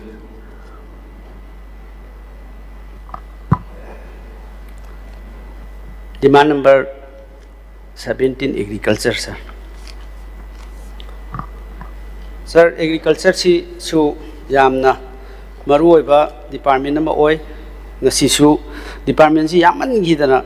अखोई अमनी खक्तंग लखोटपा ngamjare maramdi nongmada yam thamokpani na akhoi su yamna wai sar aduna masigi si yamna maroi bani khalakanda agriculture si lokhot chabani saraina thangachari basi agriculture department gi lairi basi matam gi sahi khudingi problem yam singsi adu ki matik agriculture department si da lairi sa low unaba matam chana har pi daba then adagi har gi singkhragan adi lawmi singda direct yaudaba yauriba kharadu su maman tang he yau agriculture se overall problem siam na legre central gi scheme mayam lakpa mayam singsi su parja singda phajana yaudabagi awab legre maruina agriculture department da thengnari basi sir I city with document evidence kalwena loina puthok chage karigumba ina puthoiba thabaksi document se lalabadi masi honorable through honorable speaker na adi sarkar na hiding ba chaining ba mong da chaibi ba ai welcome tawje maramdi sir corruption si agriculture department ja duki mati wangkhre hiding ai leitana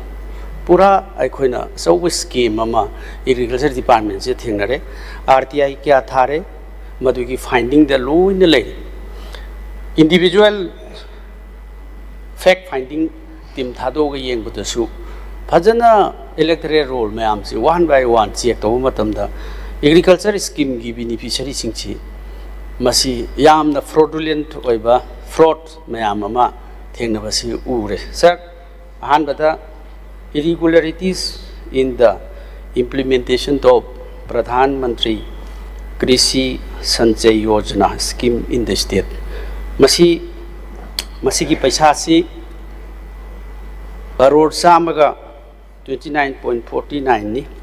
crore samaga kungamapan dasmik nifuga mapan ni sir.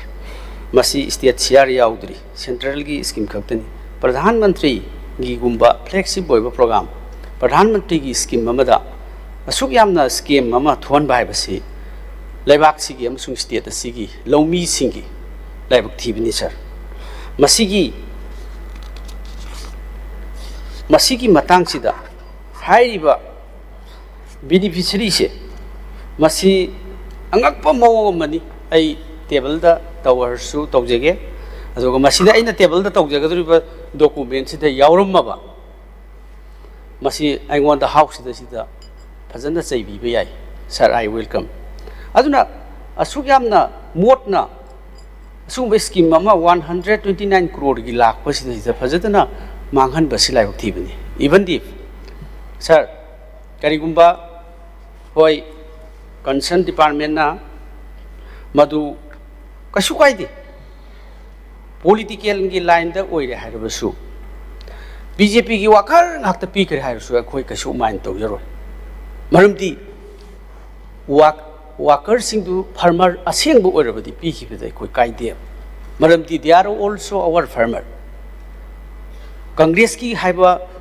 BJP ki haiba wafam chimna te motli basi masi yum amada hairiba beneficiary se hanjan na lawba then mi amagi maming sida Imphal East muk lawba aduga same maming du da Thawal district ta muk chalaga muk lawruba sen Bishampur da muk chala lawruba masi kari no si it is not a question of this political parties aduna masi nodal officer adagi leiriba mayam singse masi chairak piba madi darkar lei sa sumna khogi masi gi lutauri ba kutause staff ta leiriba nodal officer staffs scheme sigi dil tauri ba mayam singse masi gi whole employees sigi multiple times the family singse loi lawre loi ur beneficiary do online da leide aduna masidi huge scheme am oire basa aduna Imphal East mu yaure aduna Ukhur district mu yaukhle beneficiary same person sida Aadhaar do link tawramina paisa kaiba bitam de account changamina mi maming sida hongba aduga district na multiple district hongba asi kari no agriculture department tawdu what is this sir sidi huge scheme ni si RTI tharu badegi mi ju sinakre imung amata mi ani yaura mi ahum yauri na verification chapa matam da kapthorok to mi ju sinagre then why not sir independent inquiry mataw what is the harm of this government masi taw bakari kai through honorable speaker I request sir si inquiry mataw kanda masigi mara leibo officer du phajana dandi pibada sarkar sida kari mayeng takadab leige sina hen rather manipur da corruption gi wangaba corruption je totally sidi sumnagi corruption chambers na kolga chaba chambers na te akoi compact ne ta kolga chaba akoi corruption oira haibani da hakta pulap court khare hoi genuine noi ba mi tarakun yankhai chamba yarum bhai but this is totally looted sir si beneficiary myam se table tawjege karigumba masi je tasing na masi corruption je suk chaung fraudulent fraud oira di sir masi chairak pi basi house na kari khana bi da yaroi da kari leige sima Sir, Pradhan Mantri Kishan Masigi Sanchay Yojana se Masi Atu Matam the Yangshin View scheme Siloi Dribani. Anisubada lapses in the implementation of Prime Minister Kishan scheme. Scheme ji anini Amana Sanchay Yojana Haibama Amana Pradhan Mantri Kishan scheme Haibama. Sir Sidasu wonderful sir. Angakpa haibatai sarmasi Manipur da agriculture department da aina hangjai Manipur da farmers registration register tawraba farmer Kishan kaya lege na hangba matamda 1,90,000 muk lei hai that is register farmers under the agriculture department makhada sing gi su yawra tam gi su yawra aduga sir masida Laiba Thare Ibase. I quake Masiki scheme the Thare Ibase. Lak Mangaga 92,290 farmers applied the whole level, eligible level. Register beneficiary say Masiki applied the Rokose 5,92,290 sir. Again, Masiki beneficiary benefited Wigibasina 2,92,000. Then अदुदगी problem अमु मुक थोरे मरमदी आधार link तौबनीना Manipur से लाख मंगा farmer लेरे हायरबनीना अखोगी food and civil supply की चेंग सिंची पीररोय हायरे मरमदी लौमी गाक्ता ओइरबनीना लौ लेरबनीना चेंग पीबी दरकार लेते हुजिक अदुगिनी हुजिक कैप एंड पीडी डिपार्टमेंट दा मागी अखोगी आधार लिंक मैम सिंची वेरिफिकेशन तौरे अदु चेंग कोटा कथरनीना तौरी जुजी this is related sir lakh मंगा थाजलुरेब लौमीनी अदुना मसी दी ऑनलाइन दा आधार दा बैंक दा लिंक लोय लेरबनीना मदुगी मिनिस्ट्री ऑफ अदिगी अखोगी सिविल सप्लाई देगी हाइरिबा सिंची अमुक लोइना मथंग मथंग मिनिस्ट्री सिंग अदिगी रिफर तौनरे हाइरकान मणिपुर दबु लाख मंगा सिगी फार्मर ने थाजल एप्लाई तौरे देन मोइदु लौ परी अनि ले अहुम ले हाइर लोइ थाजल इनेबा स्कीम जे फंगनब होनबदा देन अदुदी मल्टीपल प्रॉब्लम याम थोहलेबा चेंग फंगबगी सु थोहले देन अदु तारदी सर मसी एक्शन खरा लौबदी फै मसीदी इज अ ह्यूज स्कीम हाइरिबा मी सिंग जे sir both this scheme prime minister Kisan Sanchay Yojana दसु अदगी प्राइम मिनिस्टर किसान स्कीम जी दसु मी जे मसक सुखंग खंगदना मसा सुखंग खंगदना मागी आधार दो कराय दिनो अम लौरुरकान द बैंक अकाउंट मा जीरो बैंक अकाउंट द हांगकन पैसा से माई मम्मी की पुलम लौथोखरेबा मसा से सुखंग खंगते बिदा माई अकाउंट द 1 लाख तरा लौखरे कुल लौखरे अदुना मदुगी पोसे अमुक मागी EKYC तो बुकान द पैसा लौथोखरे से खंगपुदी कंप्लेन से थाउजेंड्स ऑफ कंप्लेन आए हंड्रेड्स ऑफ कंप्लेन सिगी PM किसान स्कीम दसु देन PMKSY सिदसु स्कीम अनिमक सिद हाइरिबा पोसि थोय मसा खंगदना पैसा लौथोखिब सर मसी अचौबा इन्वेस्टिगेशन अमा हाउस ने मसीगी हाउस कमिटी में सेम्बिगेरा नत्रगना डिपार्टमेंटल फजबा इंक्वायरी में तौबिगेरा मसीदी हेमनगरे सार होजु खंगमोय ऑनरेबल मिनिस्टर सु खंगमोय सर आइना थमजनिंगी honourable minister honourable MLA Singh खोइदी मियाम की सेवा तौबनी sir officer Singh they are well qualified engineer IS MCS is makoinaga scheme ji karmaina paisa lut tawda ge hai sidi yam hai gre sir akhoi na hairo ri akhoi nungsi roi lari hai bangakthani na lut tawda su yam hai ba sir akhoi ni cham cham na praja gi seba tawbi ki ba development ki program ham na bi jaba moi na tawba sidi loi re sir si gi si hek u kan da sir roi kapning ga ne adu si inquiry tawbi through this house I request sir aduna masi inquiry toroga haidba scheme mani muksigi sima thambiragadi yamna phagani haibasi matungda scheme lakpa matamda officer sin hekta tawning basi tawba yade haibase ngasigi afaba government anoba government sina tawbiragadi masi ai yamna thagatkani na ai thamjai aduna ai cut motion na se masi thangkachari base corruption se wangman khre aduna isam chamba officer khangna daba MLA khangna daba मंत्री खंगनतब मयाम सिंह सिदी scheme Singh चंबगी तंजा लेत्रे अदुना मसीगी आइना cut motion से थमजबनी sir अदुना मसीगी सी फजबा answer अमा मसीगी पिबिरगा फजबा step अमा लखोत्पि हायरगांदा corruption सी root out तौसी अदुगा डिपार्टमेंट खुदिमक्ता लेरिबो ऑफिसर सिंह से मसी परा अमा तंबिबगी चप चाब एविडेंस डॉक्यूमेंट लेबसिदगी अचौब मेसेज अमा पीसी हाइना इना थमजरी सर मथंग सर लौमी की एग्रीकल्चर की अमतंगा आई थमजरी सर मोइरांग केंद्र अपुनब लौमी सिनमी अमसुंग नुपी लुप हाइबा फार्मर सिंगी ऑफिस एसोसिएशन अमना लेरिबा हौजिक चथरिबा इरांग असिगा मरी लेनना लौ सिंगुबगी फंगिद्रबा अदगी मसीगी कोई चंथोक चंसिन यानदब जगह सिंगदा मदुगी बफर जोन अदगी हाइदना सिक्योरिटी बफर जोन हाइदना सुम तौब खोपसिदा लौसी परि कया लिसिंग कयारोम सि यामना लौ उखिदब खोतखिदबगी मोइना हाइबदा सर ऑनरेबल चीफ मिनिस्टर गसु उनगरे हाइ अदुना बखोइ सि सही अहुम मुक लौ उब खोलप यारक्तबकी कंपेंसेशन जी सरकार न पीनी हाइबगी वाफम खरा थंबिखी आइसु ताहोई अदुना यारबदी लौमीसिंग अमसुंग सुंबलाइबक थीरब म्याम सिंसिगी कंपेंसेशन जे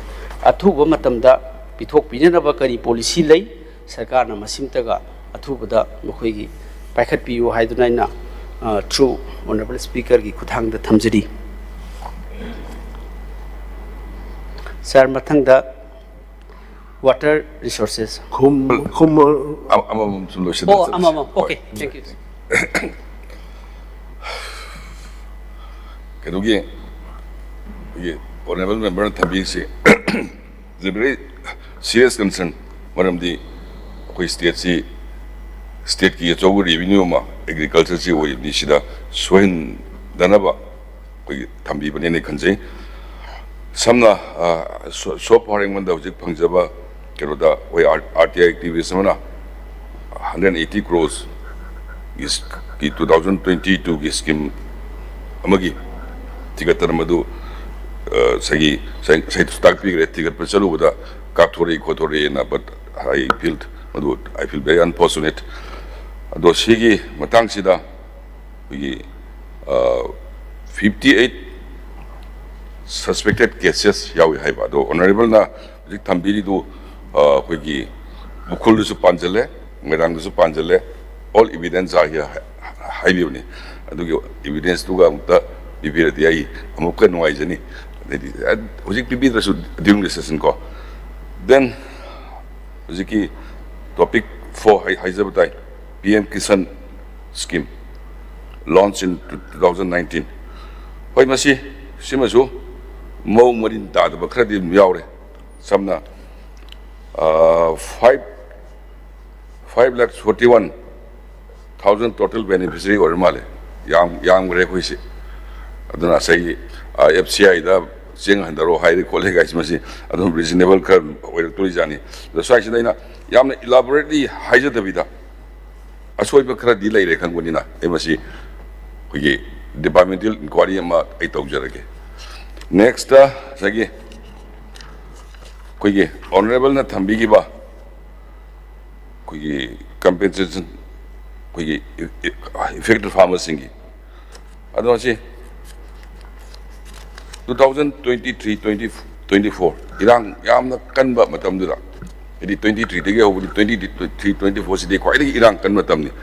सिगी मतम सिरा कोई effective farmers सी कोई मसिंग सी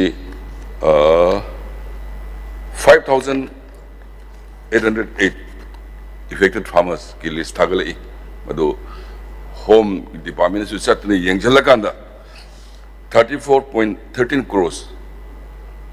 इगरे then again 2024-25 से recently फंगबनी हुई की farmers सिंगी मुझे डिमांड से कोई तक इरांग कन्बा मतम दुतना 5,508 house कनोगे farmer होइबा इरांग खर फरक कांस 10,286 farmer मुंगवेले चिसु याम अनफॉर्चुनेट अलो सी खोगे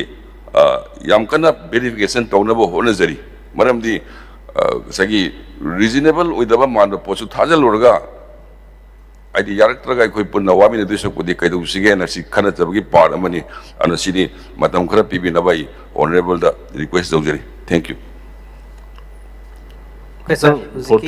किसान की कई दो आई डिटेल तो पिजर के सर अदुगा एक्शन खरा लपट पियो थैंक यू मथांग अदुम सर 40 तो बिनो यस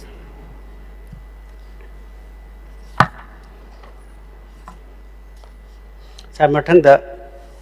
वाटर रिसोर्सेस सर मसीसु हुजिकी एग्रीकल्चर की दुगा हाइरप मानबा खितंग अखोइगी प्रॉब्लम अमनी सर हौकिबा सहीजे सर वाटर रिसोर्सेस डिपार्टमेंट सिदा मखादा अखोइ ऑफिशियल सिंगसी मफम मतम चाना थबक तौदबदगी इसिंग इचाव अहुमलक थोकी सर मसिगी मेक लारब खुदम दि सर अइना मखन मखन मफम तुरेन अखोइगी इम्फाल रिवर थौबाल रिवर मैम सिंसी दाम से काय दुना दाम हांगदोक्तना थोलकपगी अखोइ थौदोक कया लैखरे अदगी दोलाई थाबीगी गेट तो मफम मतम चाना हांगहौदबदगी ओवरफ्लो तौदना गेट तो फकाइरगा अखोइगी masi Kongba River adagi kai myam si loina ising thumna Imphal East ki West ki jaga punamak si thum ki madu suaina inquiry ama report ama yengjabada department ki dam puba miduna matam chana gate si servicing tauba adagi yadaba sing semba khotpagi report ama official file ama tauba matamda akhoi department ki head tagi madugi initiative lawbiraktabadagi ising check taslakpa matamda thong hangdok hangjin du repairing tahodaba semhodabadagi thong ji hangdokpagi upai lehodadana hangdokpa yatadana overflow torkan the gates phagaga paitorki aduna ni masida hangangi adagi high school gi somda khoi gi Imphal East ki saruk sidai ising pura thumgi basi masi because of this failure of the department aduna masi masu thoki ani subada sir Thawbal akhoi gi multiple purpose project si ai isamak chatlure official yauna then masina thumbi basida mi siba yauna masi thumki sir masi thumki basi masi ki ising ichau si main made khusem gi adigumba ising ichau amani loinana masi artificial flood amani akhoi chahi amasida ahum lak chau masi gi maroina Thawbal dam gi se sir official sing kari sport ai chief secretary respective chief secretary dagi tour program ama toroga isa chacharui aduga chalaba matungda mafam duda leramba miyoi sing in presence of the officials ai phajana press yauna wari watai sadna tawi maduda dam gi singi isingi level kari phajana level sing du phajana monitor tawi akoi check tawi cross check tawi kramai soi hibno haibasi char dam si chamber mari lei chamber mari si hek nong chuba horpadagi chamber amadum hangdoga isingse thadoga dum cheli akhoi honorable member khoi oja Shyam Kumar gi kendra suni aina mafam du da thumgi ba mayam du mi singsu unar jarai loinana masi gi ising chawba numitsi honorable prime minister lami nongalaga ni ising chawba tawsis adu dai du da aina madugi water level gi matang du da phajana ai check taw matamda pung amaga makhai si ising tabagi kari sir loina magi khoi gi level gi thamarong gi level si dam gi tongan ba rule sama policy ma lejai ising chawgi phajana monitor tawba every day record taw ko pasi loina madugi adagi den ising nong subagi rainfall rate phajana monitor tawraga lei aduna masi tang tara mari sida pung amaga makhai taba swaisida sida masi han amakhak hangal ramani adagi den masi matamduda executive engineer su dam da leite sing chawrokpa matam nong churokpa matam sida leite chuti chaki hai aina sport verification taw chapa matam da adudagi pungama makhai dagi thongse mari makse pulap one time da thadarak bhai tar masi thadarak padaidi pung manga ki ama makhai dagi na ama makhai swai sidadi akhoi gi ising se yamna pikna adum mina lanthok lanchin jari ba turen adumaina leram basi adum masi pung manga swai sidadi akhoi amuk ta thoktri ba Thawban turen Imphal East ki andro kendra wangkhem kendra Thawban kendra den sonda Imphal West ki wangoi esi adai te kai loina masi gi mayam jingsi pura akhoi gi food ani ahum hana leiriba ringban river bank si mathak si overflow si tawraga asai gi suddenly get mari honorable member kha point na lang pino point ni si kitang sir my narrative khara pidridi yaroi da khara le te from the summa sir koi ꯀꯠ ꯃꯣꯁꯟꯁꯤ ꯑꯩ ꯏꯇꯣꯝꯇꯗꯤ ꯉꯥꯡꯉꯤꯁꯦ ꯑꯗꯨ ꯈꯔ ꯃꯇꯝ ꯄꯤꯕꯤꯕ ꯌꯥꯏ ꯑꯩꯈꯣꯏ ꯅꯣꯡꯃꯗꯁꯨ ꯗꯤꯄꯥꯔꯠꯃꯦꯟꯁꯤ 14 ꯇꯧꯁꯜꯂꯦ ꯀꯔꯤꯅꯣ ꯑꯩꯈꯣꯏꯅ ꯇꯧꯗꯣꯏꯁꯦ ꯑꯩꯈꯣꯏꯁꯨ matam yam pijay ꯌꯥꯝ ꯄꯤꯕꯤꯒꯗꯕꯅꯤ ꯁꯥꯔ ꯁꯤ ꯗꯤꯁꯀꯁꯟ ꯌꯥꯎꯗ꯭ꯔꯗꯤ ꯀꯃꯥꯏꯅ ꯀꯠ ꯃꯣꯁꯟ ꯄꯥꯁ ꯇꯧꯗꯣꯏꯅꯣ ꯑꯗꯨꯅ ꯃꯁꯤ ꯑꯩ ꯄꯣꯏꯟ ꯔꯤꯄꯤꯇꯦꯁꯟ ꯇꯧꯖꯔꯣꯏ ꯑꯗꯨꯅ ꯂꯩꯔꯤꯕꯁꯤ ꯁꯥꯔ ꯑꯁꯤꯒꯤ ꯑꯣꯚꯔꯐ꯭ꯂꯣꯁꯤ ꯇꯧꯈ꯭ꯔꯦ ꯗꯦꯟ ꯑꯗꯒꯤ ꯇꯧꯕꯗꯒꯤ ꯁꯣꯛꯏꯕꯁꯤ ꯑꯗꯨꯛꯀꯤ ꯃꯇꯤꯛ ꯁꯣꯛꯈ꯭ꯔꯦ ꯁꯥꯔ ꯃꯁꯤꯗ ꯁꯣꯛꯏꯕꯁꯤ ꯂꯧ ꯄꯔꯤ ꯂꯤꯁꯤꯡ ꯀꯌꯥ ꯃꯥꯡꯈ꯭ꯔꯦ ꯉꯥꯒꯤ ꯐꯥꯝ ꯊꯥ ꯆꯍꯤ ꯑꯃ ꯉꯥ ꯌꯣꯛꯄꯗ ꯂꯥꯛ ꯑꯃꯈꯛ ꯐꯪꯖꯒꯗꯕ ꯌꯣꯜꯂꯒ ꯄꯨꯝꯅꯃꯛ ꯃꯥꯡꯈ꯭ꯔꯦ ꯒꯥꯔꯤ ꯇꯨꯔꯦꯟ ꯃꯄꯥꯟꯗ ꯑꯗꯒꯤ ꯌꯨꯝ ꯃꯌꯥꯗ ꯂꯩꯕ ꯒꯥꯔꯤ ꯀꯥꯔ JCB ꯇ꯭ꯔꯛ ꯃꯌꯥꯝ ꯄꯨꯝꯅꯃꯛ ꯊꯨꯝꯈ꯭ꯔꯦ ꯑꯗꯒꯤ ꯌꯨꯝ ꯊꯨꯝꯈꯤꯕ ꯃꯌꯥꯝ ꯍꯧꯖꯤꯛꯐꯥꯎ ꯁꯥꯕ ꯉꯝꯗ꯭ꯔꯤ ꯃꯁꯤ ꯑꯆꯧꯕ ꯍ꯭ꯌꯨꯖ ꯂꯣꯁ ꯑꯃꯅꯤ ꯁꯥꯔ ꯃꯁꯤ ꯑꯁꯨꯛ ꯑꯗꯒꯤ ꯗꯦꯟ as per guideline ꯊꯣꯡꯁꯤꯒꯤ ꯗꯥꯝ ꯑꯆꯧꯕ ꯑꯃ ꯊꯣꯡꯒꯤ ꯗꯥꯎꯟ ꯁ꯭ꯇ꯭ꯔꯤꯝ ꯑꯞ ꯁ꯭ꯇ꯭ꯔꯤꯝꯁꯤꯒ ꯁꯥꯡꯕ ꯃꯥꯟꯅꯕ ꯃꯊꯛꯇ ꯗꯥꯎꯟ ꯁ꯭ꯇ꯭ꯔꯤꯝꯒꯤ ꯁꯥꯡꯕ ꯃꯥꯟꯅꯕ ꯑꯃ ꯗꯥꯎꯟ ꯁ꯭ꯇ꯭ꯔꯤꯝꯒꯤ ꯑꯞ ꯁ꯭ꯇ꯭ꯔꯤꯝꯒꯤ ꯁꯥꯡꯕ ꯃꯥꯟꯅꯕ ꯏꯁꯤꯡ ꯕꯣꯗꯤꯁꯤ ꯑꯞ ꯁ꯭ꯇ꯭ꯔꯤꯝꯗ ꯄꯩꯔ ꯂꯩꯔꯤꯅꯦꯕ ꯁꯣꯝꯗ ꯂꯩꯍꯧꯔꯤꯕ ꯗꯥꯎꯟ ꯁ꯭ꯇ꯭ꯔꯤꯝ ꯃꯈꯥꯗ ꯂꯩꯍꯧꯔꯤꯁꯤꯒꯤ ꯁꯥꯡꯕ ꯃꯥꯟꯅꯕ ꯑꯃ ꯋꯥꯇꯔ ꯕꯣꯗꯤ ꯃꯊꯛꯇ ꯂꯩꯔꯒ ꯁꯤ ꯒꯦꯠꯁꯤ ꯄꯨꯂꯞ ꯊꯥꯗꯣꯛꯑꯒꯗꯤ ꯃꯤꯁꯤ ꯁꯤꯔꯣ ꯍꯥꯏꯕ꯭ꯔꯥ ꯁꯤꯕꯨ ꯀꯔꯤ ꯐꯦꯂꯔꯅꯣꯕ ꯗꯦꯟ ꯏꯁꯤꯡ ꯊꯥꯗꯣꯛꯄ ꯇꯥꯔꯒꯗꯤ ꯑꯦꯅꯥꯎꯟꯁꯃꯦꯟ ꯑꯃ ꯇꯧꯒꯗꯕꯅꯦꯕ ꯇꯤꯚꯤꯗ ꯔꯦꯗꯤꯑꯣꯗ ꯈꯕꯔꯗ ꯍꯌꯦꯡ ꯏꯁꯤꯡ ꯊꯥꯗꯣꯛꯑꯅꯤ ꯏꯁꯤꯡ ꯆꯥꯎꯈꯠꯂꯛꯑꯦ ꯍꯥꯏꯗꯅ ꯇꯧꯒꯗꯕꯅꯦꯕ ꯃꯗꯨ ꯃꯦꯟꯗꯦꯇꯣꯔꯤꯅꯦꯕ ꯃꯁꯤ ꯀꯔꯤꯒꯤ ꯇꯧꯗ꯭ꯔꯤꯕꯅꯣ ꯑꯩꯈꯣꯏ ꯄꯨꯂꯞ ꯑꯃꯨꯛꯇꯗ ꯊꯥꯗꯣꯔꯛꯑꯦ ꯒꯥꯔꯤ ꯄꯨꯝꯅꯃꯛ ꯊꯨꯝꯈ꯭ꯔꯦ ꯌꯨꯝ ꯄꯨꯝꯅꯃꯛ ꯊꯨꯝꯈ꯭ꯔꯦ ꯉꯥ ꯄꯨꯈ꯭ꯔꯤ ꯂꯣꯏꯅ ꯊꯨꯝꯈ꯭ꯔꯦ ꯂꯧꯁꯤꯡ ꯂꯣꯏ ꯊꯨꯝꯈ꯭ꯔꯦ ꯂꯣꯛꯄ ꯌꯥꯕ ꯐꯥꯕ ꯌꯥꯕ ꯃꯌꯥꯝ ꯑꯃ ꯐꯥꯗꯣꯛꯍꯧꯗ꯭ꯔꯦ ꯁꯥꯔ ꯃꯁꯤ ꯏꯁ ꯑꯦ ꯚꯦꯔꯤ ꯁꯦꯔꯤꯌꯁ ꯀ꯭ꯋꯦꯁꯟ ꯁꯥꯔ ꯃꯁꯤ ꯀꯔꯤꯒꯤ ꯃꯦꯅꯦꯖꯃꯦꯟꯅꯣ ꯃꯁꯤꯒꯤ ꯂꯩꯔꯤꯕꯁꯦ ꯑꯗꯨꯅ ꯃꯔꯝ ꯀꯟꯗ ꯊꯝꯖꯅꯤꯡꯉꯤ ꯁꯥꯔ ꯃꯁꯤꯒꯤ ꯐꯦꯂꯔꯁꯤ ꯑꯩꯅ PIL ꯑꯃ ꯍꯥꯏ ꯀꯣꯔꯠꯇ ꯆꯠꯂꯤ PIL ꯃꯁꯤ ꯇꯧꯈ꯭ꯔꯦ ꯑꯗꯨꯒ ꯑꯩꯉꯣꯟꯗ ꯔꯤꯄꯣꯔꯠ ꯑꯃ ꯄꯤꯔꯛꯀꯅꯤ ꯍꯥꯏꯕꯁꯨ ꯄꯤꯔꯛꯇꯦ ꯑꯗꯨꯅ ꯃꯁꯤ ꯁꯥꯔ ꯑꯊꯨꯕ ꯃꯇꯝꯗ ꯃꯁꯤꯒꯤ PIL ꯑꯃ ꯊꯥꯈꯤꯕꯁꯤ ꯀꯣꯔꯠꯅꯁꯨ ꯑꯣꯔꯗꯔ ꯄꯤꯈ꯭ꯔꯦ ꯑꯣꯔꯗꯔ ꯄꯤꯔꯀꯥꯟꯗ ꯃꯁꯤꯗ ꯑꯩꯅ ꯑꯗꯨꯒꯤ ꯆꯤꯐ ꯁꯦꯀ꯭ꯔꯦꯇꯔꯤꯅ CR ꯂꯧꯕ ꯑꯩꯈꯣꯏꯒꯤ ꯔꯤꯄꯣꯔꯠ ꯑꯃꯈꯛ ꯑꯩꯉꯣꯟꯗꯗꯤ ꯄꯤꯔꯛꯇ꯭ꯔꯤ ꯑꯗꯨꯕꯨ ꯑꯩꯅ ꯐꯪꯖꯕ ꯁꯣꯔꯁꯇ ꯍꯥꯏꯔꯤꯕ ꯑꯣꯐꯤꯁꯤꯌꯦꯜꯁꯤꯡ ꯀꯃꯤꯇꯤꯁꯤꯅ ꯋꯥꯇꯔ ꯔꯤꯁꯣꯔꯁꯦꯁ ꯃꯤꯅꯤꯁꯇ꯭ꯔꯤꯒꯤ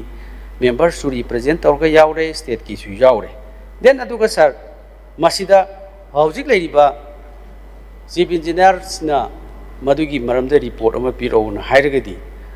ꯍꯥꯏꯔꯤꯕ ꯊꯣꯛꯍꯜꯂꯤꯕꯁꯤꯗꯤ ꯗꯤꯄꯥꯔꯠꯃꯦꯟꯁꯤꯅ ꯊꯣꯛꯍꯜꯂꯤꯕꯅꯤ ꯑꯗꯨꯒ ꯆꯤꯐ ꯏꯟꯖꯤꯅꯤꯌꯥꯔꯗꯨꯅ ꯑꯃꯨꯛ ꯔꯤꯄꯣꯔꯠ ꯄꯤꯔꯛꯎ ꯍꯥꯏꯔꯒꯗꯤ ꯃꯗꯨ ꯀꯔꯝꯍꯥꯏꯅ ꯑꯐꯕ ꯔꯤꯄꯣꯔꯠ ꯑꯃ ꯑꯣꯏꯗꯣꯏꯅꯣ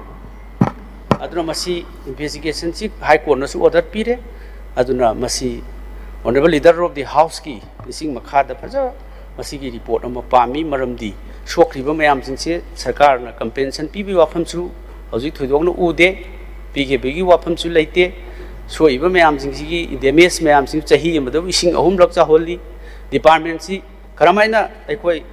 ꯑꯁꯤꯒꯤ ꯗꯤꯄꯥꯔꯠꯃꯦꯟꯁꯤꯒꯤ ꯃꯈꯥꯗ ꯏꯁꯤꯡ ꯀꯟꯇ꯭ꯔꯣꯜ ꯐ꯭ꯂꯠ ꯀꯟꯇ꯭ꯔꯣꯜ ꯇꯧꯗꯣꯏꯅꯣꯕ ꯁꯥꯔ ꯑꯅꯤꯁꯨꯕ ꯄꯣꯏꯟꯗ ꯁꯥꯔ ꯃꯁꯤꯒꯤ ꯗꯤꯄꯥꯔꯠꯃꯦꯟꯁꯤꯅ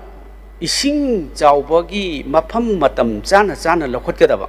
ꯅꯣꯡ ꯂꯥꯛꯀꯗꯣꯔꯦ ꯍꯥꯏꯔꯗꯤ ꯔꯤꯡꯕꯟ ꯑꯀꯥꯏꯕ ꯀ꯭ꯔꯦꯛ ꯂꯩꯕ ꯁꯦꯝꯖꯤꯟꯕ ꯈꯣꯠꯆꯤꯟꯕ ꯃꯌꯥꯝꯁꯤ ꯆꯦꯛ ꯇꯧꯒꯗꯕꯁꯦ ꯇꯧꯗꯗꯅ ꯁꯥꯔ ꯗꯤꯄꯥꯔꯠꯃꯦꯟꯒꯤ ꯑꯣꯐꯤꯁꯤꯌꯦꯜꯁꯤꯡꯁꯦ ꯊꯤꯀꯥ ꯃꯥꯏꯟꯗꯦꯠ ꯑꯗꯨꯝ ꯇꯧ ꯂꯩꯔꯦ ꯁꯥꯔ ꯑꯗꯨꯅ ꯃꯁꯤ ꯑꯊꯨꯕ ꯃꯇꯝꯗ ꯁꯦꯔꯤꯌꯁ ꯚ꯭ꯌꯨ ꯑꯃ ꯍꯥꯏꯔꯤꯕ ꯗꯤꯄꯥꯔꯠꯃꯦꯟꯁꯤꯗ ꯌꯦꯡꯁꯤꯟꯕꯤꯗ꯭ꯔꯒꯗꯤ ꯑꯩꯈꯣꯏ ꯃꯊꯪꯗꯁꯨ ꯆꯍꯤ ꯂꯥꯛꯀꯗꯧꯔꯤꯕ ꯅꯣꯡꯖꯨ ꯊꯥꯁꯤ ꯂꯥꯛꯀꯗꯧꯔꯦ ꯃꯦ ꯊꯥꯗꯒꯤꯗꯤ ꯀꯃꯤꯁꯅꯔ ꯋꯥꯇꯔ ꯔꯤꯁꯣꯔꯁꯅ ꯔꯤꯄꯣꯔꯠ ꯑꯃꯃꯝ ꯂꯣꯏ ꯄꯤꯌꯦꯕ ꯗꯥꯝꯁ ꯂꯩꯕ ꯋꯥꯏꯔꯕꯔ ꯏꯠ ꯏꯁ ꯑꯗꯒꯤ ꯔꯤꯡꯕꯟ ꯑꯗꯨꯒꯤ ꯁꯦꯝꯖꯤꯟꯒꯗꯕꯁꯦ ꯃꯁꯤ ꯂꯣꯏꯅ ꯏꯟꯁꯇ꯭ꯔꯛꯁꯟ ꯄꯤꯕꯅꯦ ꯗꯤꯄꯥꯔꯠꯃꯦꯟ ꯏꯟꯖꯤꯅꯤꯌꯥꯔ ꯁꯕ ꯗꯤꯕꯤꯖꯟ ꯃꯌꯥꯝꯁꯤꯗ ꯑꯗꯨ ꯑꯃꯠꯇ ꯄꯤꯗꯤ ꯄꯤ ꯑꯗꯨꯒ ꯇꯧꯗꯦꯕ ꯊꯕꯛꯁꯤ ꯁꯤꯒꯤ ꯏꯟꯖꯤꯅꯤꯌꯥꯔꯤꯡ ꯗꯤꯄꯥꯔꯠꯃꯦꯟꯁꯦ ꯐꯦꯜ ꯑꯣꯏꯔꯦꯕ ꯁꯥꯔ ꯑꯗꯒꯤ ꯗꯦꯟ ꯃꯁꯤꯒꯤ ꯅꯝꯕꯔ 2 ꯄꯣꯏꯟꯗ ꯑꯩꯅ ꯊꯝꯖꯅꯤꯡꯉꯤꯁꯦ ꯃꯁꯤꯒ ꯃꯔꯤ ꯂꯩꯅ ꯏꯁꯤꯡ ꯆꯥꯎꯕꯁꯤꯒ ꯃꯔꯤ ꯂꯩꯅꯅ fails to take appropriate action against the official of the Water Resources Department, Government of Manipur, who were involved in the fraudulent e-tendering of the critical flood control and anti-erosion works along rivers in Manipur River Basin Phase 2, the said work was awarded at 50% above the DPR rate, despite similar works being executed by the local contractors at only 18 to 90% above the DPR rate. Sir, howzik aikoina haukiba ising ichauki thokpa matamsida paikhalibasi flood management and the border area program degi 460 crore gi paisa ama laaga thabak sui masigi thabak suri base masisu thabak suri bu thikadar sing sina department gi mini hai ama heta thika ne na lai aduga den sar Thawan gi handaki dam thada basida sida how khamamang kauba khunna gi lei returning wall chalame returning wall chalbada ring bandu loi tawkhai da chalini aduga returning wall do challa kan deida laibak to haijalam dramina ahan ising chaw je kendra da how khamamang ne masi hairiba masigi contractor se masigi contractor sina tika suraga ising je ai gi kendra da how khamamang sida whole how ko Thawal college de gi sigi lopak mayam se loina low sikri ne masigi contractor sina returning wall no chalam kanda madugi tawkhai hibering bunji tholam de. What is this? What the engineers and SOs are doing now? Chikari no base tika tawra me duga returning wall circle loi ising cha holaga koi kendra gi low loi si halle si ai gi kendra khakta nate ba sir. Almost all these masigi construction work sing che sara duga masigi haiba 460 crore je masigi sida yamna ngai ba se sir. DPRC da estimate se DPR estimate se crore chamaga tramathoi ne basa 111 crore 75 lakhs 25,000 si DPR ministry na project or DPR si da 111 ne basa aduga NIT magi estimate sigi tender tawse si sina 169 sa crore yankhai taruk hen tender tawe masigi 56.24 crore se ministry ne approve taruk padegi hengat na tender tawe. So this 56 crore se karai di chat toino minister ne approve taruk padno 111 crore tawre then aduga thika pithok padana 168 crore pithoe sigi department sibu masigi ministry na ju sanction tawdana 56 crore se kamai pitho ino sima aduga amuk generate se mapan gi company du dana magi tender sigi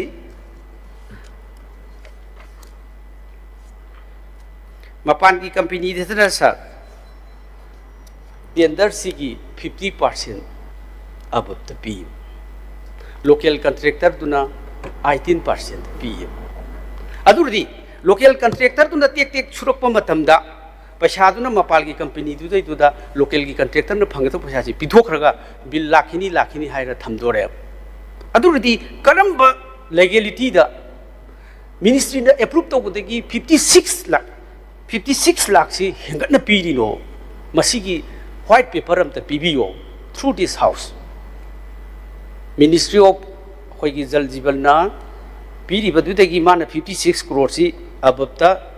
approve tawri sing asi official sing su lei wiramani aduna masi table sida house loidri bakui manungda karamaina kari what capacity karamaina ministry ne approve tawriki company gi magi favor tawba company amada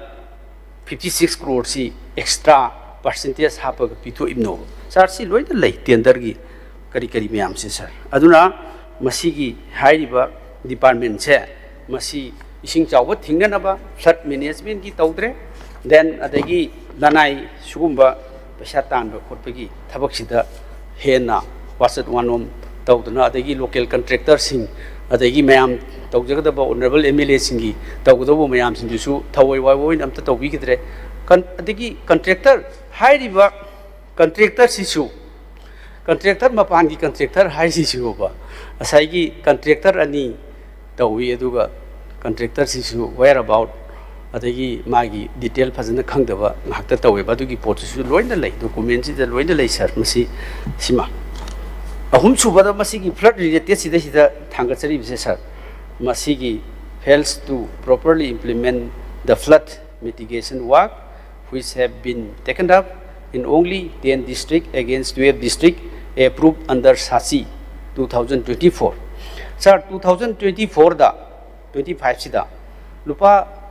80.59 crore si SASI dagi sanction tawi flood si handak ising chaw hidugi nangnanaba adugi masigi si IT crore si pi bani sir masigi IT crore se sir masi district train to the PO haibani handak akoi ising chaw pi haibisi akoi kendra su khangi bani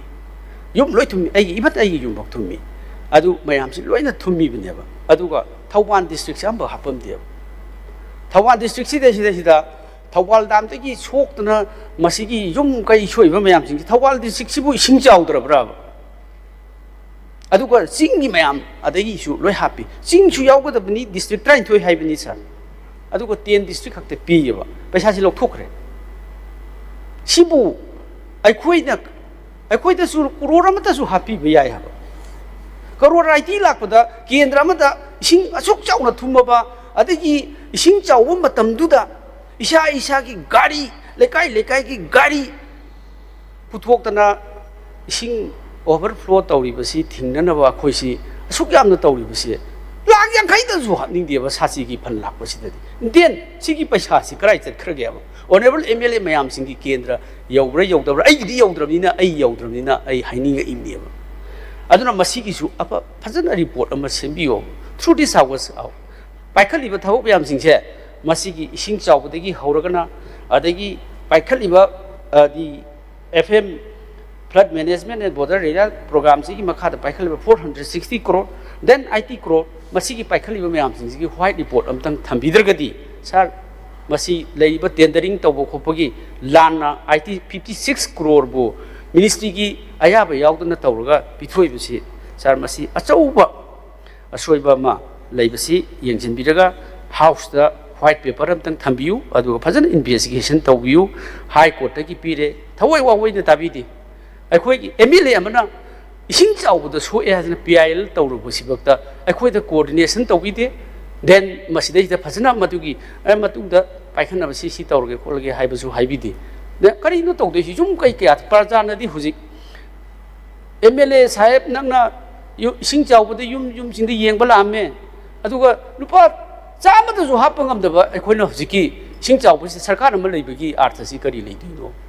then sir aduna maram workana masi fear investigation ama tawbiu aduga masi justice delivery tawbiu aduga masigi maraleba official singsi action lokhot binaba soidana anoba honorable chief minister na masi paikhat pigini haibagi asetpa in thajaba thamjari sir masi hana singdok pigadra sir Honorable Speaker sir koye September 2025 ki sing chaw gi bai tai chigi ne koi honorable thambi se loina mak sing chaw ma tam sti turen khran nak pa honorable member me am di kai su hinga am da tum ya khoi su ai su tum da sum theng na gi bai tare ado matam du gi numin ni nong leptana su gi buduna hingalak pe sing du su maram so ma sum oi gi sum isana sum ai theng na zo bada oi dang gi matang du su yam kana tum mayam just kare ni dam si sumar ma mani du wada mayam do ngang na gi bang aktinis mai ai ja tare do swai sida sing zo wi si kaim kan da tambang am da dwang tawi duga singi district ani da su ukrulga kamjong ga da lumini ni ta gi bu nong du ko gi sing da taraga sing di som da hidarak pani na sahi manga sigi manung da khwai dagi rainfall gi kano wi ba yam ta gi ba matam am jo gi ba hijab tare aduna bai mathang da kari kai no thok ta na bai sum yengjan jana ba yam serious concern wena honorable gi du luxury to any super topic hijab ta tendering for flood control work phase 2 I thoroughly yengjare ngasai koi honorable na bi 50 something crore hengali haibadu haidi DPR se saba matam da 2017 da saba aduga kanona koi gi tender si 2022 da tawni na 2022 gi MSR da hot pa oiba and at the same time sidai DPR do say 27 da saba di 2017 da saba ni 2017 gi rate to da 2022 da su taragadi quality maintain do togunga moena department na di kanogi kogi MSR 2022 da hotpa so aduna adugi matang dudi kai kasulai tina sengdok sage aduga GST revision amadi tawgi GST revision tawsi hana 12% or madagi 18% orektana adugi kanogi revision amadi tawgi ne thamjage aduga sagi district tara da wera metrain thoi das gi sen kairaga ena haibi budu oi sida ai honorable gi kendra da yawi de just ai kangjadre duga mamang da yarum da bale ga su sei kano sing oi engineer sing pambiri ai pambiri ba sida opposition natraga ruling ai balite praja si samana wai ko gi praja angtani madu mathang da chitha da na ba to bi wai si matham jage aduga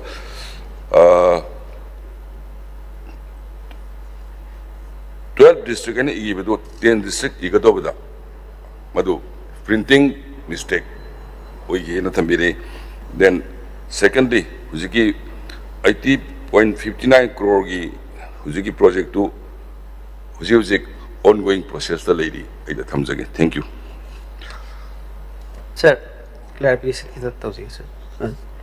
supplement sir hujiki tendering gitu hoi ising chawgi kopgi du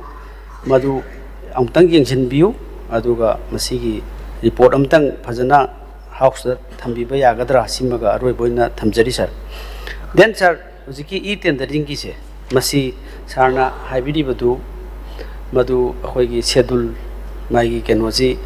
2017 gi MSR gi da akhoi approve tor khibani then aduga 2022 gi masidai sida apply tawraga madu adu tawkibni haibatu yare na khalasu ahen ba paisa du di ministry approve tawbi khibra number 1 number 2 da sir sigi paisa du hengal aba matungda hairiba mapan gi company du di 50% above the DPR du the PEB aduga local contractor du di 18% PDC kari kin over sir there is certain bias sir local mapan ki company do na mi ura thikadar moi du khaktra aina whole mayam tu ubada sir aina RTI tharaga loi lokthok charabani masida sida moina report lan haiba yar ro maram di document do ngonda akhoi bundle suk thana table am leire then adu targa di mana mapal ki company do na 50% above the piraga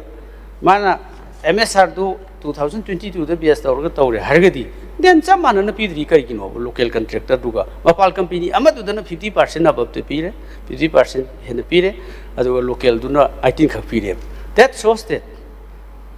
unfair adur gadi sar masi kari gum bakhra di si aingon da maram di sar sai aina RTI do tha taru hen changi subi piyo ya da loina ngon da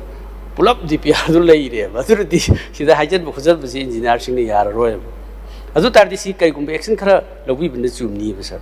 maram di local contractor hai ji ai gi su yauri honorable MLA gi mayam ni local mayam di honorable MLA sing di kamai khang ni aina RTI taroga investigate to bui khang jabai wane ba adu mayam du di adum thabak sura ga minus star leire ne hello I look into the matter hello sagi mathang da soidana bai hona hanjage bye adugi detail do yengsin jage haiba do action khara lobi budi phatra lalamagadi kano ang pambio honorable sagi aina details sangdeng da action loge haiba do di kitang tuan bunina aina yengsin jage hais da yafi ngasi de next 48 chingambi ga dola yes. I see the tian nga jer ge sir. Siki disaster ki yes. Relief and the disaster management sir. Siki si sir masi handak chi Manipur si awaba leiringai irangi awaba leiringai sida haukiba sahi sida nong khusu se sir masi akhoi maigai ama akhoi achau len tawrakan de hek humdokiba then ising ahum lak chawba masi relief and disaster management da lakturibra masi gi relief me am pi bagi si adegi sarkar na masi hoi finance loina adum pai bi re then adegi relief and disaster management sigi me am si hoi praja singna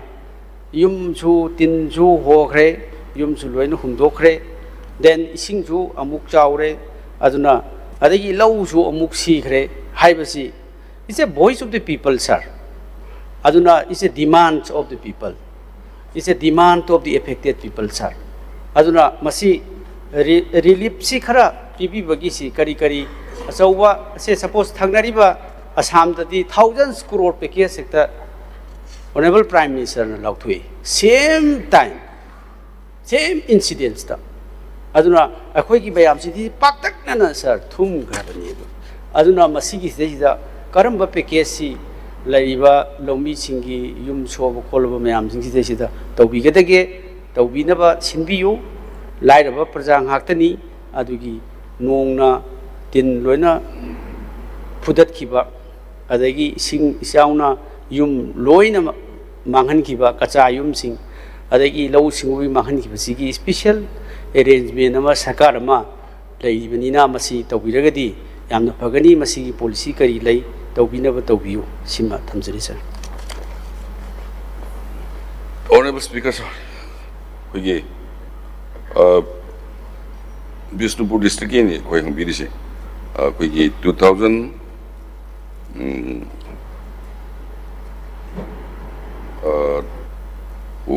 koi kanona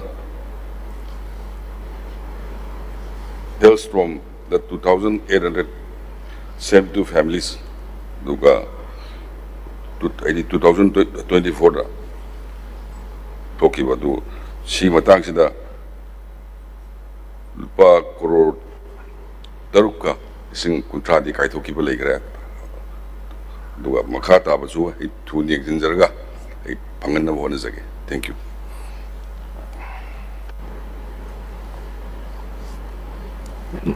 Matangda honorable member si Lokeshwar.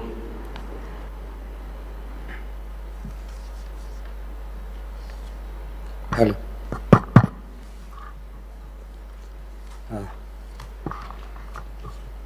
Sigi kanaba demand se yam me nan demand se 1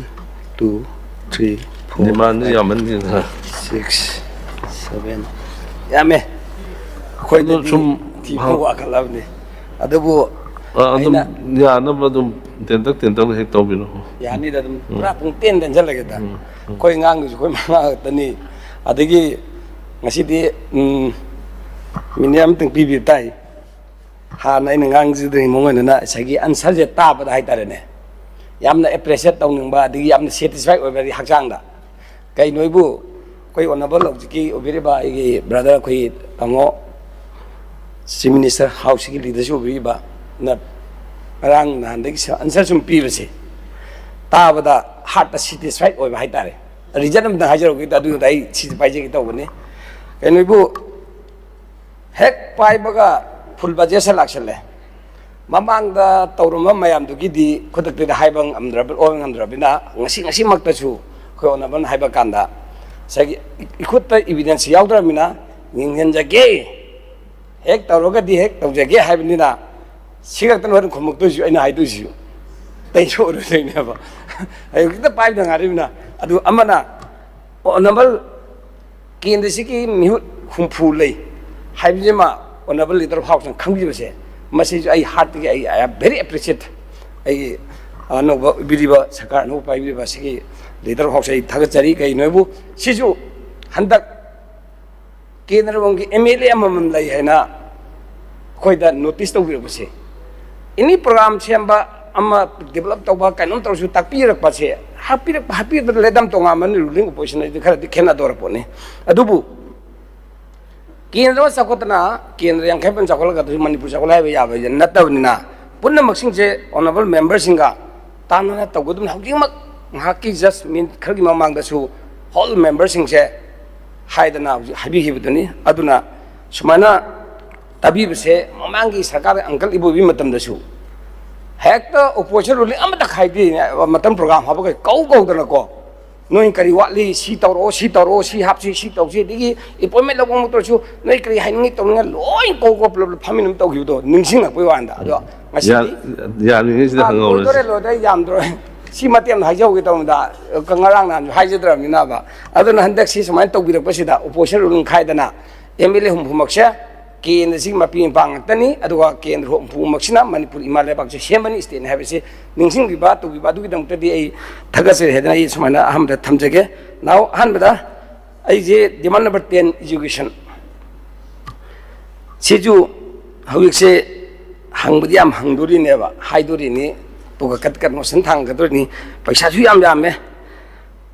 amount का सिजु तसेंग हाइदोरी education से करी हाइना 3,077 crore 41 lakhs 43 lakhs 14,000 ने सिदा ngasi pass to education da saida aina han bada haise irregularities in transfer and posting of teachers and lecturers, then lack of quality control of infrastructure of the school and colleges sagat badai tare aduga topa kharaga हौजिकसे education चाखोद्रदी any state से चाखोद्रे country चाखोद्रे है से कोई पिनो लोइना खंगे अदुना आइना transfer posting से important लौरे इसी हंदकी ममांगी सुम अथाइ दसि सोयदा लाबनी अदुबु छात्रसिन मी समाज तो लिसिंग लेबा स्कूल गवर्नमेंट की school La अदुदगी MLA na haibi yade natraga government na authority haibi yade na fajana taktarbe ojadu logthoga school or college beta mangalam sigum se masi kari step lorga si thingogadi haibi digi wakhal dai nang sigi kat motion jai thangchabani aduna se example akoi soma higher secondary example TG higher secondary aduga CC higher secondary अदुगा कोई Johnson higher secondary लमलोंग higher secondary example खर खतंग हाइजे बवानी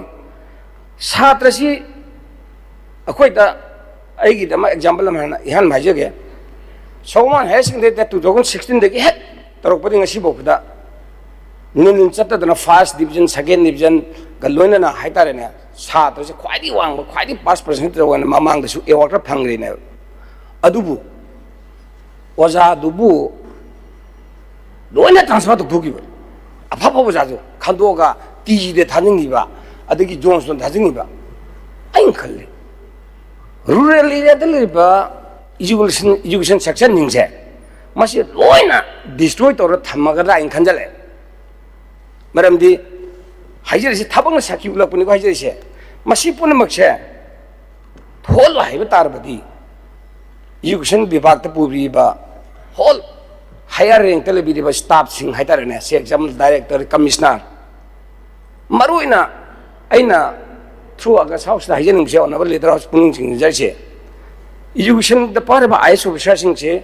फजन तो बिरंगनी तौसी तौबी अदुबु field ने मसी school से कमाइन चलाइरी करमाइना school से छात्र कमाइन करी करी पुथोई कॉम्पिटिटिव एग्जाम याबा ngangdaba छात्र मसिंग कयम लैबि जानो गायदना मागी एआइदना डीआइदना एडिशन डायरेक्टरना कमिश्नर सेक्रेटरीदना लोइना फमिनरगा ए मसी स्कूल सिमदी गवर्नमेंट तौत हाइदा लेबसे मसिंगदि फाहलसि गायना खल्लगा फिदम नबि याबा सेमबदा तौबदा करी अकाइब लगी अदुगी दमुत नत्रबा मोय तोलोब चारिदो अदुगी दमुतनेबा सगी एक पोस्ट गरी तौदना ꯂꯩꯇ ꯂꯥꯏꯔꯒꯤ ꯐꯪꯕꯗ ꯍꯛ ꯃꯌꯥꯝꯗꯣ ꯃꯣꯏꯗ ꯃꯦꯟꯂꯤ ꯇꯧꯔꯤꯗꯣ ꯑꯗꯨꯒꯤꯗꯃꯛꯇ ꯅꯠꯇ꯭ꯔꯥ ꯑꯗꯨ ꯑꯣꯏꯕ ꯑꯣꯏꯔꯒꯗꯤ ꯍꯥꯏꯔꯤꯕ ꯁ꯭ꯀꯨꯜꯁꯤꯡ ꯂꯩꯔꯤꯕ ꯑꯣꯖꯥꯁꯤꯡꯁꯦ ꯁꯥꯇ꯭ꯔꯗꯨꯒꯤ ꯁ꯭ꯀꯨꯜꯗꯨꯒ ꯀꯌꯥꯝ ꯆꯥꯟꯅꯔꯤ ꯆꯥꯟꯅꯗꯦ ꯑꯗꯨꯒ ꯁꯤꯒꯤ ꯁ꯭ꯀꯨꯜꯁꯤ ꯂꯥꯞꯅ ꯂꯩꯕ ꯁ꯭ꯀꯨꯜꯅꯤꯅ ꯃꯁꯤ ꯇ꯭ꯌꯨꯁꯟ ꯇꯧꯐꯝ ꯐꯪꯕ꯭ꯔꯥ ꯐꯪꯗꯕ꯭ꯔꯥ ꯁꯔꯥꯎꯟꯗꯤꯡ ꯑꯦꯔꯤꯌꯥꯗꯨꯗ ꯃꯈꯣꯏꯕꯨ ꯇ꯭ꯌꯨꯁꯟ ꯀ꯭ꯂꯥꯁ 12ꯕꯨ ꯇ꯭ꯌꯨꯁꯟ ꯇꯧꯕ ꯉꯝꯕ ꯑꯣꯖꯥ ꯀꯌꯥꯝ ꯂꯩꯕꯖꯥꯠꯅꯣ ꯁꯥꯇ꯭ꯔ ꯀꯌꯥꯝ ꯂꯩꯖꯥꯠꯅꯣ ꯀꯩꯅꯣ ꯏꯖꯨꯀꯦꯁꯟ ꯗꯤꯄꯥꯔꯠꯃꯦꯟꯇ ꯂꯣꯏ ꯂꯩꯗꯣꯏ ꯉꯥꯛꯇꯅꯤ ꯀꯔꯝ ꯀꯔꯝꯕ ꯆꯍꯤꯗ ꯄꯥꯁ ꯇꯧꯋꯦ ꯑꯗꯨꯗꯩ ꯈꯪꯗꯣꯏ ꯉꯥꯛꯇꯅꯤ ꯑꯗꯨ ꯑꯣꯏꯔꯗꯤ ꯑꯔꯥꯞꯄ ꯂꯩꯕ ꯁ꯭ꯀꯨꯜꯁꯤꯡꯗꯨꯗ ꯑꯐꯕ ꯑꯣꯖꯥꯗꯣ ꯊꯥꯕꯤꯔꯒ ꯃꯐꯝꯗꯨꯗ ꯇ꯭ꯌꯨꯁꯟ ꯇꯧꯕ ꯉꯝꯖꯗꯕ ꯏꯝꯐꯥꯜꯁꯤꯗ ꯂꯥꯛꯑꯒ ꯇꯧꯕ ꯉꯝꯖꯗꯕ ꯃꯌꯥꯝꯗꯣ ꯑꯗꯨꯗ ꯁꯦꯝꯒꯠꯂꯒ ꯉꯁꯥꯏ ꯗꯣꯛꯇꯔ ꯏꯟꯖꯤꯅꯤꯌꯥꯔ IAS IPS ꯑꯣꯏꯍꯜꯂꯛꯑꯒꯗꯤ ꯔꯨꯔꯦꯜꯗ ꯂꯩꯕ ꯃꯌꯥꯝꯅ ꯃꯁꯤꯗ ꯄꯥꯏꯗꯕ ꯈꯨꯠꯂꯥꯏ ꯄꯥꯏꯔꯛꯏꯕ ꯆꯠꯂꯤꯗꯕ ꯂꯤꯆꯠ ꯆꯠꯂꯛꯏꯕ ꯑꯗꯒꯤ ꯃꯊꯣꯡ ꯃꯔꯝ ꯅꯥꯏꯗꯕ ꯑꯩꯈꯣꯏꯒꯤ ꯃꯅꯤꯄꯨꯔ ꯏꯃꯥ ꯂꯩꯕꯥꯛꯁꯦ ꯏꯔꯥꯡ ꯊꯣꯛꯅ ꯍꯣꯠꯅꯔꯤ ꯃꯌꯥꯝꯁꯦ ꯀꯩꯗꯧꯕꯩ ꯐꯔꯛꯑꯣꯏꯗꯣꯏꯅꯣ ꯗꯣꯛꯇꯔ ꯇꯝꯃꯕ ꯃꯤ ꯑꯃꯅ MCS ꯄꯔꯤꯈꯥ ꯊꯥꯔꯕ ꯄꯥꯁ ꯇꯧꯔꯕ ꯃꯤ ꯑꯃꯅ ꯑꯗꯒꯤ IAS ꯊꯥꯔꯕ ꯃꯤ ꯑꯃꯅ ꯀꯔꯝꯍꯥꯏꯅ ꯏꯂꯤꯒꯦꯜ ꯋꯥꯛꯁꯤꯡ ꯀꯃꯥꯏꯅ ꯇꯧꯔꯛꯀꯗꯣꯏꯅꯣ ꯑꯗꯨ ꯑꯣꯏꯔꯗꯤ ꯃꯗꯨ ꯐꯍꯟꯁꯦ ꯍꯥꯏꯕ ꯇꯥꯔꯕꯗꯤ ट्रांसफर पोस्टिंग से अदुमति दरकार लाए मसीगी सिस्टम से मसाई अफाब लेरबा अदगी रूरल खरा लापा सिटी के लामनाबा कॉलेज स्कूल से फजाना यंजिन बिरगने मसीगी ट्रांसफर पोस्टिंग सिस्टम से मसे अमुक्तंगी प्रेशर चपीदना फील्ड डायरेक्ट चपीरगा डायरेक्ट तना है ताबी धरकपा अदगी से एग्जांपल कोई दिया है कौरग ए कौर हारनी सारा कोई उपाय कहीं लेते थागले तौबिरक्ट्रे फान वाले तो ओजा से साधन पहले चले सिमले थापिरो लेते उपाय लेते थाई बेपा हंगरगा ओजा लेते हरकपा अदो इतादी ओनाबल इदरक पुनिंग चिंगरगा ने लोई खंगबोक पिरगा बको हंदगी ताम से था तेरिमन तरा दि लेजरीना मसेदा अई वखलदि हौजिजु थाबिरिबा अदमा तोना एजुकेशन सेक्शन से मसेमा खतंदी अतोबना पाइमे सारना पाइबिरगा को अतमनने कोई ओनाबल CMD हेक्टर वाजु सांगनांग दे थबजु चट चट लोसला था तौनिना को अदोइदि सुंसोय फेर माजि बग पाकिन खले सिंग तंगि तौबिबा याब्रा सिम तंगि थमजगे अदुदुगा मरोइना कोई रूरल एरिया द लेबि होल कंस्टिट्यूएंसी हिल एरिया द लेबि कंस्टिट्यूएंसी द लेबि बा सिंगजि ऑनरेबल मेंबर सिंगजि की थ्रू द एनी इंफ्रास्ट्रक्चर वगैरह ओजा वाटपगि वगैरह कमाइना फगलन जिगे हारिबो ओनम मेंबरसिंग फुल अथॉरिटी पीबिरगा मदुदा पारिबो ओनबल मिनिस्टर दुगा कंसर्न दुगा कमिशनर फजन फामिदबा मतमने मणिपुर मोक चौकट एजुकेशन सेक्शन चौकपति लेरोइन खले से एग्जांपल स्कूल साबगी क्लासरूम साबगी हारो अदगी सिम टेक्थर हैबी प्रपोजल गा से तौरगा साबा मक्ता होइसु ओनबल मेंबर दु चेयरमैन कंस्टिट्यूएंसी की स्कूल खुदिमक दु चेयरमैन होनबिरगा मंगोन फुल्ली ऑथराइज तौबिरगा करिगुमा माना कतुरन तौरगदि बंतंग वोट कारो देइंदो पर साबना साबदुने मा अदो इतादि प्रजागिदमद माजु ओनम मेंबर प्रजागिदमद मिरु इन कार इबनिना हुरान जिति तो पैसा कारो करोपति ओरगा कार नतबनिना हाउस थागल इसे केदि फंग हक्तो पुरगा लाउ नंग बखोदि पखोलोय थाबनी हाइबदो खंगिबा ओनम मेंबर सिंगो अदुदा सिनबि तारबदि करिगुमा माना कतुरन हुरान जिति दखलाक तारि मथंग मा वोट कारो अदु अफमय खंजसनो अदो इतादि अइना through honourable speaker through the honourable leader house पुनिंग चिंहनजैसे एनी इंफ्रास्ट्रक्चर दी मतंग ओरगसु ट्रांसफर पोस्टिंग मतंग एजुकेशन सेक्शन सिमद खक्तंदी ngसागी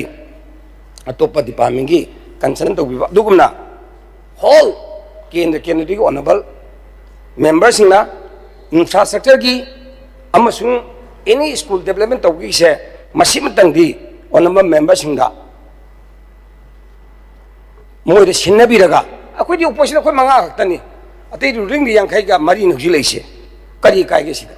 हेना यांखै मैदुदि हेना वोट का खलकदुनी अदुना मसिमतंदी हारिबा एनी इंफ्रास्ट्रक्चर डेवलपमेंट की ओइगरा अदगी ओजा वाटपगी सात्र ओइबोगरा मदुग पुलप कंबाइन तौरगा तौबिबा मतमदि सुंसो सोयदना आई फरकनी खाली अदुगा लोकल ओनबा मेंबर्स नसु ओजाथि नुसिदि हैदना अजो फजन ताकपिरि ओजादा नुसिदि हैदना ने ngसागी हेक्ट लमन खुनु ता थोक थोक transfer तौनु तौदुसु अदुसु यंबिरगा तौदनना बाहायतारने मदुं तौबिरगदि Hena Phagni हायदना इसमाई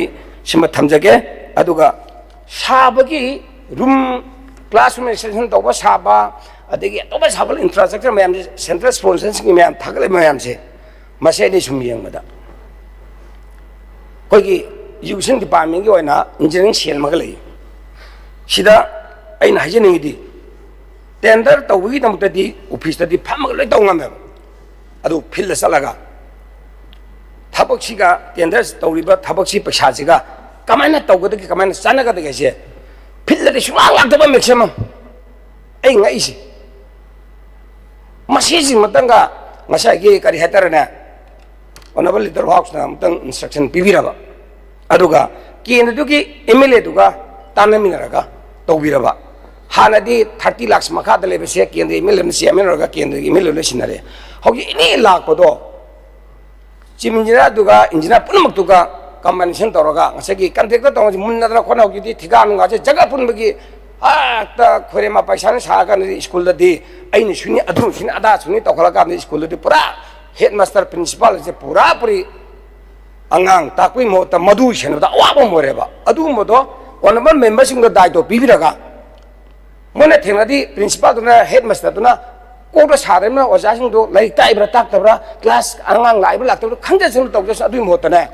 masih pulap yoksel ke infrastruktur yoksel le bina somda school hotong hoda sadra tai takte ojana adegi oja kari kakte sadra kari kakte amata yeng te bida maximum rural area dadi 90% di aina khama dadi di sarna sarma leng khalle masi je thok dan nam ne sai honorable leader hok puning chin jaraga simak tang di khoi ge kendre dugi miu chingda makhoi fully bibi batare risto man logje sanu aduga khushi logje ke machine nang topi wa jana ina sumna thamjari duga chi to bo matam da su nusa sa to bo matam da su simate asan tap ta chalani somna sabam le ramaroi hanal landscape je phajana to bo matung da lakai du kendri MLA sing tanara ka program happy bo ra ka tar ka di paisa su mangoi da ba aduna hana ru ble su thugai be ba mam thugai paisa hanjan ba de sharing ai to ko machu tana sana na bahana phajana dipia sadana degi phajana ma gi structure yeng na khod lakai du sana ba khona ba sadu sana khona ba yeng me mata tok da bi adum somna sadar tok thajang station hen tor abni na tok der mo instruction han to bi degi kari han machu nungju mak to ora ka su eta chana da bhayam le tok da bi suma mayam je honorable speaker through the honorable leader house punung chinjaraga simdang majum semdok na to biu haidana isuna thamjake degi aroi beda koi college singse sida edet college mamle the school is edet college school edet college mamle full pleasure oi ba ya ba makai masi ju oi thon bi daga ne to biro yaro do makai du oi le ga ne ngasagi gamning budi na khoigi gamingi makhada committee ma chemse masi phajana fulfill to hodra gadi ngasai gi karian ne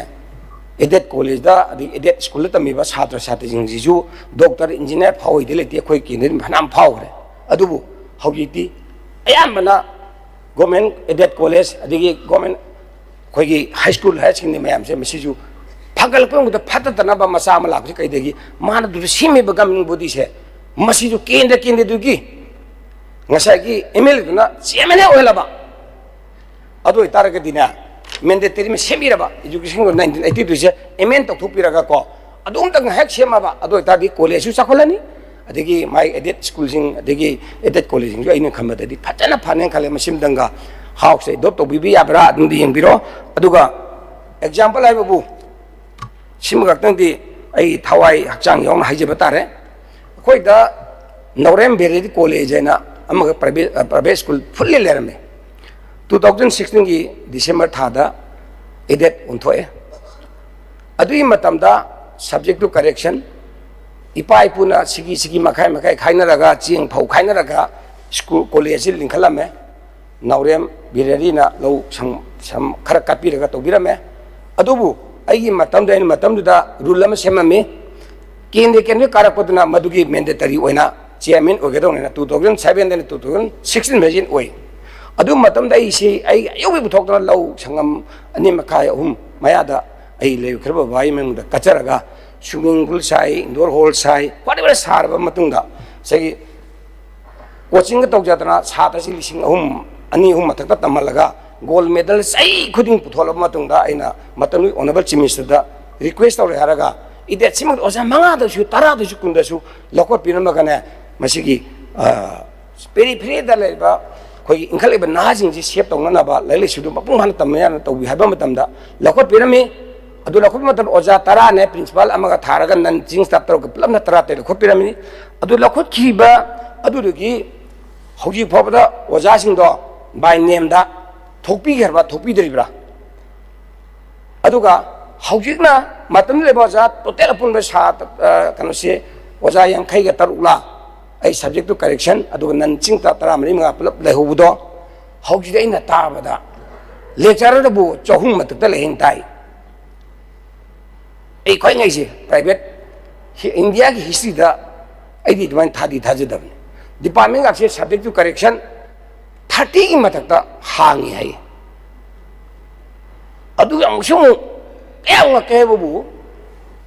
ꯃꯇꯝꯗꯨ ꯂꯩꯔꯕ ꯊꯥꯏꯅ ꯏꯄꯥ ꯏꯄꯨꯗ ꯇꯝꯂꯤꯕ ꯑꯣꯖꯥꯁꯤꯡꯗꯨꯅ ꯉꯁꯥꯏꯒꯤ ꯀꯔꯤ ꯍꯥꯏꯇꯥꯔꯦꯅꯦ ꯑꯩꯈꯣꯏꯒꯤ ꯍꯧꯖꯤꯛ ꯂꯩꯔꯤꯕ ꯑꯣꯖꯥꯁꯤꯡꯁꯦ ꯁꯨꯝ ꯇꯧꯍꯟꯕꯤꯌꯨ ꯗꯤꯄꯥꯔꯠꯃꯦꯟ ꯑꯃꯗꯁꯨ ꯍꯥꯡꯕꯤꯌꯨ ꯑꯗꯨꯒ ꯗꯦꯠ ꯕꯦꯛꯇ ꯇꯧꯔꯒ ꯑꯣꯖꯥ ꯄꯪꯍꯥꯞꯁꯨ ꯇꯧꯕꯤꯗꯨꯅ ꯍꯥꯏꯔꯤꯕ ꯑꯣꯖꯥꯁꯤꯡ ꯁꯁꯄꯦꯟ ꯇꯧꯕꯅ ꯗꯤꯁꯃꯤꯁ ꯇꯧꯕꯤꯗꯅ ꯉꯁꯥꯏꯒꯤ ꯑꯉꯛꯄ ꯐꯪꯅ ꯇꯧꯗꯅ ꯍꯧꯖꯤꯛꯀꯥꯁꯦ ꯄꯨꯔꯥ ꯕꯦꯀꯥꯔ ꯑꯃ ꯀꯥꯔꯦꯕ ꯁꯤ ꯑꯦꯛꯖꯥꯝꯄꯜ ꯑꯣꯅꯕꯜ ꯁꯦꯡꯒꯤ ꯀꯦꯟꯗ꯭ꯔꯗꯩꯁꯨ ꯃꯤꯒꯤ ꯐꯤꯁ ꯑꯣꯖꯥꯗꯣ ꯐꯕ ꯑꯣꯖꯥꯗꯣ ꯍꯦꯛꯇ ꯑꯗꯨ ꯉꯥꯡꯕꯒꯤꯗꯃꯛ ꯁꯁꯄꯦꯟ ꯇꯧꯕꯗ ꯍꯧꯖꯤꯛ ꯂꯩꯔꯦ ꯑꯔꯤꯕ ꯑꯣꯖꯥꯅꯤ ꯍꯦꯛ ꯍꯧꯗꯣꯛꯄꯗ ꯌꯥꯎꯔꯅꯤ ꯀꯃꯤꯇꯤ ꯁꯦꯝꯕꯗ ꯌꯥꯎꯔꯅꯤ ꯑꯗꯣ ꯗꯦꯠ ꯕꯦꯛꯇ ꯑꯣꯖꯥ ꯍꯥꯞꯄꯤꯁꯦ ꯈꯪꯉꯛꯄꯗꯒꯤ ꯑꯣꯖꯥ 30 ꯅꯤꯐꯨꯅ ꯄꯨꯟꯁꯤꯜꯂꯒ ꯌꯥꯔꯣꯏ ꯍꯥꯏꯔꯨꯕꯒꯤꯗꯃꯛꯇ ꯃꯇꯝꯗꯨꯒꯤ ꯁꯔꯀꯥꯔꯗꯨꯅ ꯅꯝꯐꯨꯗ ꯇꯧꯔꯒ ꯗꯥꯏꯔꯦꯛꯇ ꯄꯨꯟꯁꯤꯜꯂꯒ ꯁꯁꯄꯦꯟ ꯇꯧꯊꯣꯛꯑ ꯊꯝꯕꯤꯔꯝꯃꯦꯕ ꯑꯗꯨ ꯍꯥꯏꯔꯨꯕꯒꯤꯗꯃꯛ ꯅꯥꯎ ꯍꯧꯖꯤꯛꯇꯤ ꯁꯥꯇ꯭ꯔꯁꯨ ꯃꯌꯥꯝ ꯀꯨꯝꯊꯈꯔꯦ ꯒꯣꯜ ꯃꯦꯗꯜ ꯐꯪꯁꯤꯡ ꯑꯗꯨ ꯇꯥꯈꯤꯗ꯭ꯔꯦ ꯑꯐꯇꯔ 7 ꯃꯇꯨꯡꯗꯒꯤꯗꯤ ꯑꯗꯨꯅ ꯍꯧꯖꯤꯛꯁꯨ ꯒꯚꯔꯟꯃꯦꯟꯠ ꯕꯣꯗꯤ ꯁꯤ ꯁꯦꯀꯦꯟ ꯍꯥꯡꯕ ꯌꯥꯗꯕꯗꯣ ꯀꯦꯌꯔꯇꯦꯀꯔ ꯊꯝꯕꯤꯕꯁꯨ ꯅꯠꯇ꯭ꯔꯕ ꯑꯗꯩ ꯁꯣꯝꯗ ꯗꯥꯏꯔꯦꯛꯇꯔꯅ ꯁꯤꯒꯤꯁꯦ ꯃꯁꯤ ꯒꯚꯔꯟꯃꯦꯟꯠ ꯕꯣꯗꯤ ꯁꯤꯈ꯭ꯔꯦ ꯑꯗꯨꯗꯨꯅ ꯃꯔꯝ ꯑꯣꯏꯗꯨꯅ ꯃꯁꯤꯁꯤꯒꯤ ꯏꯂꯦꯛꯁꯟ ꯇꯧꯔꯣꯅ ꯅꯣꯇꯤꯐꯤꯀꯦꯁꯟ ꯊꯣꯛꯑꯕꯗꯀꯣ ꯍꯥꯏꯔꯤꯕ ꯄ꯭ꯔꯤꯟꯁꯤꯄꯥꯜꯗꯨꯅ ꯁꯨꯡꯊꯣꯛ ꯊꯣꯛꯇꯅ ꯊꯝ ꯂꯩꯔꯦꯅꯦ ꯀꯅꯥꯅꯣ ꯁꯤ ꯑꯦꯛꯁꯟ ꯂꯧꯈꯠꯇ꯭ꯔꯤꯁꯦ ꯑꯩ ꯈ꯭ꯋꯥꯏ ꯉꯛꯄꯗ ꯍꯧꯖꯤꯛ ꯐꯥꯎꯕꯗ ꯊꯥ ꯃꯃꯥꯒꯤ ꯀꯩꯅꯣ ꯇꯧ ꯊꯥ 3 4 5 ꯁꯨꯖꯜꯂꯛꯑꯦꯕ ꯍꯥꯡꯂꯤꯁꯦ ꯀꯅꯥꯅꯣ ꯀꯣꯂꯦꯖ ꯆꯂꯥꯏꯗꯨꯗꯣ ꯑꯦꯅꯤꯝꯇ ꯇꯧꯕ ꯌꯥꯔꯔꯣꯏꯕ ꯑꯗꯨ ꯑꯣꯏꯔꯒꯗꯤ ꯁꯨꯝꯕ ꯀꯣꯂꯦꯖꯁꯦ ꯑꯇꯩꯗꯤ ꯑꯩꯈꯣꯏꯗ ꯈꯛꯇ ꯑꯇꯩꯁꯨ ꯂꯩꯔꯝꯗꯧ ꯃꯥꯜꯂꯦꯕ ꯑꯩꯅ ꯁꯨꯝ ꯈꯟꯕꯗ ꯑꯗꯨꯅ ꯑꯣꯅꯔꯦꯕꯜ ꯂꯤꯗꯔ ꯍꯥꯎꯁꯨ education section dadi matem paramuda ni pati khang jo bani ana serious uibi bani education chakote tatana khoi haibi dugna na harbe daurim beri college masin dang house committee ng sema kana mana le bi dandi ng pimin da kari kai ge aching pimin na siba sai da iseng ba ayu thawai ju da kathok jai ni ai education yam like ta ba ke na yam la ba ke na masi chakhol ga di phadna college adu to ba mayam ju aphaba mayam yaw rabani doctor tam ina tam mayam yaw rabani na hojiti kare ni osa ado yamna chahum chani chahum mat dhakal adi department kunthra hangal agadi karamba college da department kunthra hang basu manipur da lei ge adu su full result uhangane haidana huge product collection tawra tawi hari adi onaba speaker gi kenamak ta lecture umri yawren adu loi suspend to piram 1980 mamang ma yak gi ojau yer pusing ti aduna shida chenari ba principal or governing body gara ini ko adigi director yugi staff sing gara masima kaktang di session chathai manung sida ko amma kaktang di ek matang to biragadi ai thamoji penjagani aduna masi je governing body semre bisi khodak ta sembiraga chimang dang dre khala ju caretaker am tang to biraga na to biwre di khwai phani aduga any governing body gi chairman je केंद्र केंद्र MLA न chairman ओरबा मतम ददा से कोई honourable home minister जो माई दा मतम मद मा चेयरमैन ओबिरम की कॉलेज लिंक हलौरिमनि आइजु तो लिंक हलौरिमनि कॉलेज एडेट हलौरिमनि अदे कोई यावगी मतम ददी पैसा सान होना ओजा हतन होना फुल बिजे वन हाजन बिरगा पैसा कलेक्शन पंगताउ तो बिरगा ना हेक मन खाना बदगी साता सिंह कांग खोंग चारे कॉलेज वाना थांगा चरम कॉलेज होगी सरना सारे अदन मरम मसी कॉलेज है पर कॉलेज मा हाजे बनिको सिम खतंगा बजिंग दंग honorable leader of house na thamoi sengna education cha ko ten khalagadi any khudra kauragana session date 7 de loidin sima mangdam tang madugi finding nang pibi henna phagan have se am singai thamjake punglo loisana pata ai handan haji woro biganu education cha ko tradi mani pun jaw cha ko yar ro damina kendra gi all mla humpu makse masi involved on hona bana every school khudin kendra gudu school khudi makta infrastructure che gi wagera any mo wagera mado masagi CMN amtang khoi gi legislation amtang tokthok piraga anung tokbi haidana education di bangi dode सिमना थमजरे thank you Honorable Speaker, sir. Sige, Honorable na thambirambat Oja Singh transfer policy laiba do adi transfer policy di loin lai haja batai. Tau to khwai dagi ekoi nari laina se satra di yamasu Oja masing wat pase. Oja si amadagi amada transfer set khare amada pharasu amada do ho ba. Aduna aina hek MLA kajar padagi ngasi bawa education ki problem si same problem si dom house sum naina laga su masi solution ama pi da maina lai so far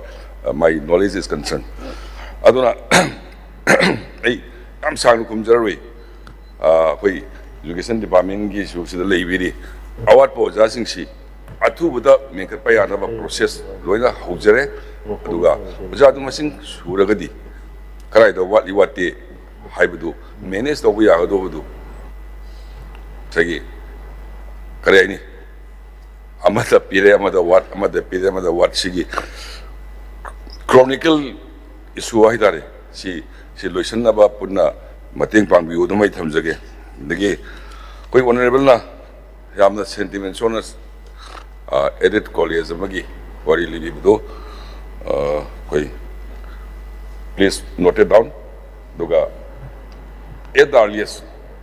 justice sama taunawa honabi yabi deko thank you ngatan kumbo apio le asagi kendrum phuda le biro onaba member jingse sijegi na chairman onana baidi inni infrastructure oigara school ai kendi school khudi ma ki hatar mamang da tobiram do adu yam effective oi hate school phagi mission maka do orga chu kendi MLA chairman oibadi school dun phagal le sumai tok na every school khudi ma ki hatar na simtang to badi ama katang ani chitau da khoi da litan pukpe na handaki irang du da masagi pura border jaga hatar ne red zone jaga school je junior school amol lai jabne ko oja se loina transfer to thokpi re aduga amusong pukhau haiba junior school jung oja ani khata le jung lok thokpi re adune ngai se aduga aina haijning di JDO gi report JDO na kana kendra du gi JDO haitare na sina karang gam school oja mayam lai satra mayam le khang moi report oina transfer posting to bi ya thau ja la aduna ta ada mathak bi toru pusine ba somna pura sarvana sarisi aduna JDU na DI ga AI ga gi mathak le JDU do mo the full responsibility raga mo na thagat pi rakdo aduna e transfer sim taw masi chumar lamri yung adu ma chhatra kaya le oja kaya le hemre hendabra har ga mo de inquiry ma thada bi raga transfer do biradi sigi line a sulai le do man de ba aduna JDU na report bi kale si je lokthok pa yaro ang thakale chhatra mesung le duga sidedi oja chhatra le taba oja mayam le sidhi lokthok pi ha jo tabi dabi sing tang da to biyo adoga sagi hol kin hum phum sine chairman oi do adung dang legislation to bu yar ga di hena education ngasi education section je chodra poi nem ngasi irang thoiba mayam je masi punam thoptan je hata di education section de chawra ba mi brain chawlani mai develop lo le ra di khana ba chana bhab to mis communication to amada thore ba duna sikar duna khoi to na si khoi sa na education pai bi ga hajiri si Honorable Speaker, sir, we Walibo Jasi 47%. Aduna, say, mental meeting to Busi, our problem to Wakini, Ado Atuba, Yarigay Atuba. See, you was asking Walisi, Hapsan never told the ma'am, Sumating Bambudui, Hanazu Tamzere, Numia Biro Duga, school college, Kudimaki, Siaman, honorable members in the way to the Sagi, Badu, Atsumba Jagasu York. Ram jaga so york pe matung ta I di phame khana jaga nai tok jage thank you jena bana chate ko session ne koi gi agui normal college do adung tang kam ni ko do session chate adung tang kya te ka thapi na ba to bi thank you honorable adumadi session gamari leina halaroise maram di say ai honorable na haiba kudimo patient hearing hoizari maram di say achoba whatever change to pata ga di kari changi changde then kari lugol lei lekti tanwa gi matam logo do ni na wadu di session ga mari lena roisi demand number 17 din hamben 38, 40, 48 si lehori si manungda 17 si honorable mamangi member Meghan Chandra su haibirame adu 40, 48 si haibirame adana ani do point hanjana dana ba haitare tawbira tawbira tawjige ai simdi kitang short kadam hajarage akoigi agriculture department se masi yaudadi miyok hingbdi yadamnina si kwai maruba department ama oye sakot pa sakot jagana education department adagi miyok hingbda kwai dakar laibsina agriculture department ja ama oibnina ne masigi se sagi onalo khoi member na hagi besingdo mado samda chumdi chumjane plus amana mu khoigi handak se aidi short kadam hajarage lanjina maramoraga khoigi mai maphamdu sangma yadaba louba yadraba singdugi phingmam dokba khoigi akhoi crop insurance scheme hybrid tare adugi affected area singdugi pini haragane asukba jaga duna pidab soktaba jaga du pangkhan khalaga pi ngaugi 33 crore sangbara release tok bitok haidu example amag harage akhoi ki Canada ikawaiba khoigi hek sakul bazar maktale bi ikawse si whole totally adugi am yum cha maga nifuga manga plus 149 houses ki farmers in haitare adu di lodi am to uba yadre dra chang yadre adu ita di adu hogi bawda 2023 gi me gi thar matung da hogi bawda lupa mo phangdre na khoigi relief kin da le mayam na complaint je dc da hanjan ire director ju hanjan ire director hare commissioner thagre adu tawra da taw hailere sigi se kari no moida pida dana sagi low bu yare mi sing na piri na kari no masin tanga kari hatar honorable concern minister na tanga tawbiyo aduga phangdana leriba hariba mafam direct launa khoigi hariba maitei khunni low pari ame adu leise pura plain area makai di kanoni Imphal ki khoigi kendri jaga chingkhana sakul area oiba adura hariba mafam je disanga ubam ta yadra ta singna khangabado madai de bona thaga chaba du thagalo ada thagalo du tha oi thagablo kan hoji bokna pi de lei hai tare 2023 de na hoji bokta ko machine danga pi ba yarodra kai ma pi dra kana kadi gino hariba iseng na logu uba yadre na crop insurance scheme makada logu uba sunga yadre na khangaba mising na hundo thana misina kadi polkel kadi leibe gino simtanga tobu yargadi honorable speaker through the honorable leader of speaking things simtanga hek within this month sida haitare bibi ra kadi hena phagani haidana simtanga kai thamji yarga simtang tobiyu aduga amana ngasai khoigi low pham jaga agriculture land se mamang de jo khoi lo se pass taudana khotran tawre haujik se sagale bisangle ma chule urirang mani decision loi tobirang mani aduda ngasai gi kari haitare ne aina angak pangwa handak je thengna ba haitare akhoi gi tampak area se di low pham jaga se masida low si holoi haitare di low uba yaro da jaga jum je tanana ba ngasai gi simbi bida kari ka ke se ekdam futhil makhong da lema je loina koilas thadok ne sing mai oi simbi sabi thamaga koi gi para nungthin gi pung ama ta hoi tan extension planning mo ina haitare rural area da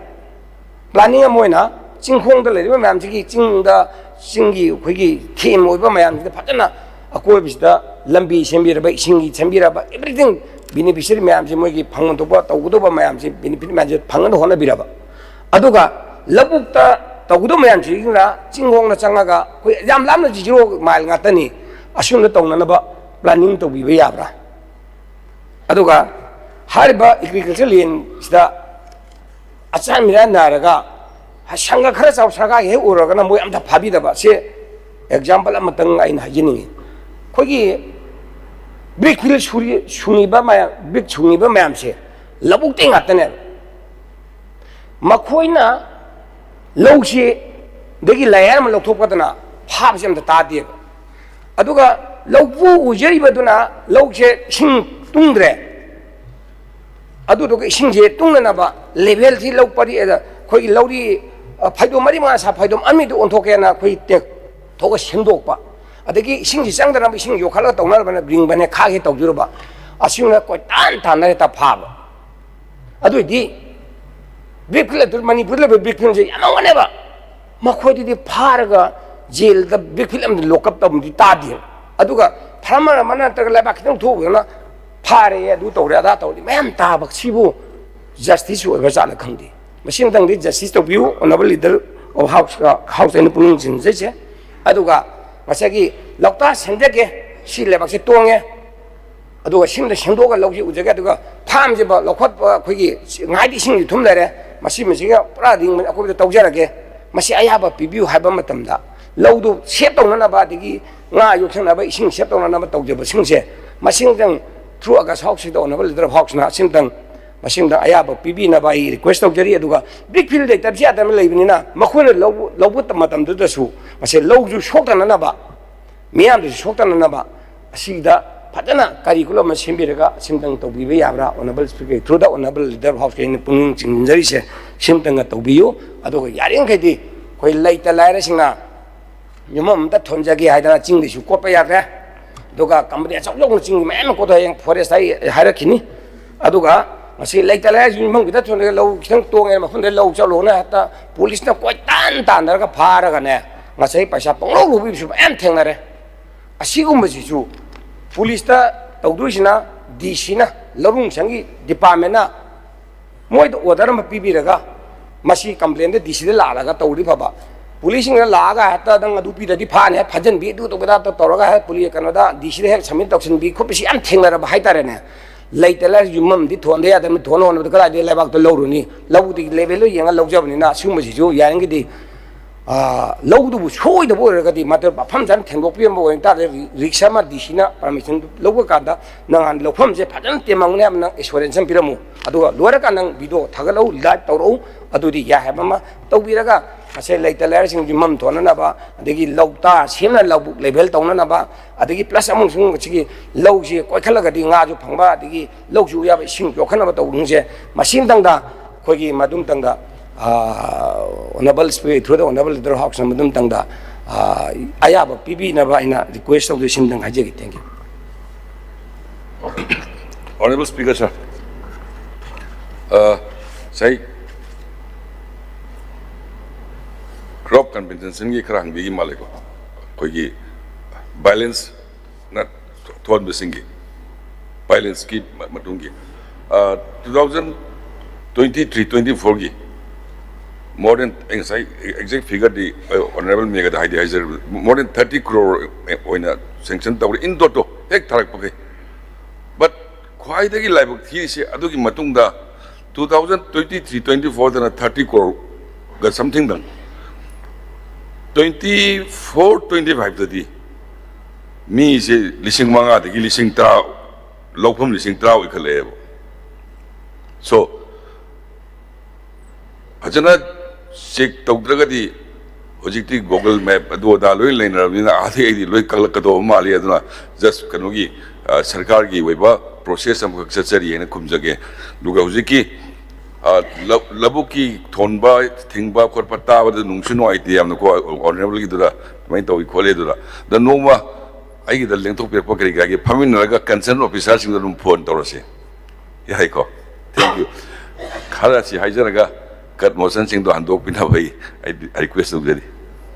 यादो हौजिकी इकौ गाइजे मादि clear cut ओरे चांग सुएद्रेदना सुएद्रे 2023 फंगक्ट्रेनेबा अतै लोई फंगेबा खोइ केनदा ngod khunda gonda phangai ni de chanung chingmang da phanga mamang da phang loi phangi kari loi gyan puang mangeba haidi department khangi ne ba department je pachana khangi ikawai be mi mata mai tem de changma yadre mafam lom tu yadre khangi ne bon da thaga jab do eji to dum taubi kari kai na hauji pura open ne bisidi haidi marakta koi ki lau be jaga de irang thok ba jaga do di screen to di sai ai ko adu hauji di tak na kai seng na mafam do chungchang yang de ikawai ba sandu ko man khara bu phangame 하 중장장 야다 버자가 오해봐 심당당 합의를 놓아니 어이 너무 파빈더세 아도가 마도 이게 까나나 소이나 타갔다 보노 해도 된 미나라 간다 타갈나 하이미너스 땡큐 Mathang, ꯑꯗꯨꯝ ꯄꯥꯏꯈꯠꯆꯔꯒꯦ ꯑꯗꯨꯗꯤ ꯌꯥꯝ ꯅꯨꯡꯉꯥꯏ ꯉꯁꯥꯏ ꯍꯥꯏꯖꯈꯤꯗꯨꯅꯤ ꯆꯞ ꯆꯥ ꯑꯗꯨꯝ ꯊꯣꯛꯏꯁꯤꯅꯤ election ꯁꯤꯁꯨ ꯑꯩꯈꯣꯏꯒꯤ ꯑꯩꯅ ꯊ꯭ꯔꯨ ꯑꯥꯒꯁ ꯍꯥꯎꯁꯇ ꯁꯤꯝꯇꯪ ꯑꯩ ꯁꯤ ꯑꯩ ꯃꯔꯨ ꯑꯣꯏꯅ ꯇꯧꯖꯔꯛꯄꯅꯤꯀꯣ ꯁꯤ ꯑꯩꯈꯣꯏꯒꯤ ꯄꯣꯂꯤꯡ ꯁ꯭ꯇꯦꯁꯟ ꯁꯤ ꯀꯔꯝꯍꯥꯏꯅ ꯍꯣꯡꯗꯣꯛꯀꯗꯒꯦ ꯍꯣꯡꯗꯣꯛꯑꯣꯏꯗꯒꯦ ꯀꯃꯥꯏꯅ ꯍꯥꯞꯄꯛꯀꯗꯒꯦ ꯍꯥꯞꯇꯣꯏꯁꯦ ꯁꯤꯁꯇꯦꯝꯗꯗꯤ ꯂꯩꯕꯤꯔꯝꯃꯅꯤ ꯁꯤ ꯑꯦꯛꯖꯥꯝꯄꯜ ꯑꯃꯈꯛꯇꯪ ꯑꯩꯅ ꯄꯟꯖꯗ ꯃꯣꯔꯦꯗ ꯂꯩꯔꯤꯕ ꯑꯩꯈꯣꯏꯒꯤ ꯄꯣꯂꯤꯡ ꯁ꯭ꯇꯦꯁꯟꯁꯤꯡ ꯍꯥꯏꯁꯦ ꯃꯩꯇꯩꯅ ꯊꯥꯗꯔꯕ ꯄꯣꯂꯤꯡ ꯁ꯭ꯇꯦꯁꯟꯁꯤꯡꯁꯦ ꯀꯗꯥꯏꯗ ꯃꯈꯣꯏꯁꯦ ꯊꯥꯗꯍꯟꯒꯗꯒꯦ ꯆꯪꯕ ꯌꯥꯗ꯭ꯔꯤꯉꯩ ꯃꯔꯛꯁꯤꯗ ꯑꯗꯩ ꯄ꯭ꯂꯁ ꯑꯃꯨꯛ ꯆꯨꯔꯆꯥꯟꯄꯨꯔꯗ ꯂꯩꯕ ꯄꯣꯂꯤꯡ ꯁ꯭ꯇꯦꯁꯟ ꯐꯅꯌꯥꯝ ꯌꯥꯝꯃꯝꯒꯅꯤ ꯑꯁꯤꯅ ꯀꯗꯥꯏꯗ ꯑꯦꯔꯦꯟꯖ ꯇꯧꯔꯒ ꯃꯣꯏ ꯑꯗꯨꯝ ꯑꯦꯖꯤꯠ ꯍꯥꯟꯅ ꯂꯩꯔꯝꯕ ꯅꯝꯕꯔꯗꯣ ꯁꯨꯡꯀꯥꯏ ꯀꯥꯏꯍꯟꯗꯕ ꯃꯣꯔꯦꯒꯤꯁꯨ ꯁꯨꯡꯀꯥꯏ ꯀꯥꯏꯍꯟꯗꯕ ꯑꯩꯈꯣꯏ ꯏꯀꯧꯒꯤꯁꯨ ꯁꯨꯡꯀꯥꯏ ꯀꯥꯏꯍꯟꯗꯕ ꯁꯗꯨ ꯌꯦꯡꯈꯣꯃꯥꯁꯨ ꯁꯨꯡꯀꯥꯏ ꯀꯥꯏꯍꯟꯗꯕ ꯑꯩꯈꯣꯏꯒꯤ ꯆꯤꯡꯒꯤꯗꯁꯨ ꯂꯥꯛꯏꯕ ꯃꯌꯥꯝ ꯃꯣꯏꯁꯨ ꯑꯝꯇ ꯀꯥꯏꯍꯟꯗꯅ ꯃꯐꯝ ꯑꯃꯗ ꯑꯩꯈꯣꯏ ꯁꯤ ꯑꯦꯛꯖꯥꯝꯄꯜ ꯀꯩꯅꯣꯗ ꯂꯩꯔꯦ ꯁꯖꯤꯋꯥꯗ ꯂꯩꯔꯒꯁꯨ ꯅꯠꯇ꯭ꯔꯒ ꯁꯤ ꯃꯣꯏꯔꯥꯡꯗ ꯂꯩꯔꯒꯁꯨ ꯍꯥꯏꯔꯤꯕ ꯃꯐꯝꯗꯨ ꯑꯃ ꯁꯦꯝꯕꯤꯔꯒ ꯃꯣꯏ ꯄꯣꯂꯤꯡ ꯁ꯭ꯇꯦꯁꯟꯗꯣ ꯑꯗꯨꯃꯛ ꯑꯦꯖꯤꯇꯤꯁ ꯇꯧꯕꯤꯕ रा तौबीदब्रा अइना ताबददी यामना कन्फ्यूजन अम चलब हाइतारेने मसी तहौद्रगदी हयेंग सेंसस तजु सुंतौ तौबा याररो मिको थिबा दम प्रॉब्लम लेरानी डिलिमिटेशन तजु प्रॉब्लम थिना लेरानी अदो अचुम हाइबदो ओररो अदि अमसुंग इलीगल इनमाइग्रेशन खंदोगा होगी ngaraang उतदा दा खोगी बाजादा हेक्ट मी सोंगा खोना तौरी मायामदो मसगी मिको थिबी हाइबा तारबदी मसगी करी हाइतारेने अखोगी हाना कोई मिटोप मैम से हाना लोना खांदोकरगा मधु तौबियु हाइबसे सी पोसे सीदा हारिबा पोलिंग स्टेशन हाना लेरम मैम से मसी हाना नखै सिंगना मसी खांगमम जंगेदना मसी पुथोकचरकपनि अदु हारिबा पोलिंग स्टेशन अखोगी इरांग जिना मरम ओरकरा होंदोरके बचिंगदगिसु तमदगिसु चिंग सी मैम जे बतना खांदोकपिरगा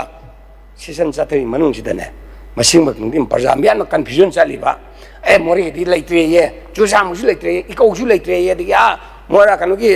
करि हेतारने अखोगी चुजामुम सागिसु सोम लेति चिंगदि सोम लेत्रे पाइ हाइनरिबा मयाम सिना मरम कना मिस कम्युनिकेशन थोना मो होगा लेसे मसी पूरा मांगिना नबा ngसाइगी हारेबो पोलिंग स्टेशन सिंगजे मफन थादब याते मफन नंबर छो होय सिदा पुलप थादंगने अदु तौगने हाबदो मसी थ्रु अगस हाउस सिदं तंग double speaker through honourable leader house ना अदम तंग तौबियु हाइदनाइ सिमदंगी थमजके अदुगा इलेक्टोरल रोल हापम मतमदुजसु मफम मफम मपतंदु चनलरंबा ngसाइगी इरांग से मरम ओरकांदा से मोरे दे थोलेबजे मोरे दे मोरे अनोब मसा मसु सही फागलगसु हारब पोलिंग स्टेशन एड्रेस तो दुम माई मफम दुम पानबिरगा मसे आधार लेजरिबा मफम लेबा आधार दो पानबिरगा मसु इनरोल तौबिसे मसिजु तहौद्रदी लैपाक कायना मसा मोरिने खलगा इन मसे मरुइना इलेक्टोरल पब्लिश तौबसे मसे मसुई आई सिमाई honourable speaker through the honourable leader house अमोय सेंगै आई पुंग चिंसिनजरी मसिम तंगा हारिबा ngसगी इलेक्टोरल फोंबा सेइदा मसे थ्रू आधार सिजु क्वाइ मरुबना हौजिति इलेक्टोरल हापम द आधार कंपलसरी चंगे राशन कार्ड चंगे पादा लोगी पता चंगे दोइ चंगबनिने ने मफम दुदा लेजरम सिंगदो सिंगसु तंबाक लेबा तंबाकसु सिंगद लेबा मयामदो मोय मोय चाप चाप जाना ने तौब नतबिदा मसे हौजिंग द चिंग तंबाक दै द चिंग द चखरे चिंगी लेरंबा कुइ कुकिसना तंबाक द लेरमदो चिंग द चखरे मफम दुदा पांबिदा हानसि लेरम पांबिबा अदगी कोइ मैते दा मोरे द लेबा चुजाम लेबा कौद के लेर मयाम दिसु मोय द दम पांबिबा अदुदा दा लेबाक से कनगदुरिना सिंगबंगदि एजिटिस सुंजु सुदन मत तौबिना ऑनरेबल लीडर हाउस की आई पुंग चिंग सिमतंगा तौबिना बाहायदा मयाम द लौथोकपिना माय सिमदगी थमजगे थैंक यू अदुगा अमना पोलिंग से अखोगी किलोमीटर मा लाखरगदी वोटर जे चाहुम चामदीबु लालगदी लिसिंग यौबसे मसे खाइदोकपिरगा वोट थादबसि थुना थादब खनबा चेनब थोकदननबा 350 बु लालबा पोलिंग स्टेशन कनोगी लाइकाइदो मफमदो स्कूल बुगा मिंग लेरबा अदोरगदी असिमतंगा मसे अखोगी पोलिंग स्टेशन यामगी कैसुगा यामिंगी अखोय खनबा चेनब फरकनो यामक अदि करि हातरने मीने लिसिंग अमगा अनिगा तिंजलागा अमदा थादना ngौदर फुनबा चेनब याम थोकनिना सिजु यांगे मसिंबा नियर मिनिमम 350 to 400 पंग लेबे तारबदी मद पोलिंग स्टेशन हापीबदा कई काबे लेगे हाइदा सिमदंगाइ निंजगे thank you Honorable Speaker sir, again, polling booth semba kam naba kam thapa Election Commission of India gi magi process of the legislative pony. But as part the state ki law and order situation si matung ina equena kara adum kare ni si kai support of you haiba kai banati do adubu si house in the election commission gi toan legislative potu say am kana nain da vida madara isen how adana pamina nain da se thamjage. And then ate haibi gi bolai brate oh IDP gi do oh do koi khana jari adi mai jaga du da parliament soi do ma den haibi do chaman la kanu gi aisu adum khanje koi honorable sing sulen khanbi ram gani madu kamaina to bu ya ge na ai kanu singa official singa tana jagi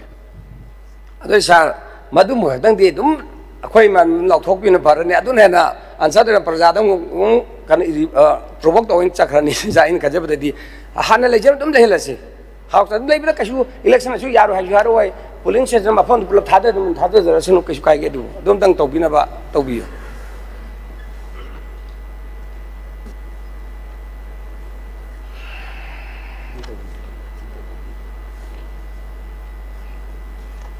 kanugi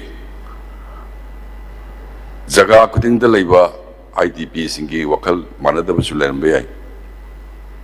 duga tongan ba community gi tongan wakal len basai aduna hekta ta house da lok to koidu matu to da bida sinau no phana wari sas mathang to bro mathang loider le mathang pa ke charage panchayat ka